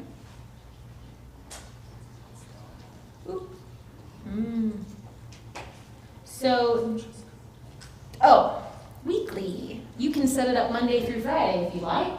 I don't believe this would take into account like holidays, so you still might get a report on a holiday, but as my mind goes to it, I would use the weekly feature, so that way you can specifically only have it send to you Monday through Friday type of thing.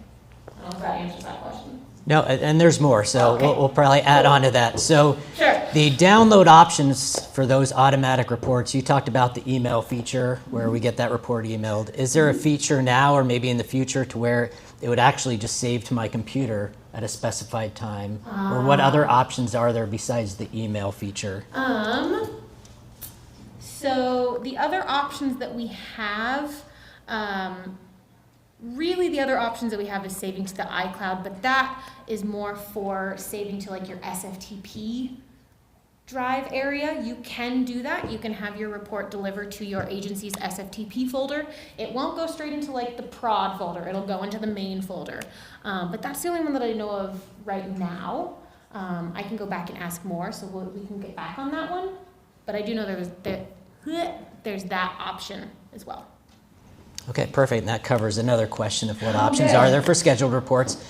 We'll kind of jump around here. I'm going to go by the rank of these questions that everyone's putting online. So if I'm given a report at a summary level, but I want to see all the rows that make up those summarized values, how can I do so? Your best bet is going to probably be a drill through. It does, like I said, mean you have to build the detail report as well. But then we can tie it together so that way you could run the summary report, click on something, and see the detail on that. We do have some reports built out like that. I showed you one. We're always looking to build more. I've helped agencies build that type of information, and it can be very beneficial, but it will take practice to do that. Drill through is your best bet. It's not like Luma where you can see your summary transaction, double click it, and go into it, right? That's a feature of the system. Cognos, we are extracting that data, and it's just in table form, and then we have to make it. So a little extra work, but usually runs a little faster. So that is a goal of ours. Yeah. This next question, I'm not sure exactly what they mean, so I'll kind of guess that we know the transaction times from what's happening in Luma.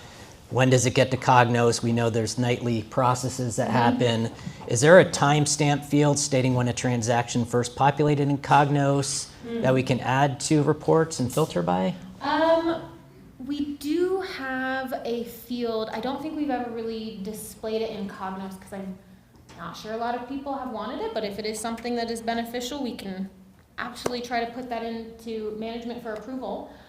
There is a field that when the data gets downloaded, there's a last update field that we have on our tables. It's well, okay, data-wise in my mind, it's an okay field, sure. But we could display that if desired. That's the only one that I can really think of right now. Looks like there's a few people interested in that. I would just say to the agency that put that in, I would just say maybe put in a help desk ticket with what you mean by that question, and maybe that's something we can get to. A little more detail, I think, would be a little beneficial in that question for that one. And we have the report pull custom dates, for example, last 3 months. You mean like filter it down to just the last 3 months type of thing? That's what I think they're getting to, yes. Yeah, so you can actually, depending on the date field that you want to use, I didn't get into it because it does, I would say this is more advanced class type things, but if I so wanted to, in even this report, I picked a pre-made filter for the previous month. If I'm specifically using a field like period end date, which is in FSM monthly totals, I can actually manually create a filter based on certain expressions that I use in my query and limit it to a wider or bigger group. That would take a little training on, how to formulate that specific item, but you can do that in your reports. When I go into my actual query, I can manipulate my filters. I have done that before where someone asked for a report that, looked back 20 weeks. I have to know the date field that I want to use for that, but then there are functions within, There are functions within Cognos. Fun little feature here, just in case you're interested. There are functions within Cognos that you can look at to try to find the specific thing that you want to use to work, to make that work. Okay, so fun little note. Remember this snapshot. There's a functions section. Really useful. In Conference IO, you can vote on these questions. We probably only have time for about 4 or 5 more, so if you want to move your question up on the list, please vote for the ones you find the most important. The next one will be, what are the most common mistakes that you're seeing that agencies are making when they try to build a report, and probably why you're getting help desk tickets? Honestly, they range. A lot of the things that I touched on today were items that we've seen before come through on help desk tickets. That's why I tried to focus on those things. I'm sure I missed some. I know I did. But those are some of the big ones that I covered today. Those are the main ones that I'm seeing. There's always, like I said, more. I think timing filters are a big one. I have quite a few tickets that come in saying, I need to see this chunk of data, right? And it's just walking through that. We can sometimes do one-on-one stuff, or like I said, we see that, bless you, we see that, and we are gonna put it into our advanced course training as well, just to make sure that everyone can see that in the future. But the ones I covered are most common, I would say. Perfect.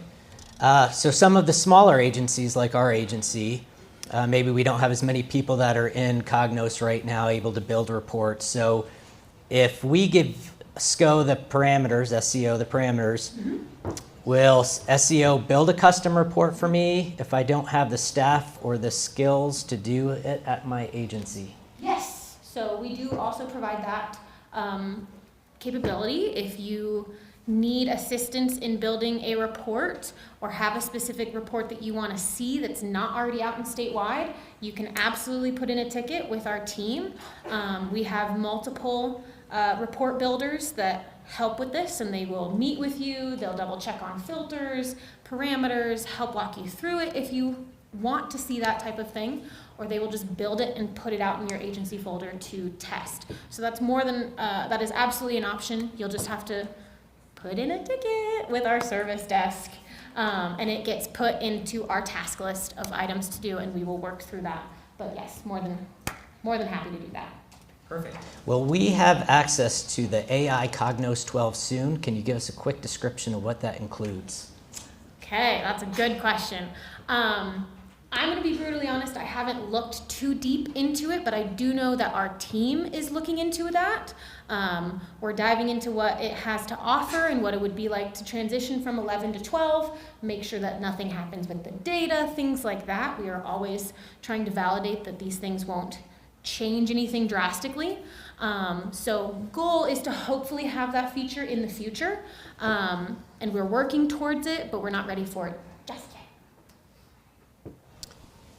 All right, let me go. Maybe you can show this one real quick. If you have time, can you re-show the drill down tool? Maybe just a quick. Oh yeah. If that's I think available I still real have quick. it open. No, in my luck I don't. And if we don't get to your question, please put that in as a help desk ticket. And then we will also try to answer these questions in future correspondence. So this is the one report that we have, or I think we have a couple, but this is the easiest one to show because it's a pretty simple drill through. We'll just pick the same parameters. Usually I will put this note in. I would use drill through on an amount column. This one just didn't quite call for it because they wanted to see both, so we designed it a little differently. We don't usually recommend putting it on some sort of static field. Put it on amount in case you want to break that amount into the actual detail. Side note. But yes, as soon as I hit that link, it's going to pop out to that other report that I also built and give the detail based on the parameters that I've crossed. So for this specific report, we wanted to make sure that it was showing 140, right? Across the agencies, across the period, so the fiscal month and the fiscal year, as well as the specific account fund. And then obviously we're only, note on this report, we're only showing the cash examples because the main report only shows cash. So within there, those are the parameters that you're looking at. And like I said, you can see the details going into the drill through section. It's the 3 little dots here, drill through there, and these are all the parameters that are passing. So agency, fiscal year, fiscal month, and fund. You want to be able to pass those through the 2 reports, otherwise you're not going to be able to select a specific fund and break that open into the transactions. So like I've reiterated before, naming convention is important. Getting to the help desk ticket. So am I correct by saying on the front page of Luma, it says open a support case? That's where I would go to put in a help desk ticket. Ooh, that's a good question. I believe that's correct. I believe so. Oh, let me double check. And then I believe the Luma team will then route that to whoever it goes to for action. Yes. So right on the home screen of Luma, you'll see on your dashboard, open a support case icon, and that should get you right to the help desk ticket. Yes. I think Sorry, I don't know why I was looking there. We have time for one more question, maybe 2. When you select appropriation in the cash balance report, it doesn't actually filter by appropriation. Is that a technical question that we can't do that today, or are we doing something wrong? Repeat that one more time for me. When you select appropriation in the cash balance report, it doesn't actually filter by appropriation. So it would depend, and this might be getting a little more financy than I'm used to. It does depend on which report you are looking at. I do know we have, let me try to find it real quick. We have a lot of different versions of this cash report because a lot of people have asked for those things. I would need to know which one they're talking about. This one probably does not filter by appropriation unit because it doesn't have that prompt versus the one that says appropriation unit prompt. So that one should filter by your appropriation unit that you choose. I'm not going to run it because I think it's a bigger report, but the prompt page should give you that option of selecting an appropriation unit, a specific appropriation unit. Yes. Last question. I think it's important. We have a lot of agencies here today, a lot online. If I want to share a report, or if I know someone in another agency that has an awesome report, how do I get my hands on it? Yes, that is a good question. We've had a lot of agencies ask about that. We don't currently have a open forum folder for you guys to use for that, but it's something that we've gotten help desk tickets on a lot, so it is in our mind to work towards something like that. That's a goal. We just don't have it yet. So if need be, for the time being, if you and another agency need to share a report, quick phone call to us, honestly, if it's just simply moving a report, you can absolutely give us a quick call or put in a service desk ticket and we'll get to it as quickly as we can, saying, hey, I'm from this agency, I need to copy my report to this agency folder, right? And we can make sure we can move a copy between those items or those places. Like I said, we are working to try to put something like that out there. We just have to work on the security of things. But it's something we are leaning towards as well, since we've heard a lot about that. I know that would be important to a lot of agencies. So. Perfect. Well, thank you, Megan. One more round of applause for Megan.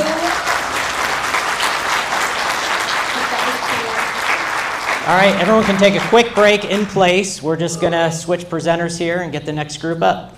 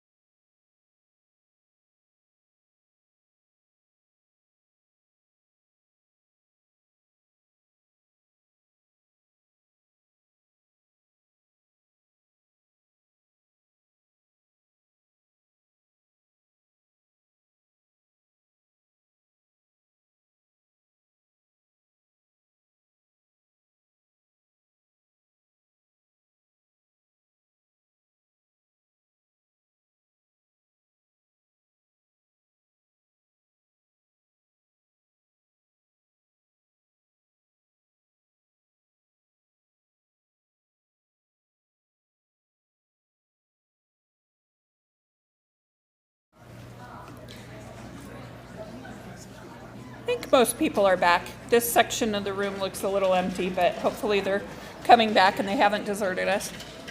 So the next section we're going to talk about is an ACFR update. As most of you know, this was our first full year in Luma that's being audited right now. So there's been some challenges, obviously, as expected. Sorry, thank you. I usually don't have that problem either. I'm like Carrie. So we're going to have another panel discussion. So today we have here Tiffany Lejeune from the Controller's Office. Tiffany graduated from BSU and has worked for the state for 19 years. 18 of those years have been with the Controller's Office, so she's pretty steady. She's been working on compiling the ACFR. She's currently the Bureau Chief of the Reporting and Review Team. She's been married for almost 25 years. I'm sorry. Just kidding. And she has 2 teenage kids. Maybe that's what I should apologize for. And 2 golden doodles that require almost as much attention as her children. For children or teenagers, the dogs probably require more attention, my guess. Her family keeps her busy in her off time, so she's always entertained.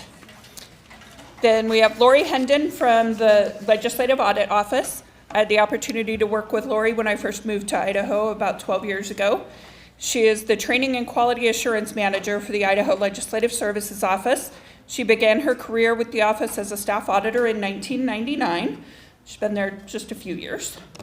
She's one of 5 managing auditors overseeing the audit of the statewide ACFR this year. She has a bachelor's in business administration and a master's degree in business administration from ISU.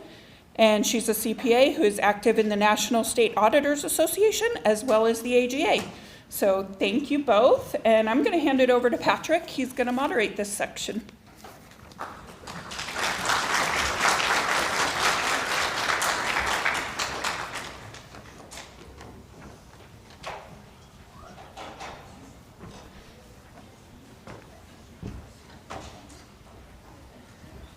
Well, we'll make it easy, and I'll just hand the microphone over to Tiffany to begin the presentation. Thanks, Patrick. Okay. So I would like you to imagine for a second that your job is cutting a cornfield and a design, okay? You have some detail work, right? You need to cut it a certain way. Now, let's hop in an air balloon and go up and see if it was the picture that you were meant to do. Are the letters backwards? Are there some stray lines? Okay. So with that analogy, you guys are the detail work, and eventually it comes up to an ACFR. Do you guys know what the ACFR is? That's good. I'm glad you know that. Okay, so it comes to the ACFR, and that's the picture of the state as a whole, right? So I'm high level, you guys are detail, but we have to work together to get the picture that we want. Okay, so just briefly, we use the balances that you guys work on all year long in Luma. We get that data, okay, to our own little system that we play in as an ACFR team. But that's what we start with, okay, is your data, okay? And then, for what's not in Luma, we have closing packages. How many of you do closing packages? Yay! Okay, so I bet that's the joy of fiscal year end for you guys. Okay, so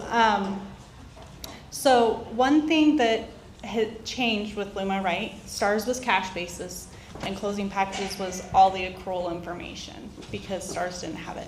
Now, Luma has a lot of those accruals in it. So it's important that you look at the balances of what's in Luma to make sure that what you're putting in closing packages is just filling in those blanks that we don't have, that we need. Okay, does that make sense to everyone? Okay.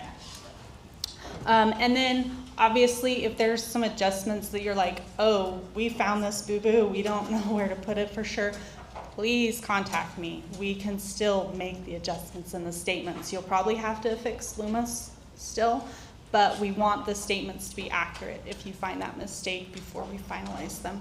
And then we also I don't know if there's anybody out there that gives us audited financial statements that we incorporate into the ACFR as well. So kind of a long process. Okay. Oh, we need to be advancing the slides, sorry. Bailey. Okay, next one. Thank you. Okay, so today I want to talk about some of the most common errors that I found when bringing the data, and then I'm going to kind of let you know how I found these errors. Okay, so the first one was incorrect account codes used on transactions in Luma. Okay, so example of this is we were paying an AP invoice and we grabbed a revenue account instead of an expense account, and I'll show you why that's important in a minute. Okay, another one is maybe we're paying an invoice and we actually use a balance sheet account, like maybe an capital asset account or an equity account. That happened. I'm not gonna name names, but you probably know who you are because I probably contacted you, okay? So it's important that you make sure that you're using the right account. If you're recording accounts receivable, those are probably a little bit easier because I think they're like on the top of the list when you grab them from them. But make sure that it's a revenue account, not an expense account, right? Okay. One item that I failed to put up here that we also saw was some journal entries to put asset transactions on the books. Those should go through the asset module. Okay, the important thing is because assets should only hit the modified ledger. Okay, you guys probably know this. There's a master ledger and a modified ledger. There's a couple reasons for this. Because budget is still cash basis, if we were hitting the master ledger every month we depreciated, you would be hitting your budget every month if it was in the master ledger, right? So if you're going out there making journal entries and hitting depreciation expense again, you're hitting your appropriation again, okay? So it's important, as they mentioned, you probably need to do it in the system the subsystem module, where it goes, okay? Journal entries have a place and they're important doing those, but let's do them in the subsystem where they belong, okay? The other thing is there are event codes. There's a couple event codes that ACFR team uses, just so your awareness. Again, we're at high level. Really, the only dimensions that we care about, agency, fund, account, and amount. That's like the only fields that we really use to build the statements, okay? Appropriation a little bit for some of the statements. But really those are it, except for a couple event codes, and that has to do with transfers. So I don't know how many of you remember when we were in STARS, we had a thing called GL and then subobject. And we had certain GLs that were tied to some TCs for transfers, right? So the event code that you would use to indicate to us that it's a transfer is the operating transfer one, and it is CLXFROP, okay? Transfer operating. I believe that you should have some sort of authority to do these, okay? Operating transfers is moving cash from one fund to another. It is not reclassing expenses. We had a mess with this event code. We are working to get a new event code out there for these miscellaneous items that you guys need to move stuff around that are not transfers, okay? I don't know, someone had an inventory account on one of these. I don't know how you do inventory and transfer for our purpose. And I'll kind of show you the statements in a little bit and show you why this is important, okay? So why is this important? These errors cause inaccuracies in the statements, and then we have to do research and clean them up, and it causes a lot of inefficiencies, okay? It took quite a while to figure some of these things out, and you guys are so busy, and then when we're bugging you to say, hey, what were you doing here? And you have to go back and go, I don't know what I was doing, I have to go research it. It causes inefficiencies for both of us. So it really helps to make sure that you're doing things correct. Does that mean we're never gonna make mistakes? No. and that's fine. We all do, right? But let's try to do it as good as we can the first time around. Okay, next slide. Okay, I thought that it might be helpful to just show you what the statements look like. This is a balance sheet. Balances on a balance sheet roll forward every year, okay? They don't start at zero, they roll forward. So the top you'll see are assets. Assets are a debit balance, which in Luma is going to be a positive amount, okay? And they are, any account that starts with 1 is going to be under that asset section.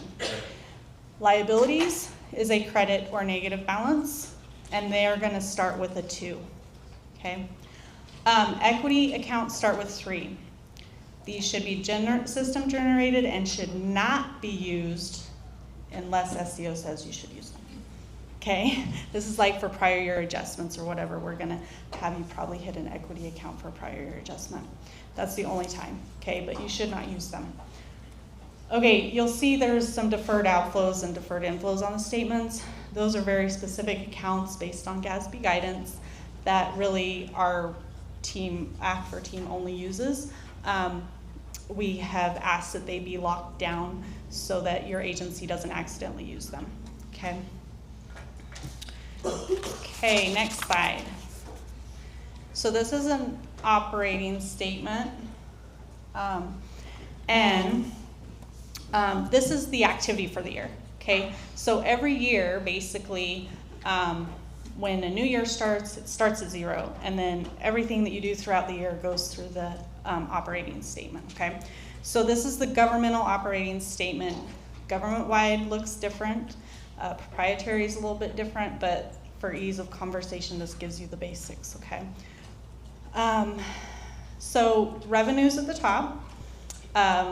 This is going to be a credit or negative balance when you look in Luma. And then this is everything that starts with a 4 in your account codes, okay? So when I was talking about, this is how I found some errors, right?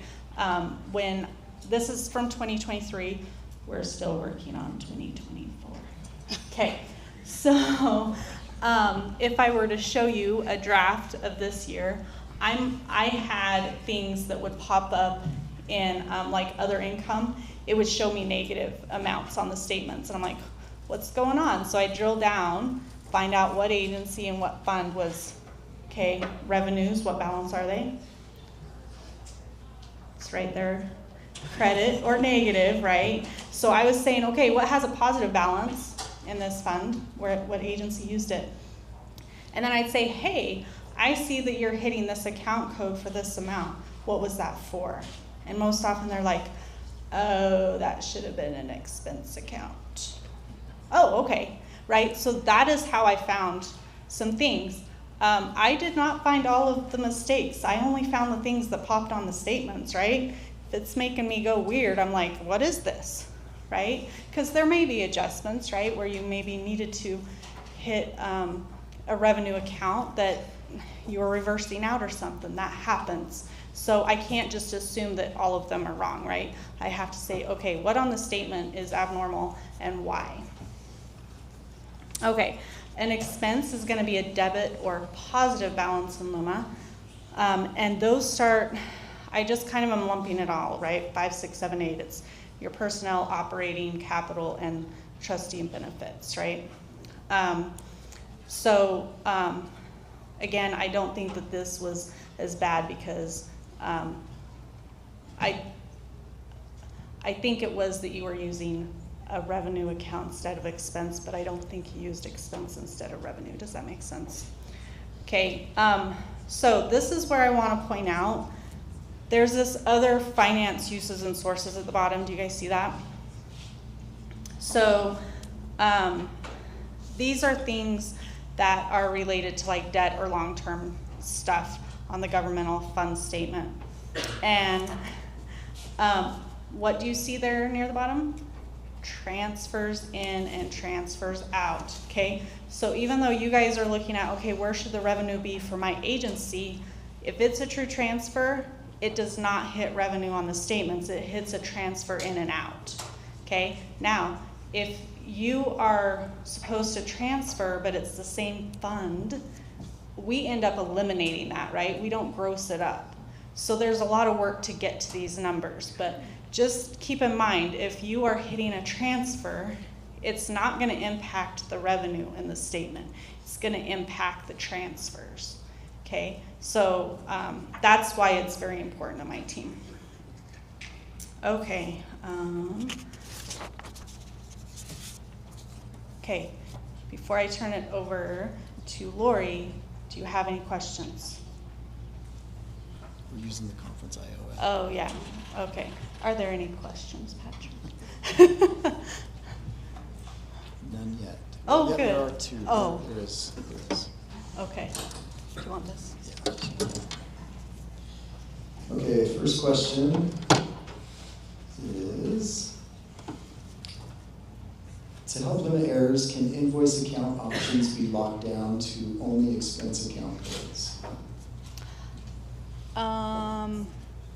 So I might have to have Luma team verify this, but I think that they were looking at doing something. I don't think they could lock them down, and that's why it's so important. I think that they might have been able to maybe sort them differently, so you saw the expense accounts first instead of revenue, but I don't think they could lock them down. Next question has to do with transfers. So in Luma, when would an agency do a transfer? Is this between agencies or within an agency? Both. Okay, so transfers for us, so even though we get your data at the agency level, by the time it gets to the statements, it is only the fund that comes over, okay? So if you have an intra-agency transfer that's between funds, then it's a transfer, okay? If it's to another agency, clearly that's a transfer. Even if it's the same fund, we still want it marked as a transfer, okay? Because there's some things that are, maybe they act like transfers, but really we want that revenue recognized in the right place, right? So, anything else? Questions keep coming. Here we go. When an error occurs, do you reach out to the agencies, and how do you reach out? I modified the question just a little bit. Okay, so if it's an error that that I'm like, okay, well, I can see what they're doing, I just will fix it. But most often, I want that verification from the agency, I will email. And it's usually, we have our, if you do closing packages, we have your information, and that's who I'm gonna contact. If it comes through like a closing package, right, and we're like, wait a minute, why'd you put this on the closing package like this? Because I know they changed a little bit too, and I didn't even get into that. Then we'll contact the originator and approver. If it's something coming from Luma, I'm gonna probably contact the approvers of closing packages and the best person that I know. Are statements available on the agency level? I do not create statements for your agency, so, but I know that some agencies create their statements, and how they do that, I don't know their processes, but you'd have to ask them. Okay. Let's see. What reports can agencies use on a regular basis to catch these errors? Thank you, because I skipped over that in my notes. One thing that I use to verify the data is the account analysis, right? So if you're going to look at a closing package and you can see what account maybe it's related to, AP, you could go to account analysis, put that in for your agency and what fund you maybe want to look at, and then look for those accounts and say, okay, what is my balance showing? And that would be helpful, I think. Okay, good. Okay, Lori. My turn, huh? So today is kind of the trifecta of, if you want to move to the next slide. If you were here on the first day for PDT, you heard Mark talk about the Green Book and internal controls. And then yesterday you heard April Renfro also talk about internal controls from a compliance perspective. I'm also going to talk about internal controls because they are really the key to helping agencies prevent these errors. we're all human, and we understand that mistakes can happen. It's just the way it is. But if you have really strong internal controls that are in place and they're operating effectively, you can help minimize the errors that you might have. You can either, with internal controls, prevent an error, or you can detect the error and then get it corrected, and hopefully get it corrected before it gets to Tiffany's team, or Tiffany's team will correct the error. When you're looking at your internal controls, first you kind of need to take a step back and evaluate what you're trying to do, what you're trying to accomplish, and what risks you have related to that. And then based on that, you can design your internal controls and implement, specific ones to address that issue that you're trying to prevent, that risk. Some examples of internal controls include training, which is why we're here today. This is an example of that. You want to make sure that the people that are performing these controls are knowledgeable and competent, that they have the skills and abilities and are properly trained for that function. And the training can either come from things like this, the PDT, or other offers. Like, I've seen stuff online that you can do through CPA firms or other organizations. It can also come internally from your agency. If it's somebody who knows how to perform that function, whether they're currently doing it, they're on the team, they can help train that person to make sure that they know how to do it as well. And then another great resource is the controller's office, like the closing package training that they offer and the internal control training that they offer as well. And then just, Tiffany's team, the Luma team as well can be resources for you. Another control are policies and procedures. More specifically at this level, it's the procedures, and it's just making sure that you have up-to-date policy manuals that really step-by-step take you through how to do that function. And you want to make sure that your policy manual or your procedure manuals are current and that they're complete and that they're accurate. Sometimes when we go into agencies, we'll find that they do have a procedures manual, but the actual, what is actually being done does not agree with that procedure manual. And so you'll want to make sure that those, are the same, that what you're doing is what's documented in that procedure manual. Also, some other resources that can help, when you're doing these controls are some of the Stars to Luma crosswalks that are on the controller's website. And again, if you're not sure about something, Tiffany's group is a great resource, or just the SEO help as well. Another control is segregation of duties. This is related to review and approval. And so it's basically just that one person should prepare and enter the transaction into the system, and then another person should review and approve it.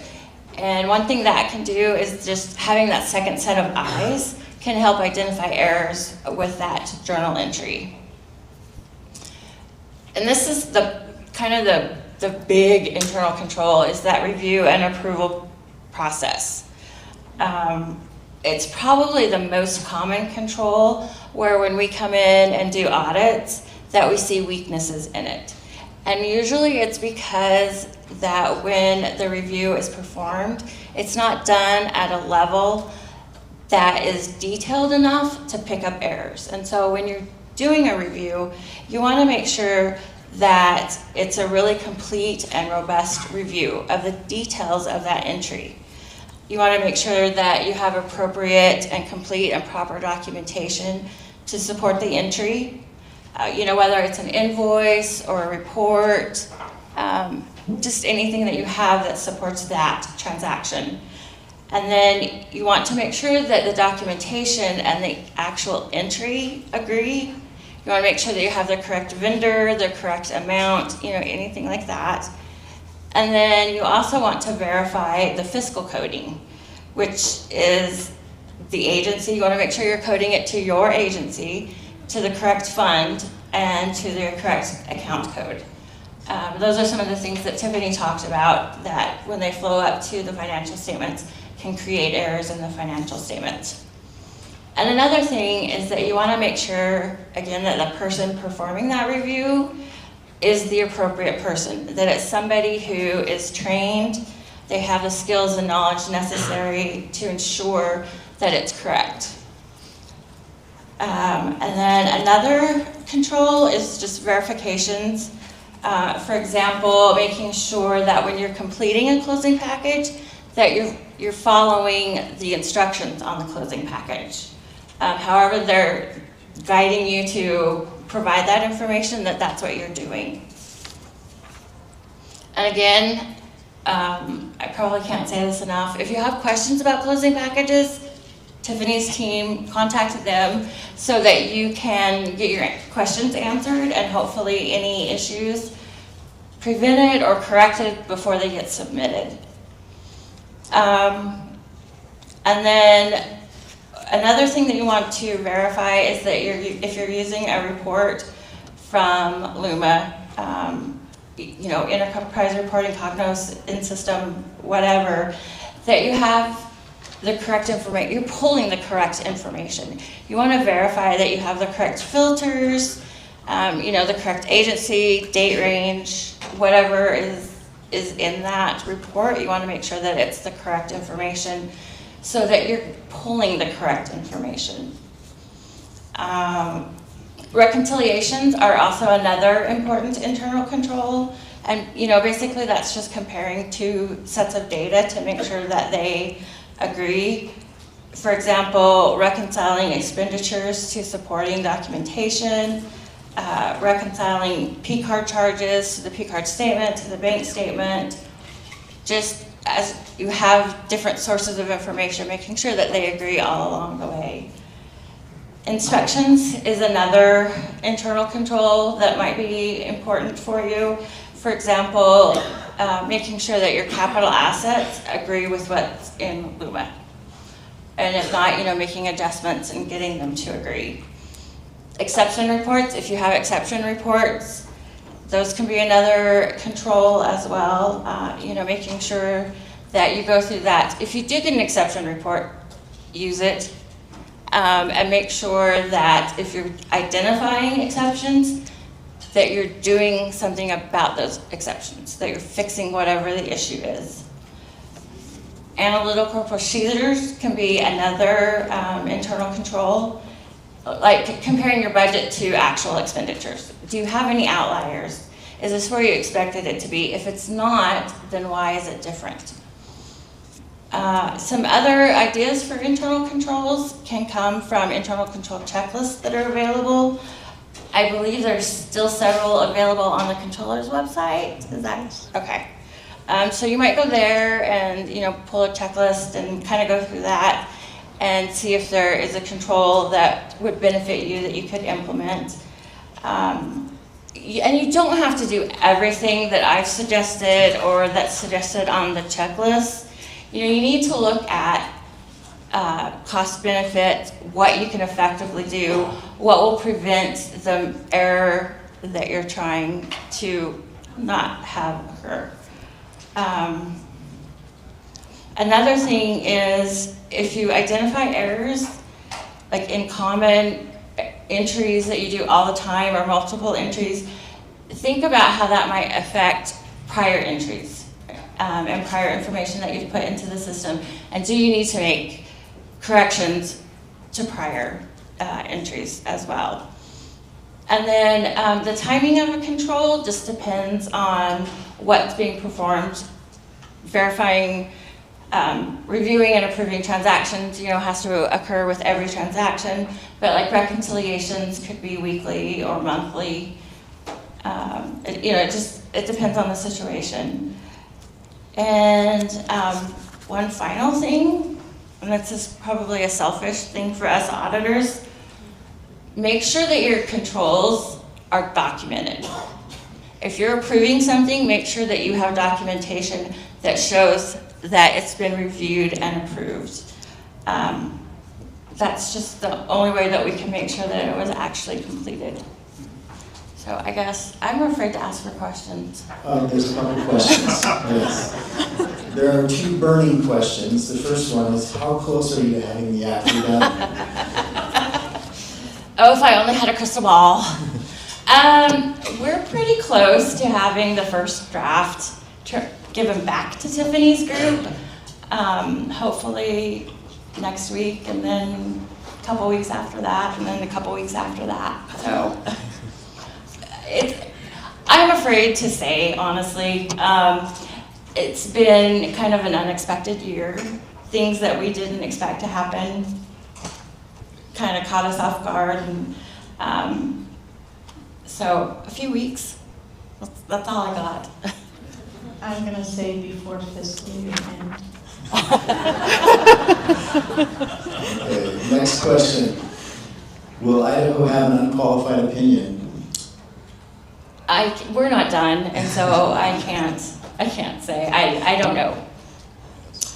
We'll just have to wait until we get the whole picture. We do have a couple more questions, but our time is up. If there are burning ones that you want to ask, both Lori and Tiffany, catch them in the hallway after. Thank you very much for presenting. We appreciate your time and effort that went into this and for the information you conveyed.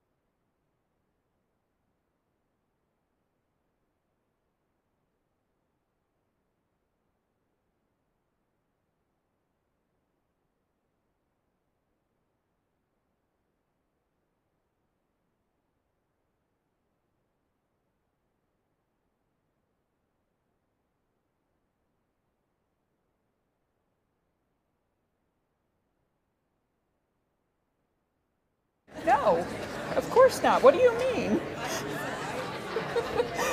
She's like, I'm out. It's just, how many people are going to be searching on YouTube? I want to look at the conference on Luma. The people in this room are the only people going to watch it. Okay, are we all back? I don't think this is on. Okay, is that better? Yep. Cool. All right.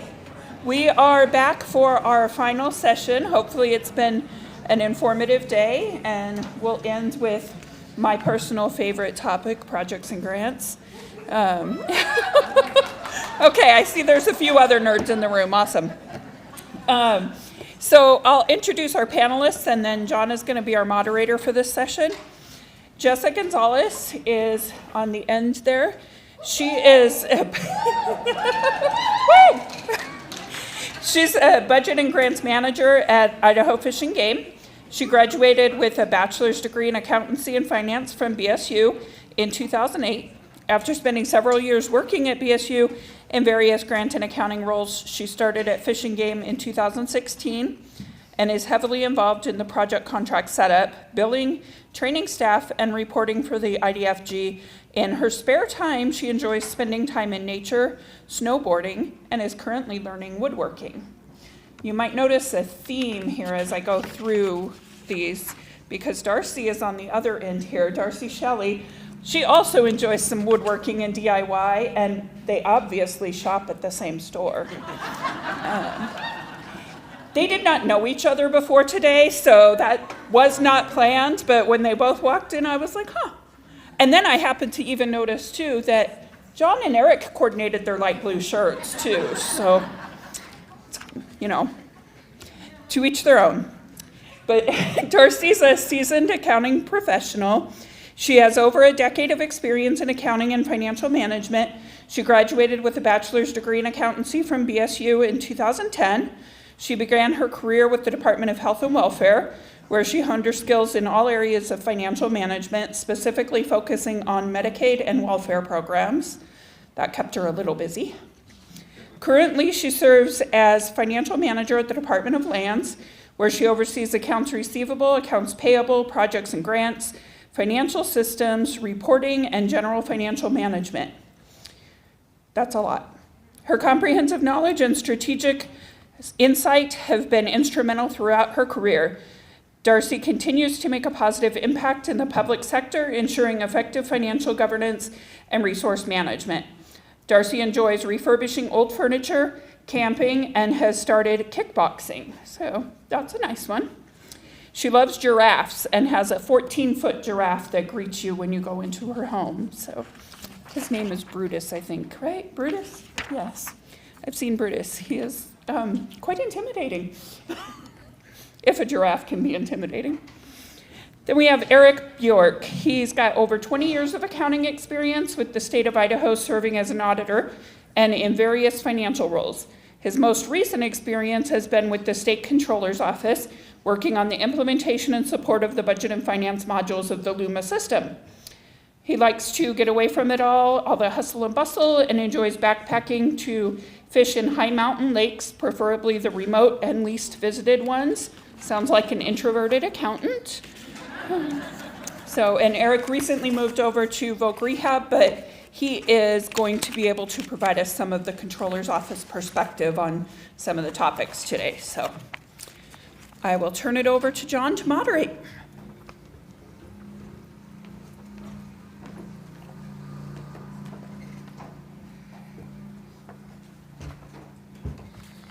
All right, welcome to the GASB update panel. I should have you out of here by 5:30 today.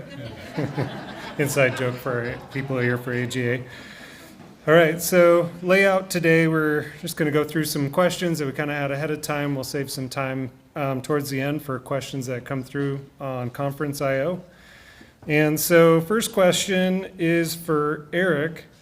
Eric, if a cookie has raisins in it, is it still a cookie? No. Once it gets raisins, a fruitcake at that point.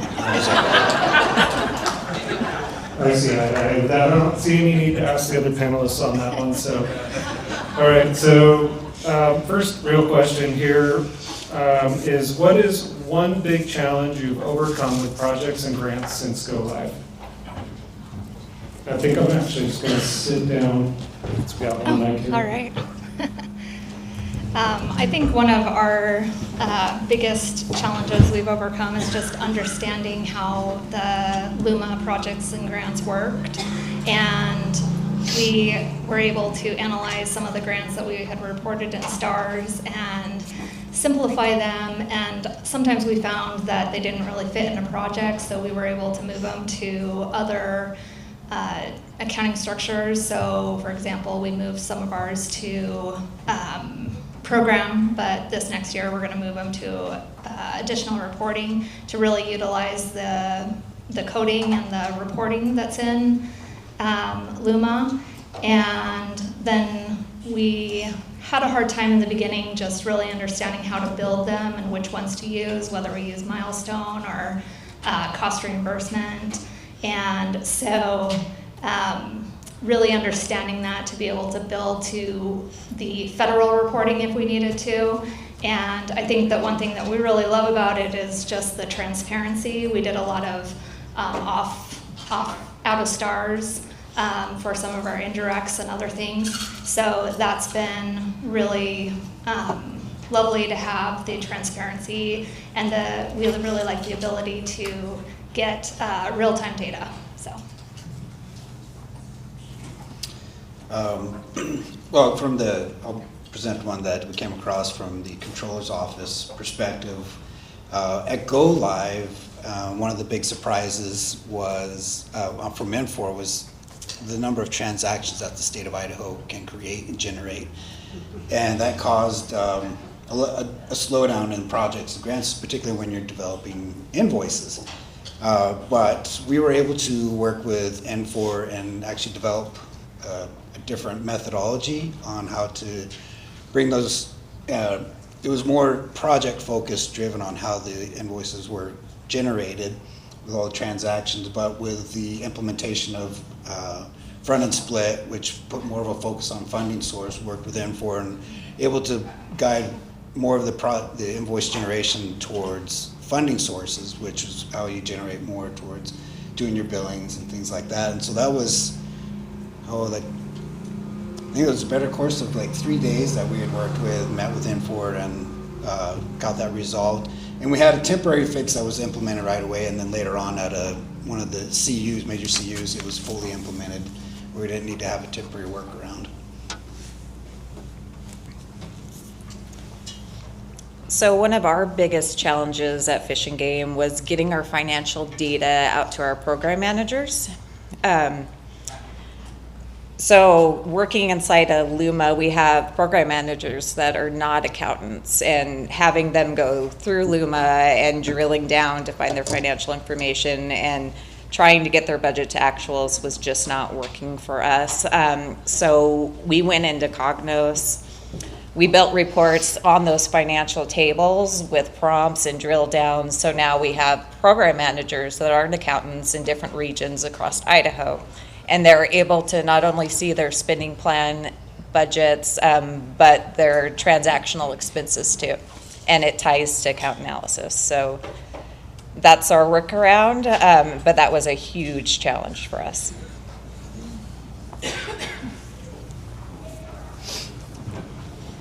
All right, second question. What are one or two of the biggest challenges you're still currently facing with projects and grants? And what steps are you taking, or what has helped with those challenges so far? And start off with you, Darcy. So the biggest challenge that we're still having is some cleanup from how we built our projects and grants, and then also zone balancing creates some issues for us, and then also we didn't fully understand prioritization. So we have a lot of cleanup that we're working on. And one thing that I found that we're working on is we built a Cognos report that will do a lookup between this is how it should have been coded, this is how it was coded, And so it gives us like a quick analysis of, you know, it's in the wrong appropriation. And I know last year we did the same thing, and we were able to clean up a huge chunk, and definitely some lessons learned. We're still seeing it a little bit, but it's really been helpful. Since I've only been at the new agency for a month, I haven't really come across as far as biggest challenges, but one of the ones that was something that weighed on my mind when I was still at the controller's office that I recently had an experience with at my own agency was generating an invoice, and it just takes a really long time. You hit the button, you hit, you know, generate or create, and nothing shows up. But you know, a lot of people have learned that sometimes the projects and grants generate invoices goes through one queue, and for processing, and it's single threaded, and there's a reason behind that. But that was something that I experienced. I'm like, oh yeah, well, we just have to wait. So that's been one challenge. And I'll just let you know, the reason why it's single threaded is because if you send too many through one at a time, it'll start going back, and so the system will roll through all these transactions. But if you send another one through, it'll bypass and skip, and so you won't get correct invoice generation. But that's why it's single threaded. So maybe something to overcome is N4 can look at different solutions for that.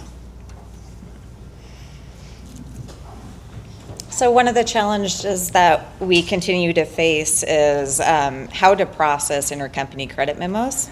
And I know the instructions are out there, and we've been working with SEO to just nail down the process, but it's really been a challenge for us just to know what happens to the invoices after we submit them on our end. Does the other agency have to put them together? Another one is how to clean up all the old bad data that's in the system. So we're just working with SEO, trying to figure that out. Put you in the middle. Thank you guys for humoring me with passing the mic there. So this next question's for Eric, really from an SEO perspective, having been there until recently, and also with some information that Kyler at the controller's office provided.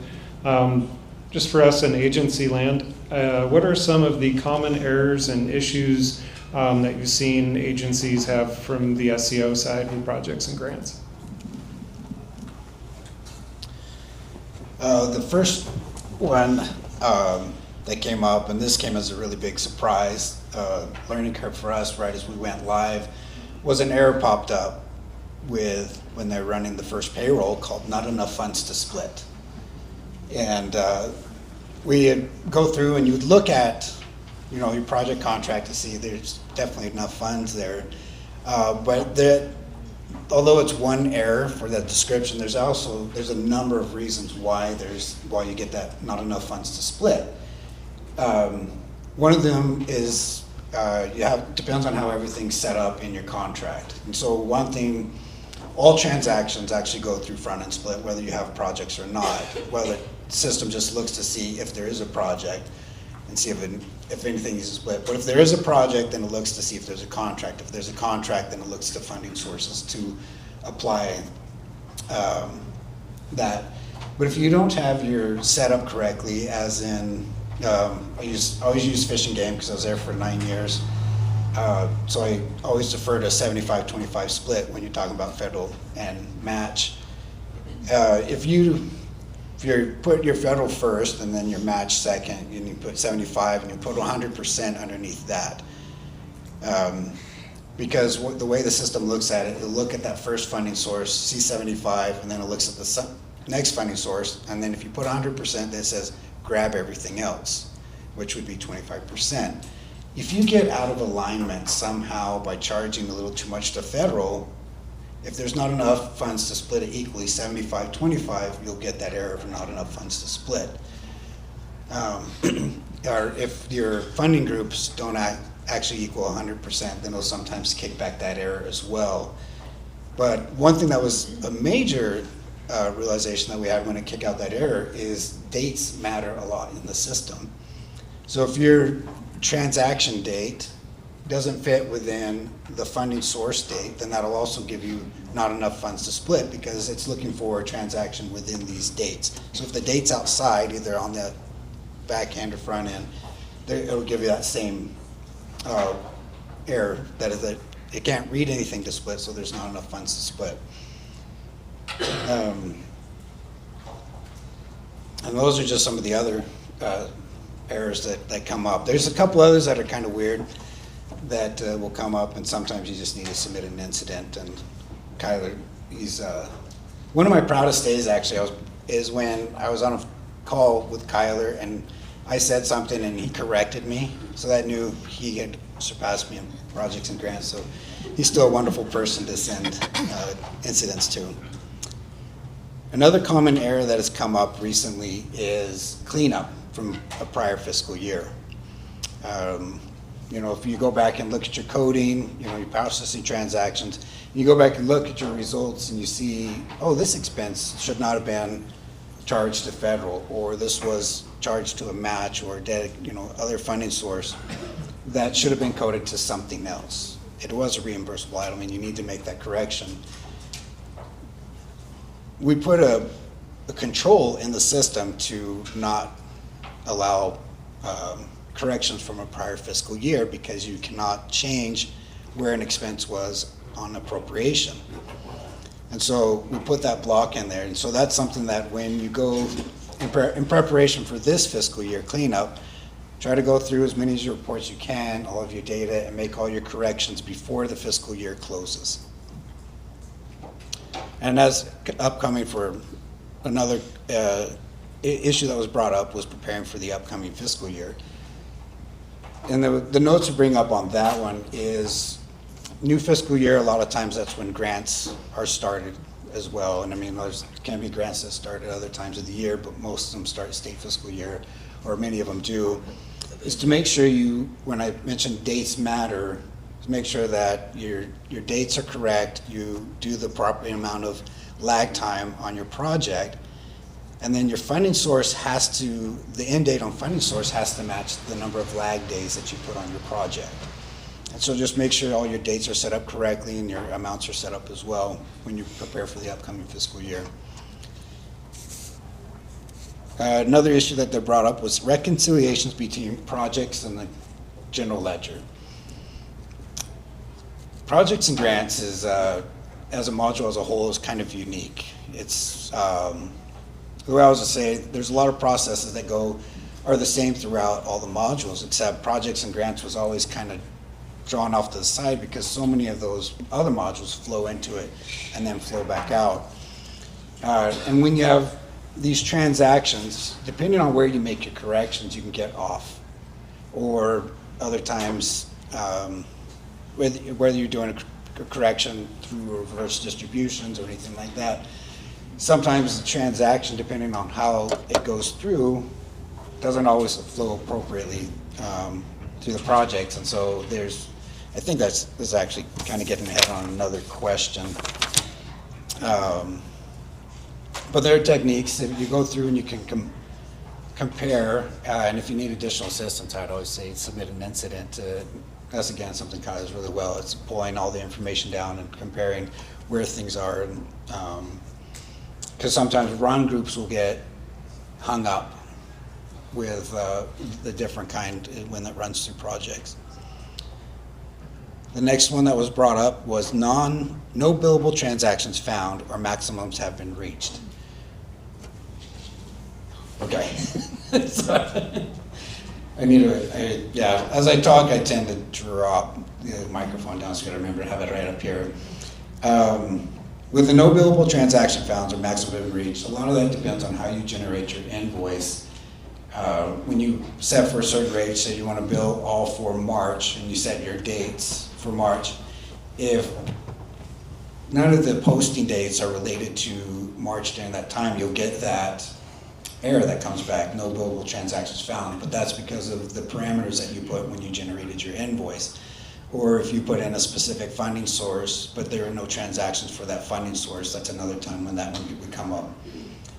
when you get the one that maximums have been reached, that's a transaction limit to generate. So if you go for March, and I can't remember if this changed. This used to be a bigger issue, and I think there was a correction that came through on this one, but you can only put up to 19,999 transactions on one invoice. And so if you go for March and you had 21,000 invoice, it would stop at 19,999 and say your maximums have been reached. Or also if you put in a specific dollar amount, and if there's more, then it'll max out at that dollar amount. And then last one is invoice not created. Typically when the invoice is not created right away, it's been stuck in the queue. There's typically a particular agency that has a large volume of grants and contracts, not naming any names. But Dina works there, I guess. Sorry, you had to make a comment about the shirts, so. They generate a lot of invoices, so sometimes when you generate an invoice, it gets just stuck in that queue, and that doesn't come up. Sometimes there's a parameter issue, or if anytime there's a dimension issue, as in there's the wrong structural relations are not set up for a particular combination, or something's been inactivated.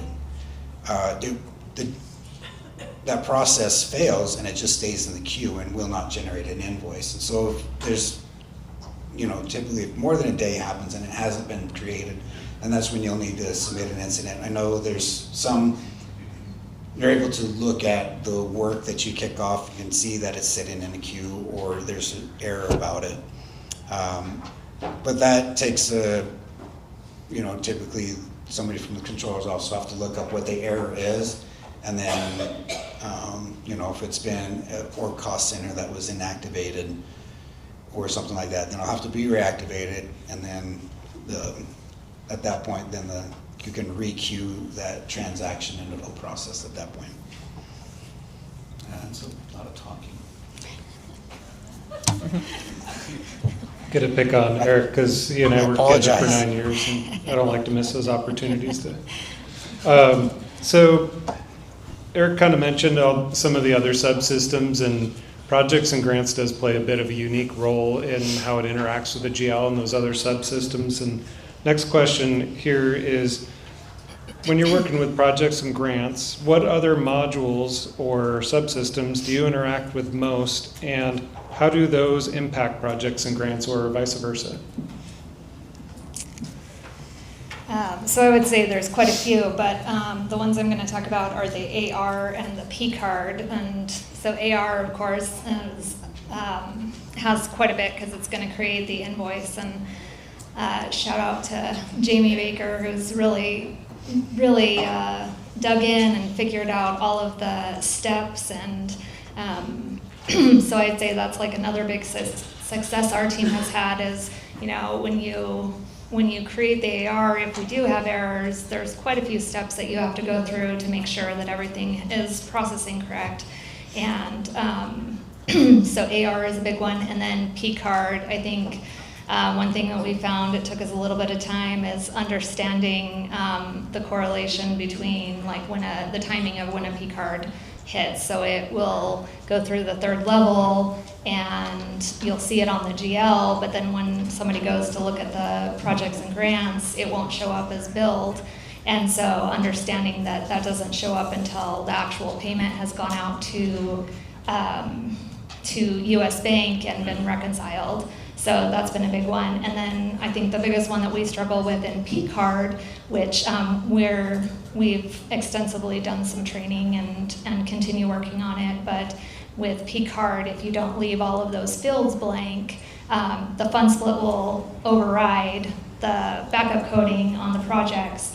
And so we have a few things that we work on. I know Jamie's done a lot of training with the programs to make sure that they leave those fields blank, let the coding come in, and then we also do some checks on the back end through several reports to make sure that all the coding looks right. So. I'm actually going to take a pass on this one because I talked so much on the last one and pass it to Jessica. So projects and grants interacts for us with a wide variety of different modules. So cash, budget, AR, AP, purchasing, just about everything we do touches projects and grants. One of our big ones is accounts payable. So we'll often get invoices where the program manager will put a project that has ended, and then when accounts payable goes to process that invoice and enter the coding, it errors out. So we're in constant contact with them, validating project expenses, and if the invoice is a valid expense, we'll open the funding source or the project or the contract, or we'll reach back out to the program manager and get a different project that's valid to charge to. So I say we work closely with accounts payable, and that's where we interact the most.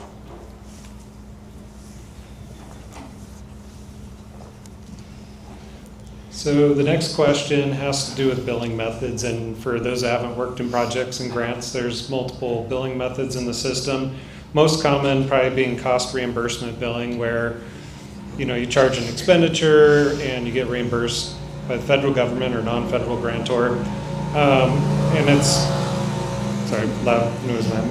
And, in the system it brings in transactions and you bill based on the transactions it pulls in.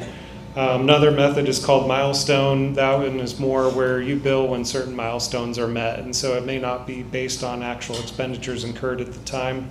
Then there's a third one called non-AR billing, which doesn't really flow through the projects and grants manual as I understand it. We haven't used that one much, but the question I have for our panel is, how do you determine when to use milestone, when to use cost reimbursement or non-AR? And kind of as a follow-up, is there a useful resource you found or created that helps with that? All right. We don't do a lot of milestone, so I believe Jessa has a little bit to talk about with that, but we do, most of ours is cost reimbursement, and then we do some non-AR. So for cost reimbursement, we chose that because it gives a little bit more, you can either do a summary view of the invoice or you can get more detailed invoice, and most of the time we need more detailed, and it's usually based on period of time, not as much as a milestone. So that's generally how we decide. We also look to see if it's billable or non-billable. So when it's not billable, most of the time we'll do a non-AR. Also, usually if we don't need to track by customer, we'll choose to do the non-AR. I think that's all I have. So I'll do it from the perspective of when we were doing project development. Every time we would meet with every agency, the projects and grants team met with every agency to one, determine if they're to use projects, but also anytime we talked with them, figure out what would be the best solution for them.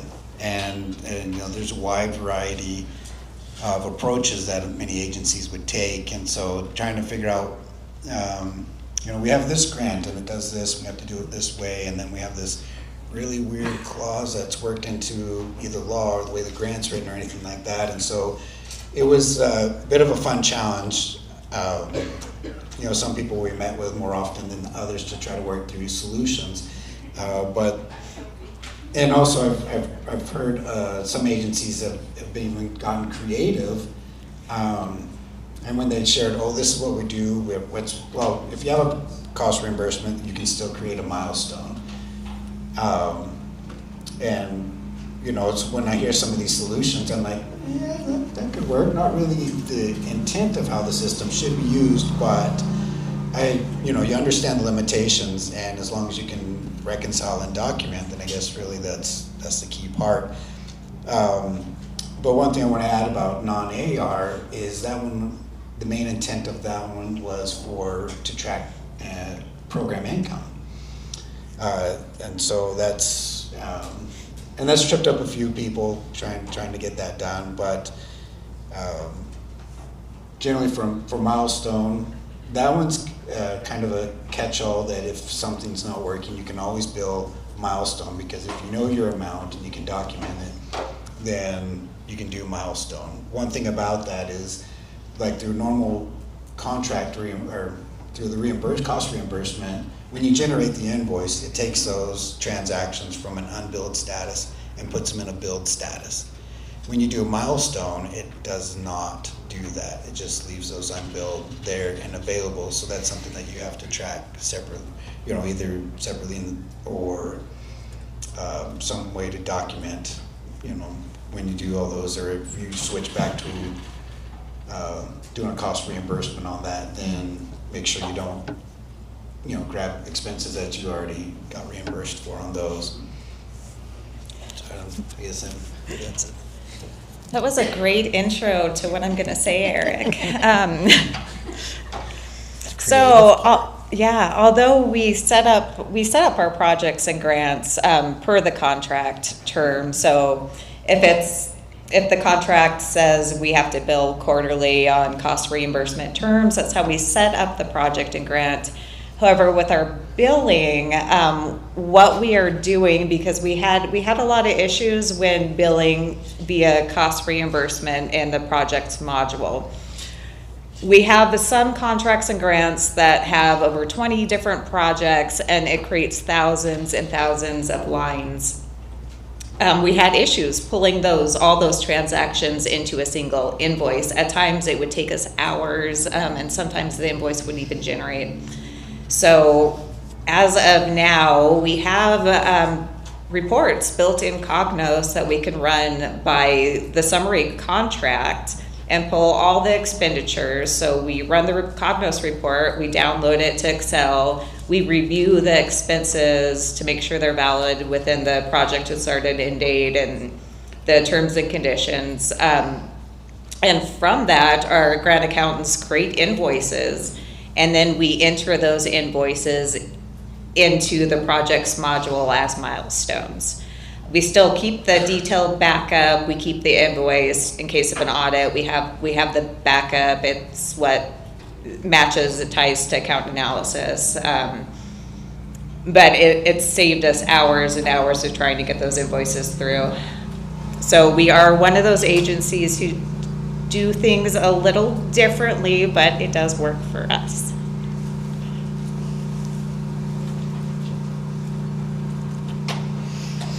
So another kind of cross-module question here. This one has to do with payroll, and I know we don't really have payroll folks in the room, but it's kind of more the downstream question for projects and grants. How do payroll errors impact projects and grants? And what is your agency doing to kind of monitor those errors and fix them?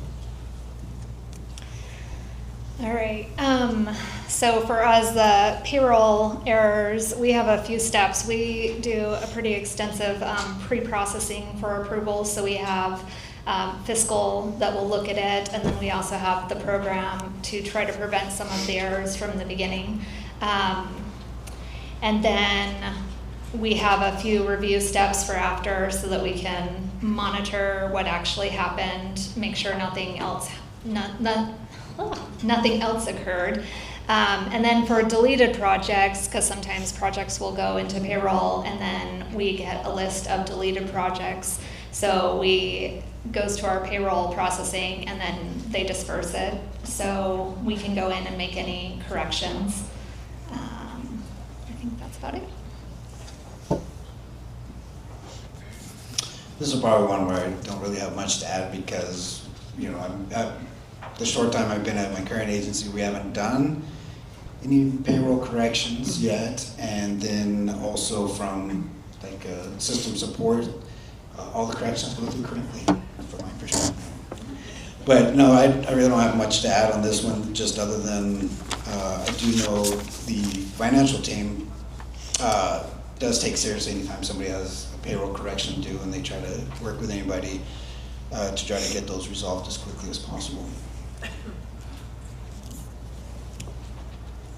So as you probably know, when you enter your timesheet, right, there's no validation for projects. So you can enter a project code and you can enter the wrong fund, the wrong appropriation unit, the wrong cost center, submit it, and it'll just go through just fine. So what we've been doing, we have a workbook that program managers use to get the accounting string associated with each project. So they enter their project number and it populates the accounting string.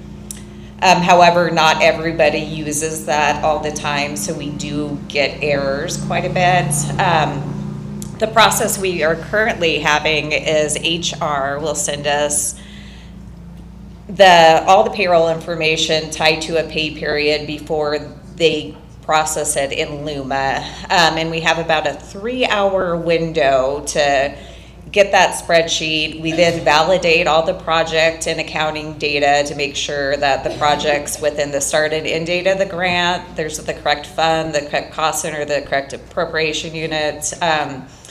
We'll make the necessary corrections on the spreadsheet, and then we'll send it back to HR. Where they will manually go into the spreadsheet and update the codes there. So that, I think that pre-process review has prevented a ton of errors, but we still do get some things that we have to do corrections on.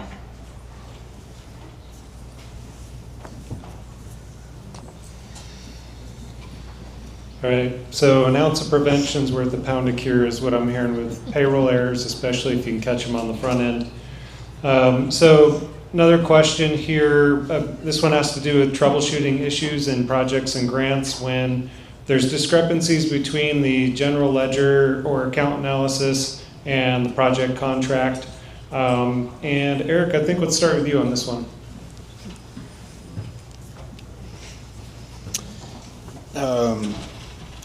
Well, one of the things that was brought up, and what I kind of alluded to earlier, is when you're looking at your project contract and you see front-end split expenditures as an amount, and then you maybe go look at account analysis, and there's a difference when you go to look at funding sources. The amounts might not match or line up. One of the tools that is provided is, oh no, I can't remember, run front-end split expenditures. And what that will do is it'll go back and it'll look at all the contracts, and we had to put in limiters because one time we ran it, or we were working with an agency and they ran it for the whole state. And so then we had to put in a requirement, and it took forever to do that. But we put in a contract field, made that a required field, so you can only run it for at most your whole agency. But on that, what it'll do is it'll go through and it'll recalculate all of the front end split, like all the expenditures, and make sure they were split appropriately. And then that'll catch the module up to what maybe a total that you're seeing on account analysis. And again, I was mentioning that sometimes one of the other major issues that we came up was if you used back out and reallocate, is that that process, you would see, it would give results, and then it would say, oh, possible that there was, now I just forgot the term. When your transaction's not about, error suspense, there you go. Possibly an error suspense was created. And that will take submitting an incident, finding that, and where the correction. Well, actually, no, they created guidelines for fixing error suspense. And those are some of the places that you can go. And if you go to Cognos, anytime you see discrepancies, one of the first places to look is at run expenditures, but then also go through and verify. And you can also be able to pull reports by comparing AP. You can pull out other data to see if there's any kind of holds that got put in. Sometimes a hold is not pulled off when it's paid through AP. When you go through the payment process for accounts payable, it'll put the transaction on the project, and then it'll put it on hold until cash requirements is run. Because we have the checkbox that says don't include unless the AP expenditures have been completed, because we don't want to try to, we're using a kind of a cash basis for our projects and grants billing, and so sometimes holds don't come off, so you want to just go back and look at your data to see if there's any little hiccups like that have occurred. I guess maybe wait to see if question and answer time, if there's other spots. All right, we got one last question before I move to audience questions. I saw there's some good ones in there, so looking forward to that. What is one thing you know now about projects and grants that you'd wish you'd known when Luma went live? I know for a lot of us, you know, we'd love to have a time machine, take what we know now and go back to day one. So start with you. Yeah, I think ours is just really understanding the prioritization. And I don't know if every agency uses that, but understanding how that works and the links and having the correct dates, I think was our biggest.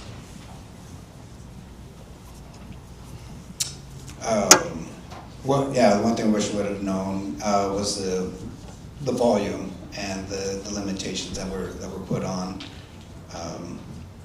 projects and like grants at that time, and then how important funding source became once a front-end split was implemented. So I think I would like to have known about just the limitations, the transactions amount, like Eric said, when it comes to invoicing, like via the cost reimbursement, unbilled method. I wish I would have known prior that it wasn't going to work for us, because we spent a lot of time trying to get that to work before we switched over.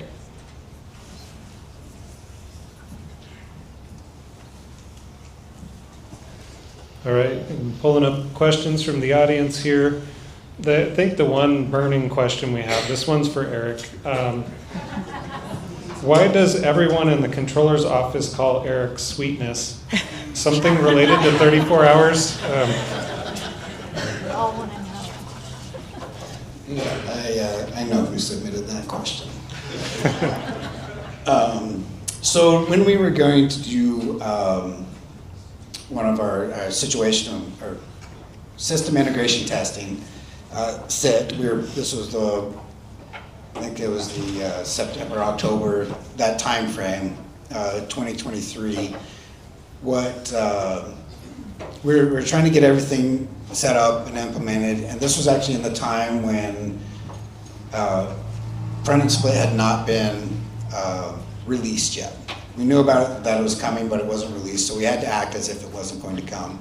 And basically, you had to split according to budget. You had to enter in a project budget, and then that was how, when a transaction came through, it would split according to how you had your projects budgeted. And the day before we were to start, and had all these plans, we made some changes to the budget templates, and then I kicked off well, it was called Recalculate. I didn't know at the time that was basically a budget rebuild. Now, today, when we do a budget rebuild, we do it on a Saturday and during off hours and what it basically does is put a pause on the whole system. We have to suspend queues so that no transaction can go through at this time. So we hit Recalculate, and it took 34 hours for that Recalculate to complete. So I started it the day before, and it had been running for about 12 hours by the time we were ready to try to start things.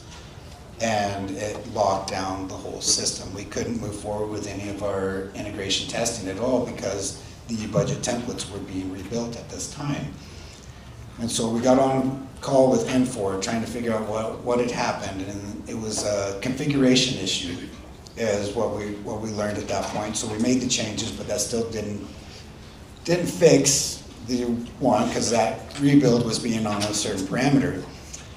Well, it took just over 34 hours to run, and so the other one, so the number 34, if anybody remembers Walter Payton, His number was 34. His nickname was Sweetness. And so that got tied into the 34 hours of downtime. It was my fault. And also other times you may have heard if something went wrong with the system around the office, they would always, it's Eric's fault. And so because of the 34 hours that I shut down system integration testing and basically killed one whole day of testing. So that's why. I'm glad that came up. You know, at least he didn't have the number of hours that were like, you know, O.J. Simpson's jersey. Yeah,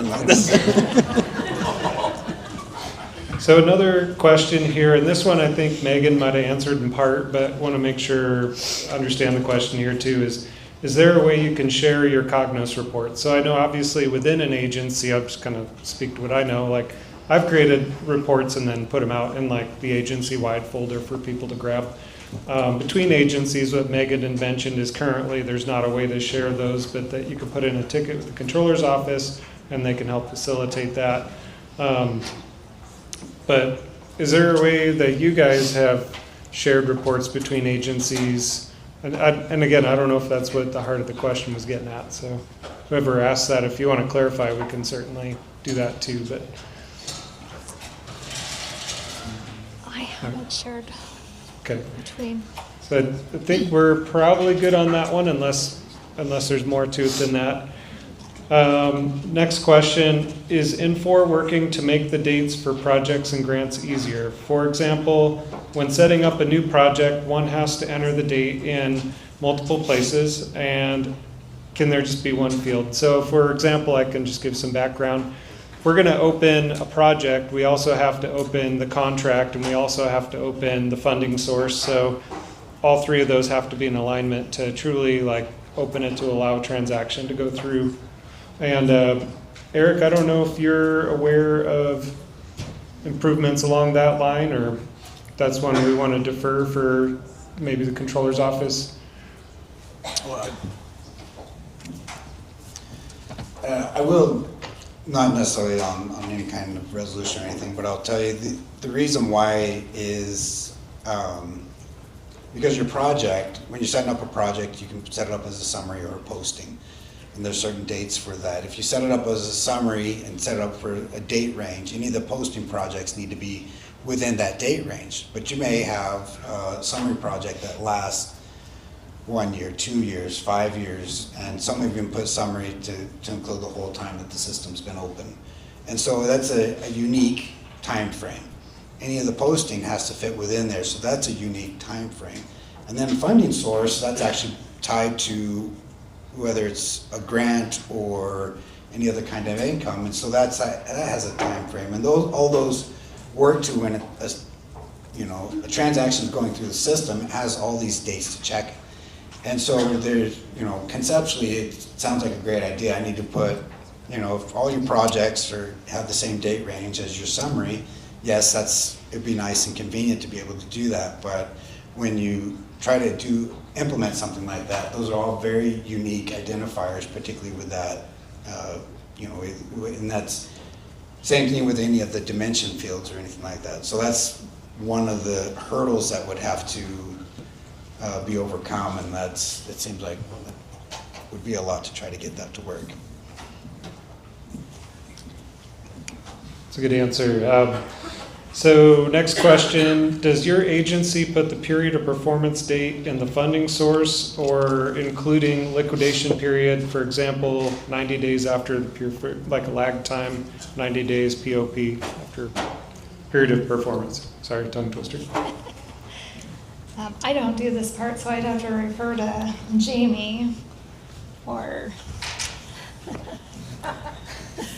So we currently put it under each project, so even if a contract has 20 projects, we'll put the period of performance requirements tied to each project, just because we don't know the difference. Maybe Eric can clarify as we put it somewhere else. Maybe John can... Under funding source? Did it say funding source?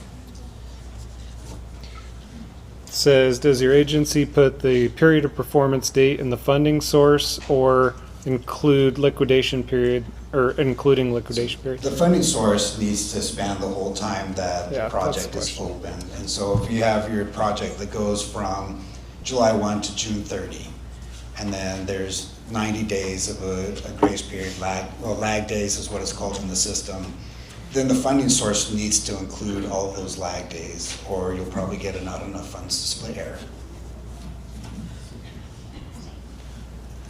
Yeah, and I think I butchered that question on the front end, so thanks for picking that up. So another question here, and we are going till 5 o'clock, right? Just want to make sure it wasn't like 4:45 here. Is there a secret to applying a retainer to a project invoice?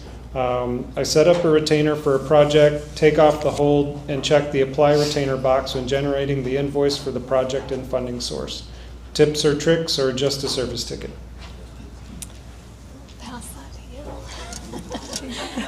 So retainers is an interesting one, and during our testing phase, we didn't come across too many issues as we worked through. We wrote the QRGs to match us how it worked, but when it came into in process, there seemed to be hang-ups all the time, and so it kind of depends. Most, if it doesn't work, then there's something else that's going on. So usually just submit a ticket on that to get any kind of resolution on retainers.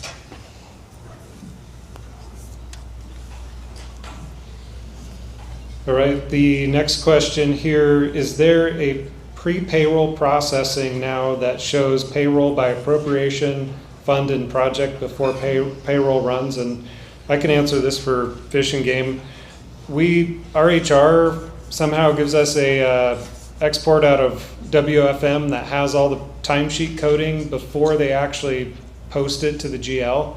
And that's that 3-hour window that Jess had talked about. So there is a report. We do ask our HR folks for it. Darcy, do you have a report too? I do. So our payroll processing, we have a Cognos report that we pull that our payroll administrator is able to pull the WFM information. And so we do our pre-processing based on that. Yep. Right, the next question is for Eric. Is the Dallas Cowboys logo of 1 star synonymous with their quality as a football team? Michael, was that you? No, not this time. Okay. Well, interesting, because I just happened to notice that there's a star right here from Cowboys. But no, that's not it. But I do know the star represents one more Super Bowl than what the Vikings have, John.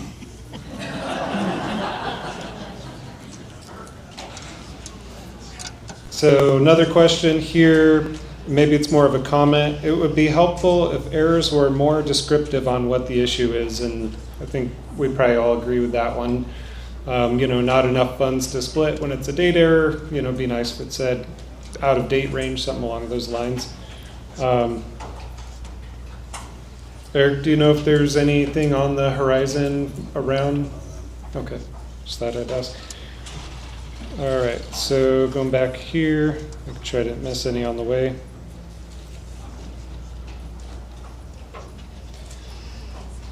So if you ask HR to update a position for their payroll to be charged to a project, are there other places updates need to be made, or do they just change it in global HR?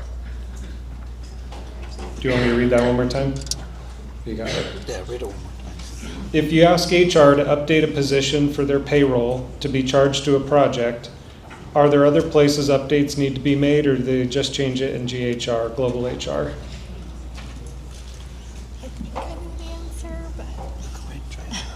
So we just did several defaults, and we just went through DHR and submitted an incident to do an upload, and that's it.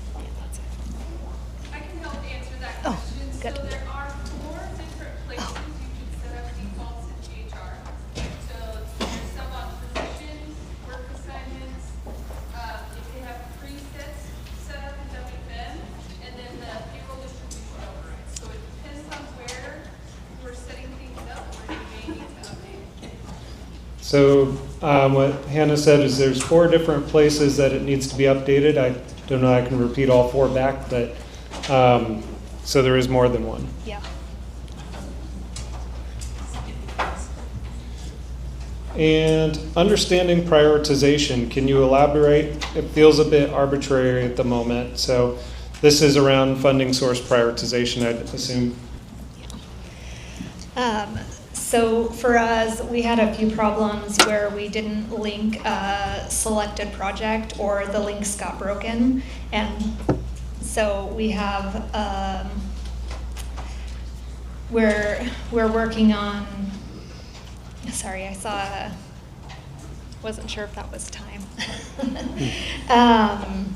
So understanding linking the selected projects, if you don't have a selected project linked, it will go to the next priority because we don't do fund split on a normal match level. And so having it go from, you have this project, it will go to the next funding source, and that project shouldn't be linked to that funding source. So that's one of the main problems that we've had. And the other one is we want to have all of our project contracts in, and we may not use a particular funding source, and so making sure that we have a future date on the ones that we are not going to use right away, we learned over time is what. Perfect. And just one last question here. What is the difference between posting project and funding source? Do you want to take that one, Eric?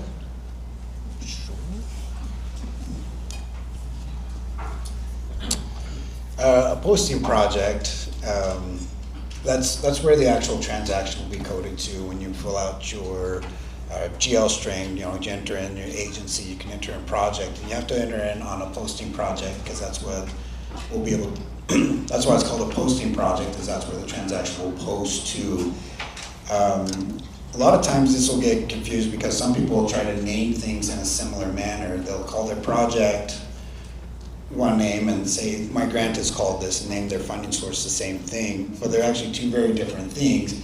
A project can actually drive what the funding source is, or that's actually how it's supposed to work, is so you charge to your posting project, and when it goes through the front-end split process, it'll assign the funding source to that project. There is an override where if you put the funding source on the line before you process it, before you submit, and it runs through front-end split. If a funding source is already on that line, then it'll take that funding source at that time. I hope that funding source should only be tied to whatever the funding is. If it's federal grant, then you set up a funding source tied to that federal grant, or you can set up multiple funding sources underneath the grant if you need to hit different project contracts for whatever reason, or so however you're receiving your money from an outside entity, that should be your funding source. A project is how you want to code the transactions. All right, that concludes our P&G panel. I want to thank our panelists for participating today.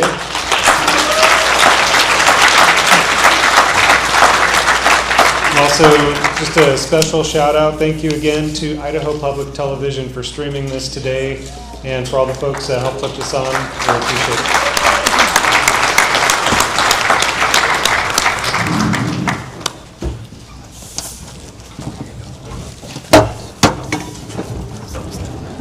Thank you everybody for coming. It's been a great day. I hope everybody was able to get some good information, some good things to take back with them. For those of you who are online, there is a survey in Conference, Idaho. If you would please fill that out. For everybody here, everybody should hopefully have a survey. Also, please go ahead and fill that out. You can just see where it's at. We'll come by and pick it up.